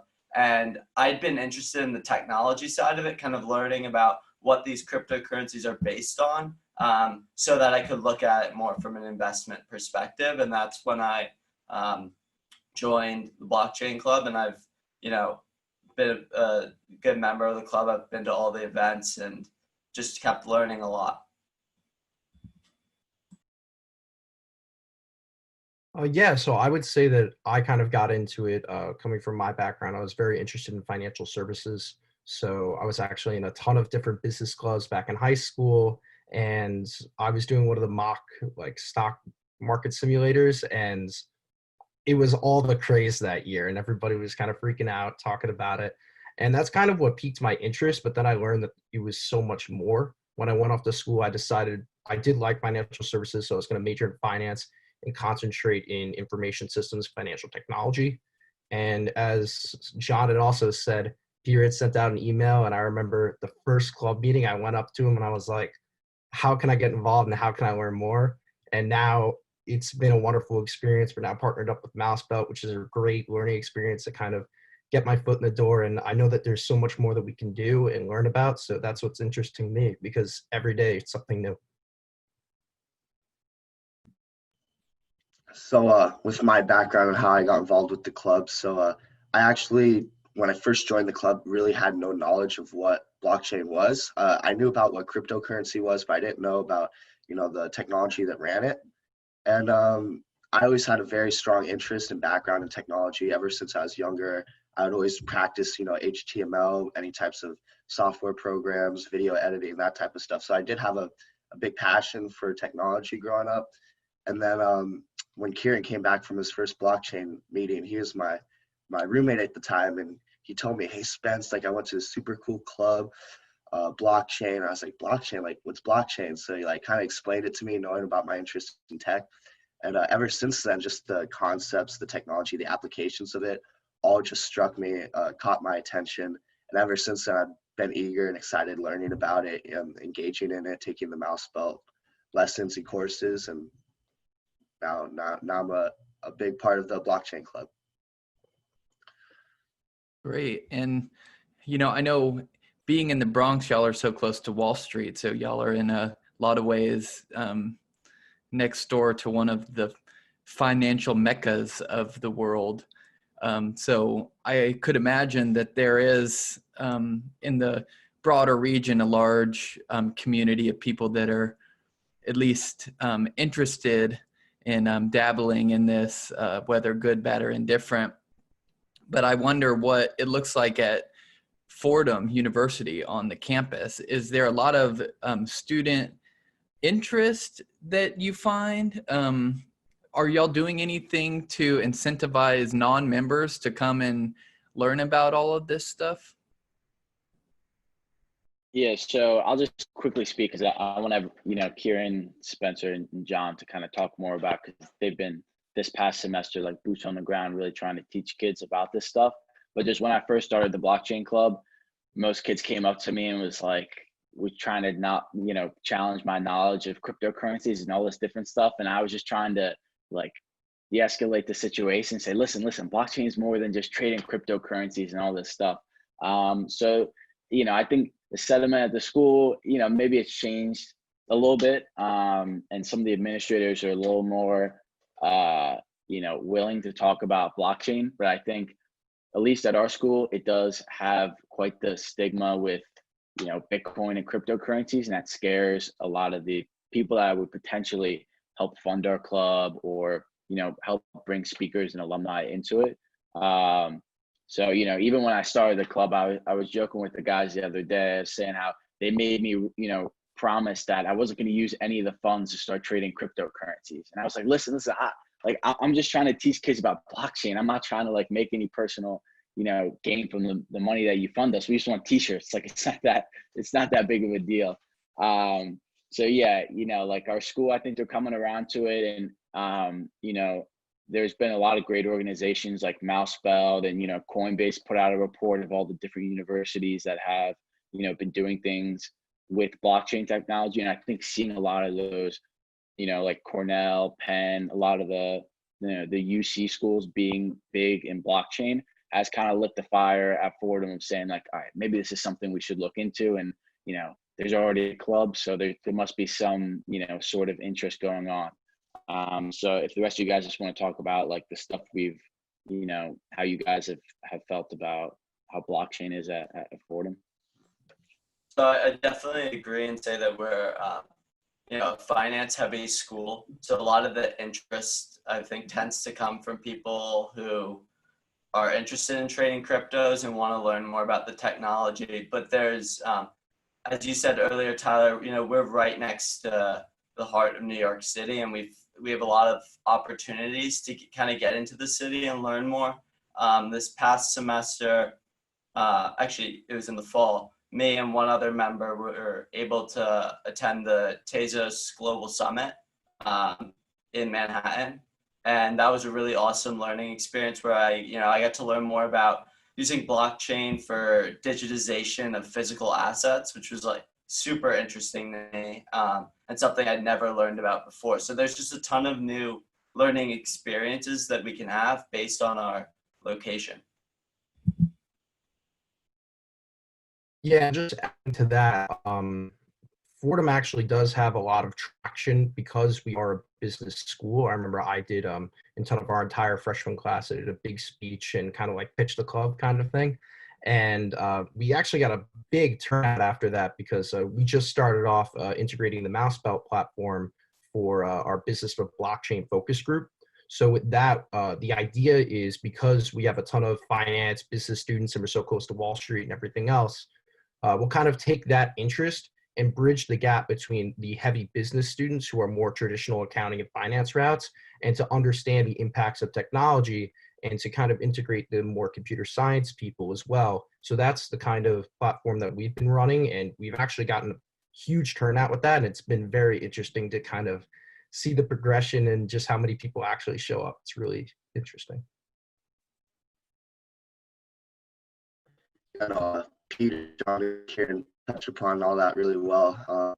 So there's not much more I can add, but I just want to add that through my past year here on the club is when this club first started and the attention and the traction for the club was just starting to get the ball rolling and stuff. I noticed that at first I never heard of blockchain until I came into the club, and then blockchain became more of a discussion within business, as Karen talked about.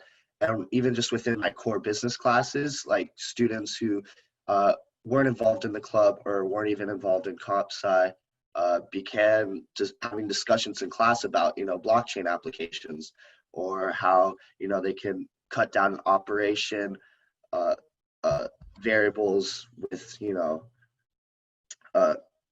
Pfizer just through using blockchain. So there has been discussion and more exposure to blockchain on campus. And as we integrate it with business, the turnout within our club has grew exponentially. But now I think we're just trying to find ways to, really show kids within our campus that blockchain isn't just all crypto, and you can apply it to multiple facets of business. It's good to hear that there's a lot of overlap, or there's a lot of communication taking place between those people who are more tech oriented, right, have a more technical profile, and those people that are, interested in finance or business. Because I think one of the most important aspects to bringing about mass adoption of this technology and of cryptocurrencies is having a communicative bridge across the technical landscape and the sort of world of use cases or the sort of world of business, right? Because what I've found is that a lot of people who have heard of things like Bitcoin and blockchain tend to feel intimidated because most of what they hear is just a lot of technical jargon where people are talking about all the things that happen under the hood, as it were. But that's really not the case. To actually be a user of something, even like, a lot of these DeFi, these decentralized finance platforms, it's actually quite simple and intuitive, but I get it that it seems like there's just, a myriad of applications out there, and, it looks like there's a lot of moving parts, and, like, what the hell is it to even,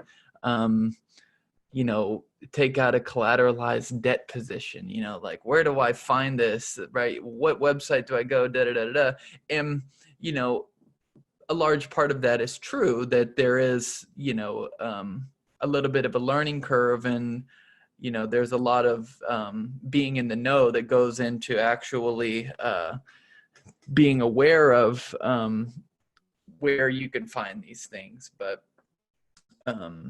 it's getting better and better. And, I think that that's in large part due to how people are figuring out better and better ways to communicate across those worlds. How about any projects that y'all are working on right now? Is there anything in the works, anything that y'all have been working on?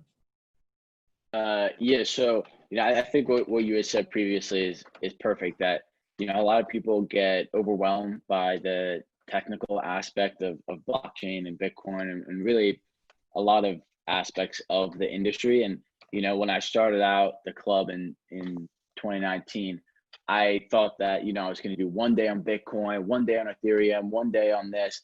And when I started to make the presentation for Bitcoin and the other one for Ethereum, I was like, this is like a 70 slide long PowerPoint. Like no one's going to be able to pay attention to this, you know. And I tried to present it, and I think Kira might have been at that first meeting, and it was like an hour plus on. I was like, A, no one has the attention span for this, and B, there's no way I try to do this every other week.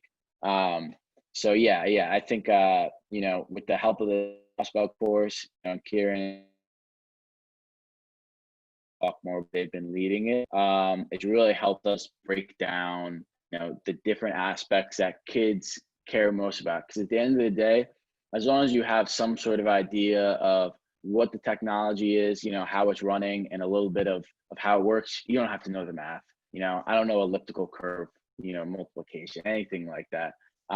So yeah, if you guys want to talk a little bit more about your experience about doing the Mousebug course, and John, you can also, since this past semester you've been coming to the meetings and seeing Kieran and Spencer talk about, you know, the different aspects, maybe you can also talk about your experience of just being a participant. Yeah, so kind of like Peter said, our club has mostly been educational, and at the beginning of this year, I got the opportunity to present something that I had actually been researching a bit on with Peter.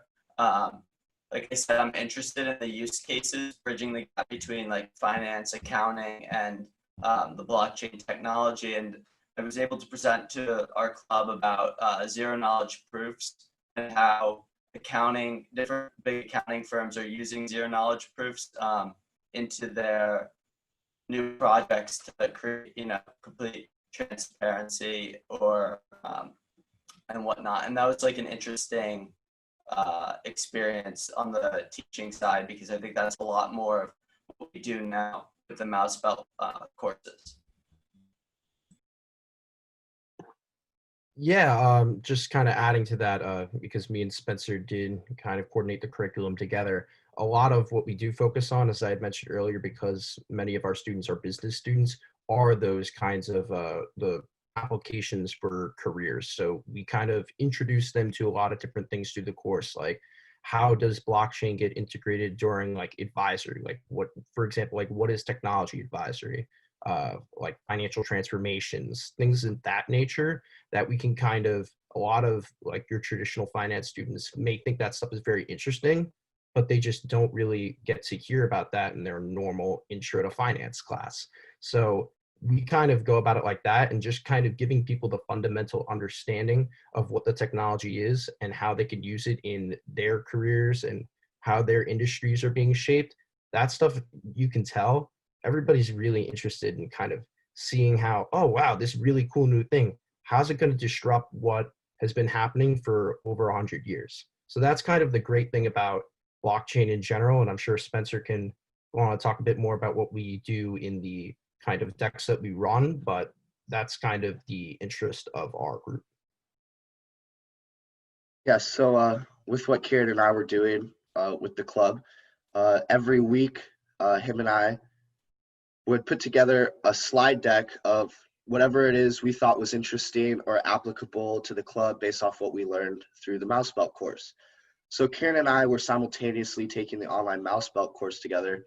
And as we were taking this course, we would, you know, take some important info, some key concepts, or just some interesting resources that you guys had, and share that with our club, try to explain it in maybe in a more consolidated format for the club, maybe explain it or answer questions that they may have that, you know, isn't answered within the course or whatnot. But Kieran and I would put together little 20 to 30 minute slide decks where we could explain just the foundation of blockchain. What is it? How does it work? Explaining it to business students who really don't have an idea of what blockchain is.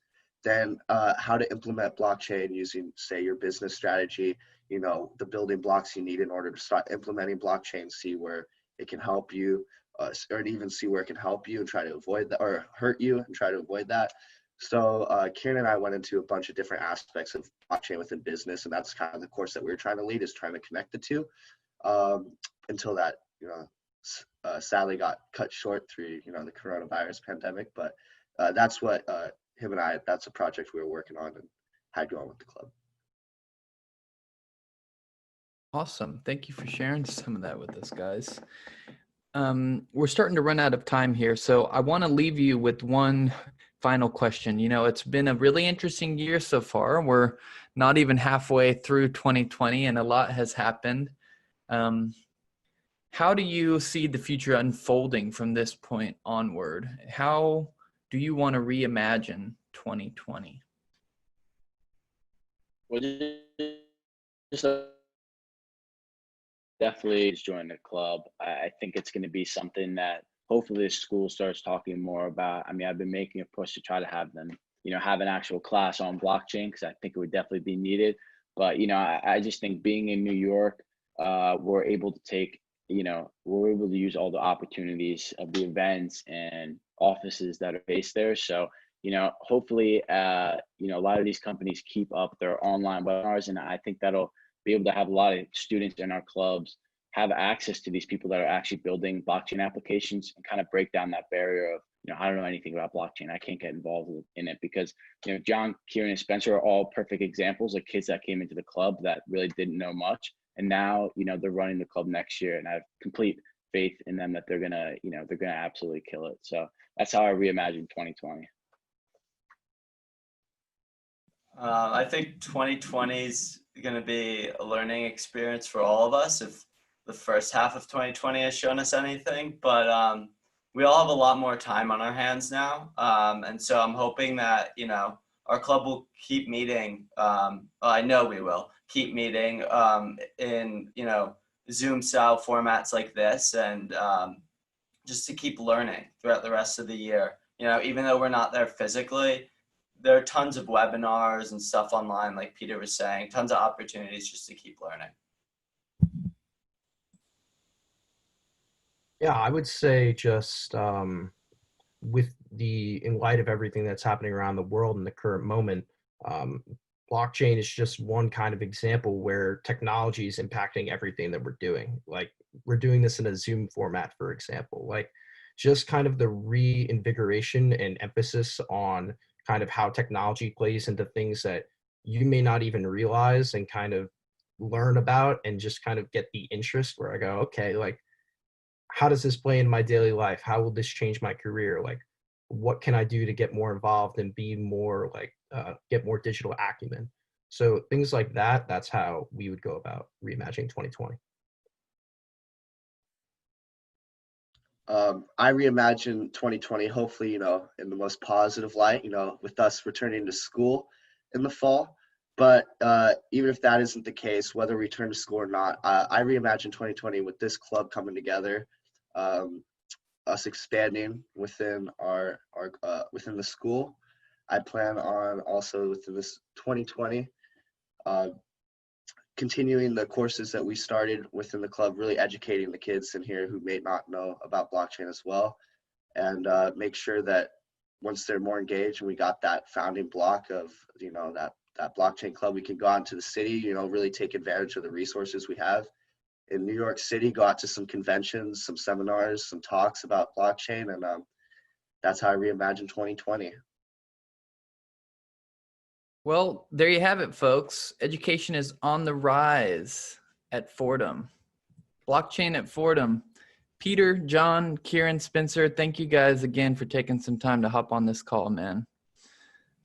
Thanks so much, Tyler. Thank you. Thank you. All right, guys. You're tuned in to Reimagine 2020. Stay tuned to learn more about the state-of-the-art in blockchain education and technological development all around the world. Reimagine 2020. Hey, what's up? We're just Lucas from San Francisco, California.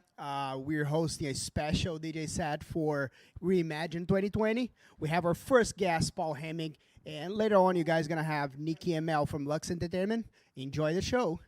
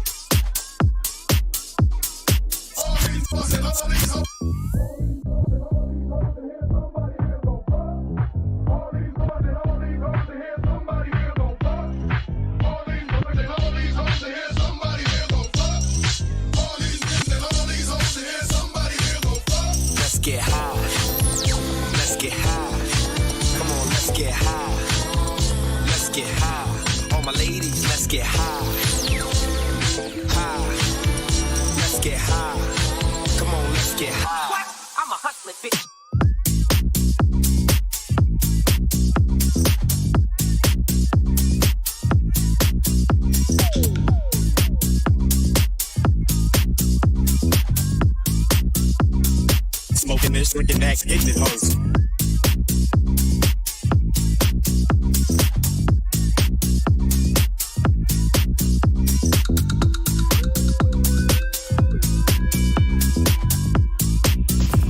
Get the loot, get the ice, fuck the white and die. Let's get high.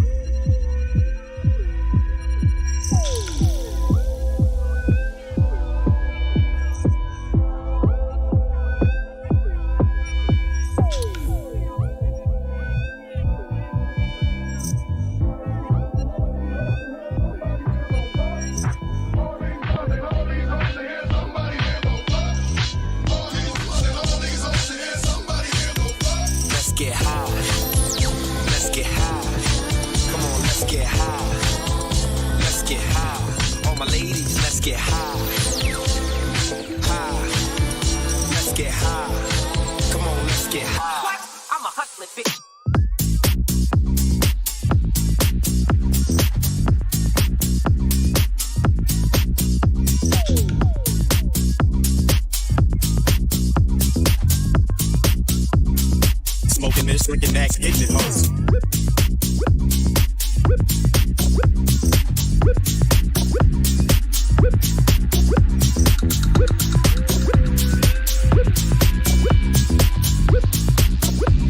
Get the loot, get the ice, fuck the white and die. Let's get high.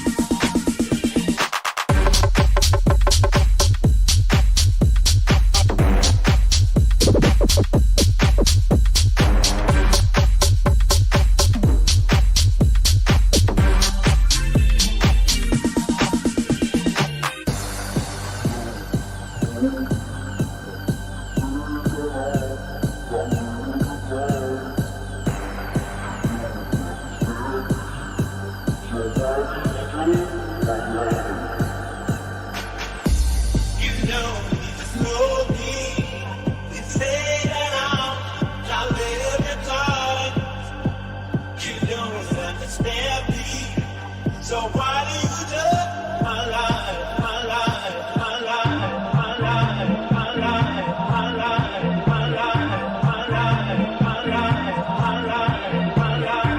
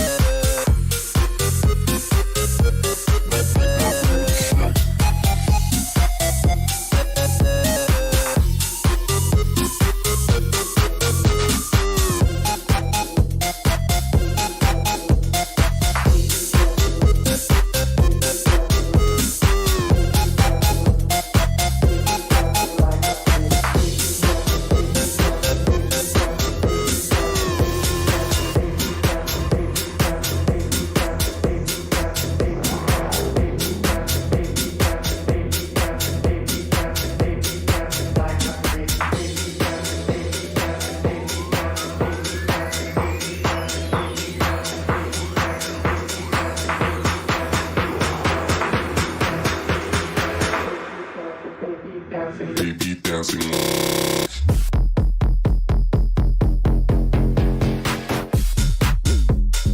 Baby dancing like a freak.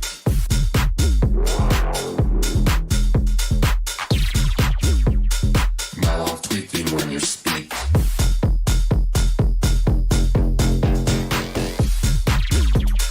Baby dancing like a freak.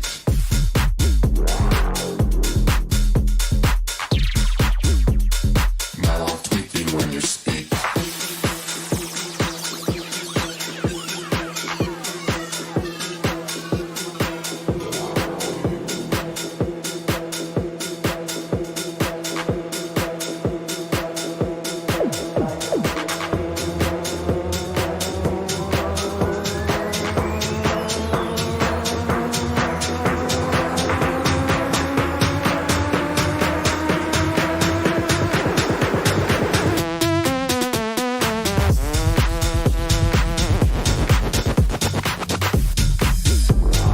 Baby dancing like a freak.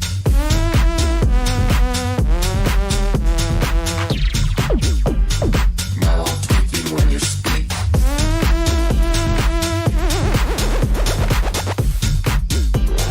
Baby dancing like a freak.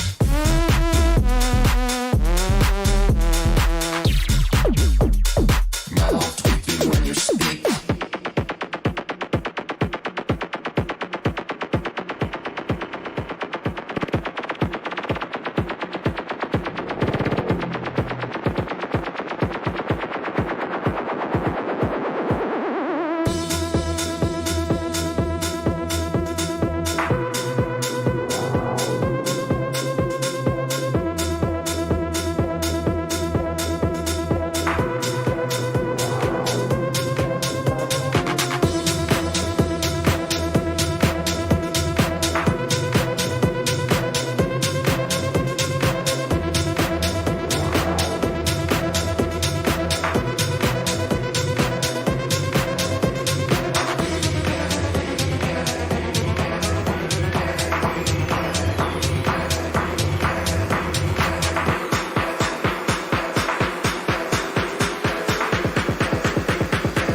Baby dancing like a freak.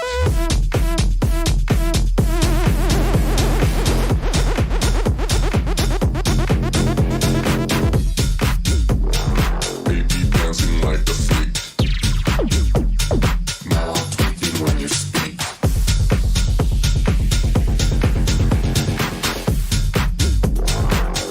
Baby dancing like a freak.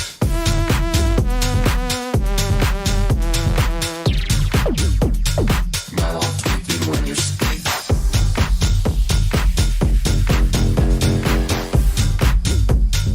Baby dancing like a freak.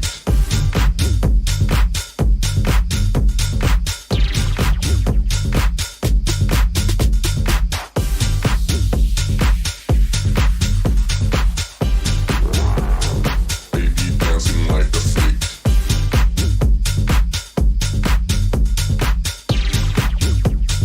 Mouth tweaking when you speak.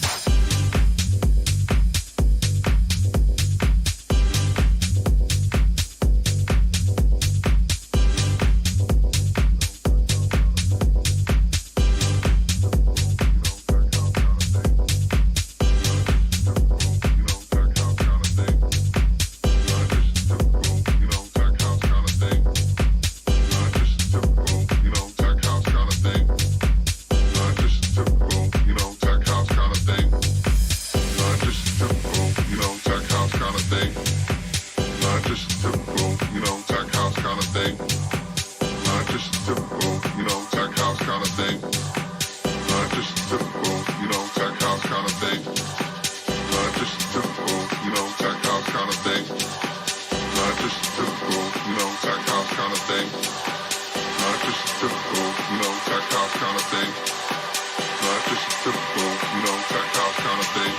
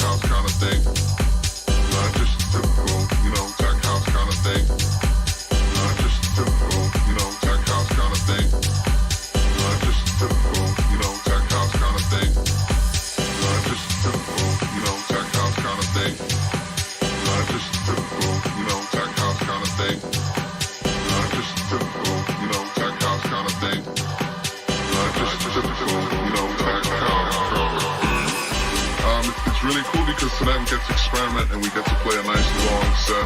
We don't have set times, it's whoever's feeling the music jumps on. A lot of back-to-back action, so it's going to be a lot of fun. We're going to be playing a lot of different kind of styles of music.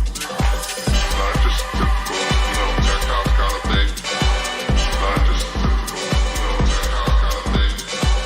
Not just typical, you know, tech house kind of thing.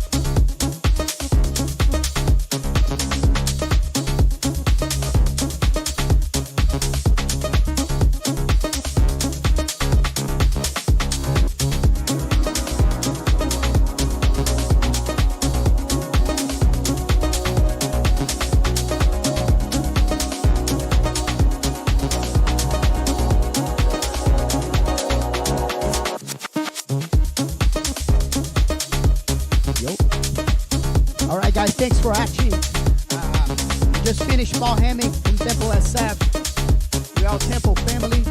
Hope you guys enjoy. And I'll see you soon.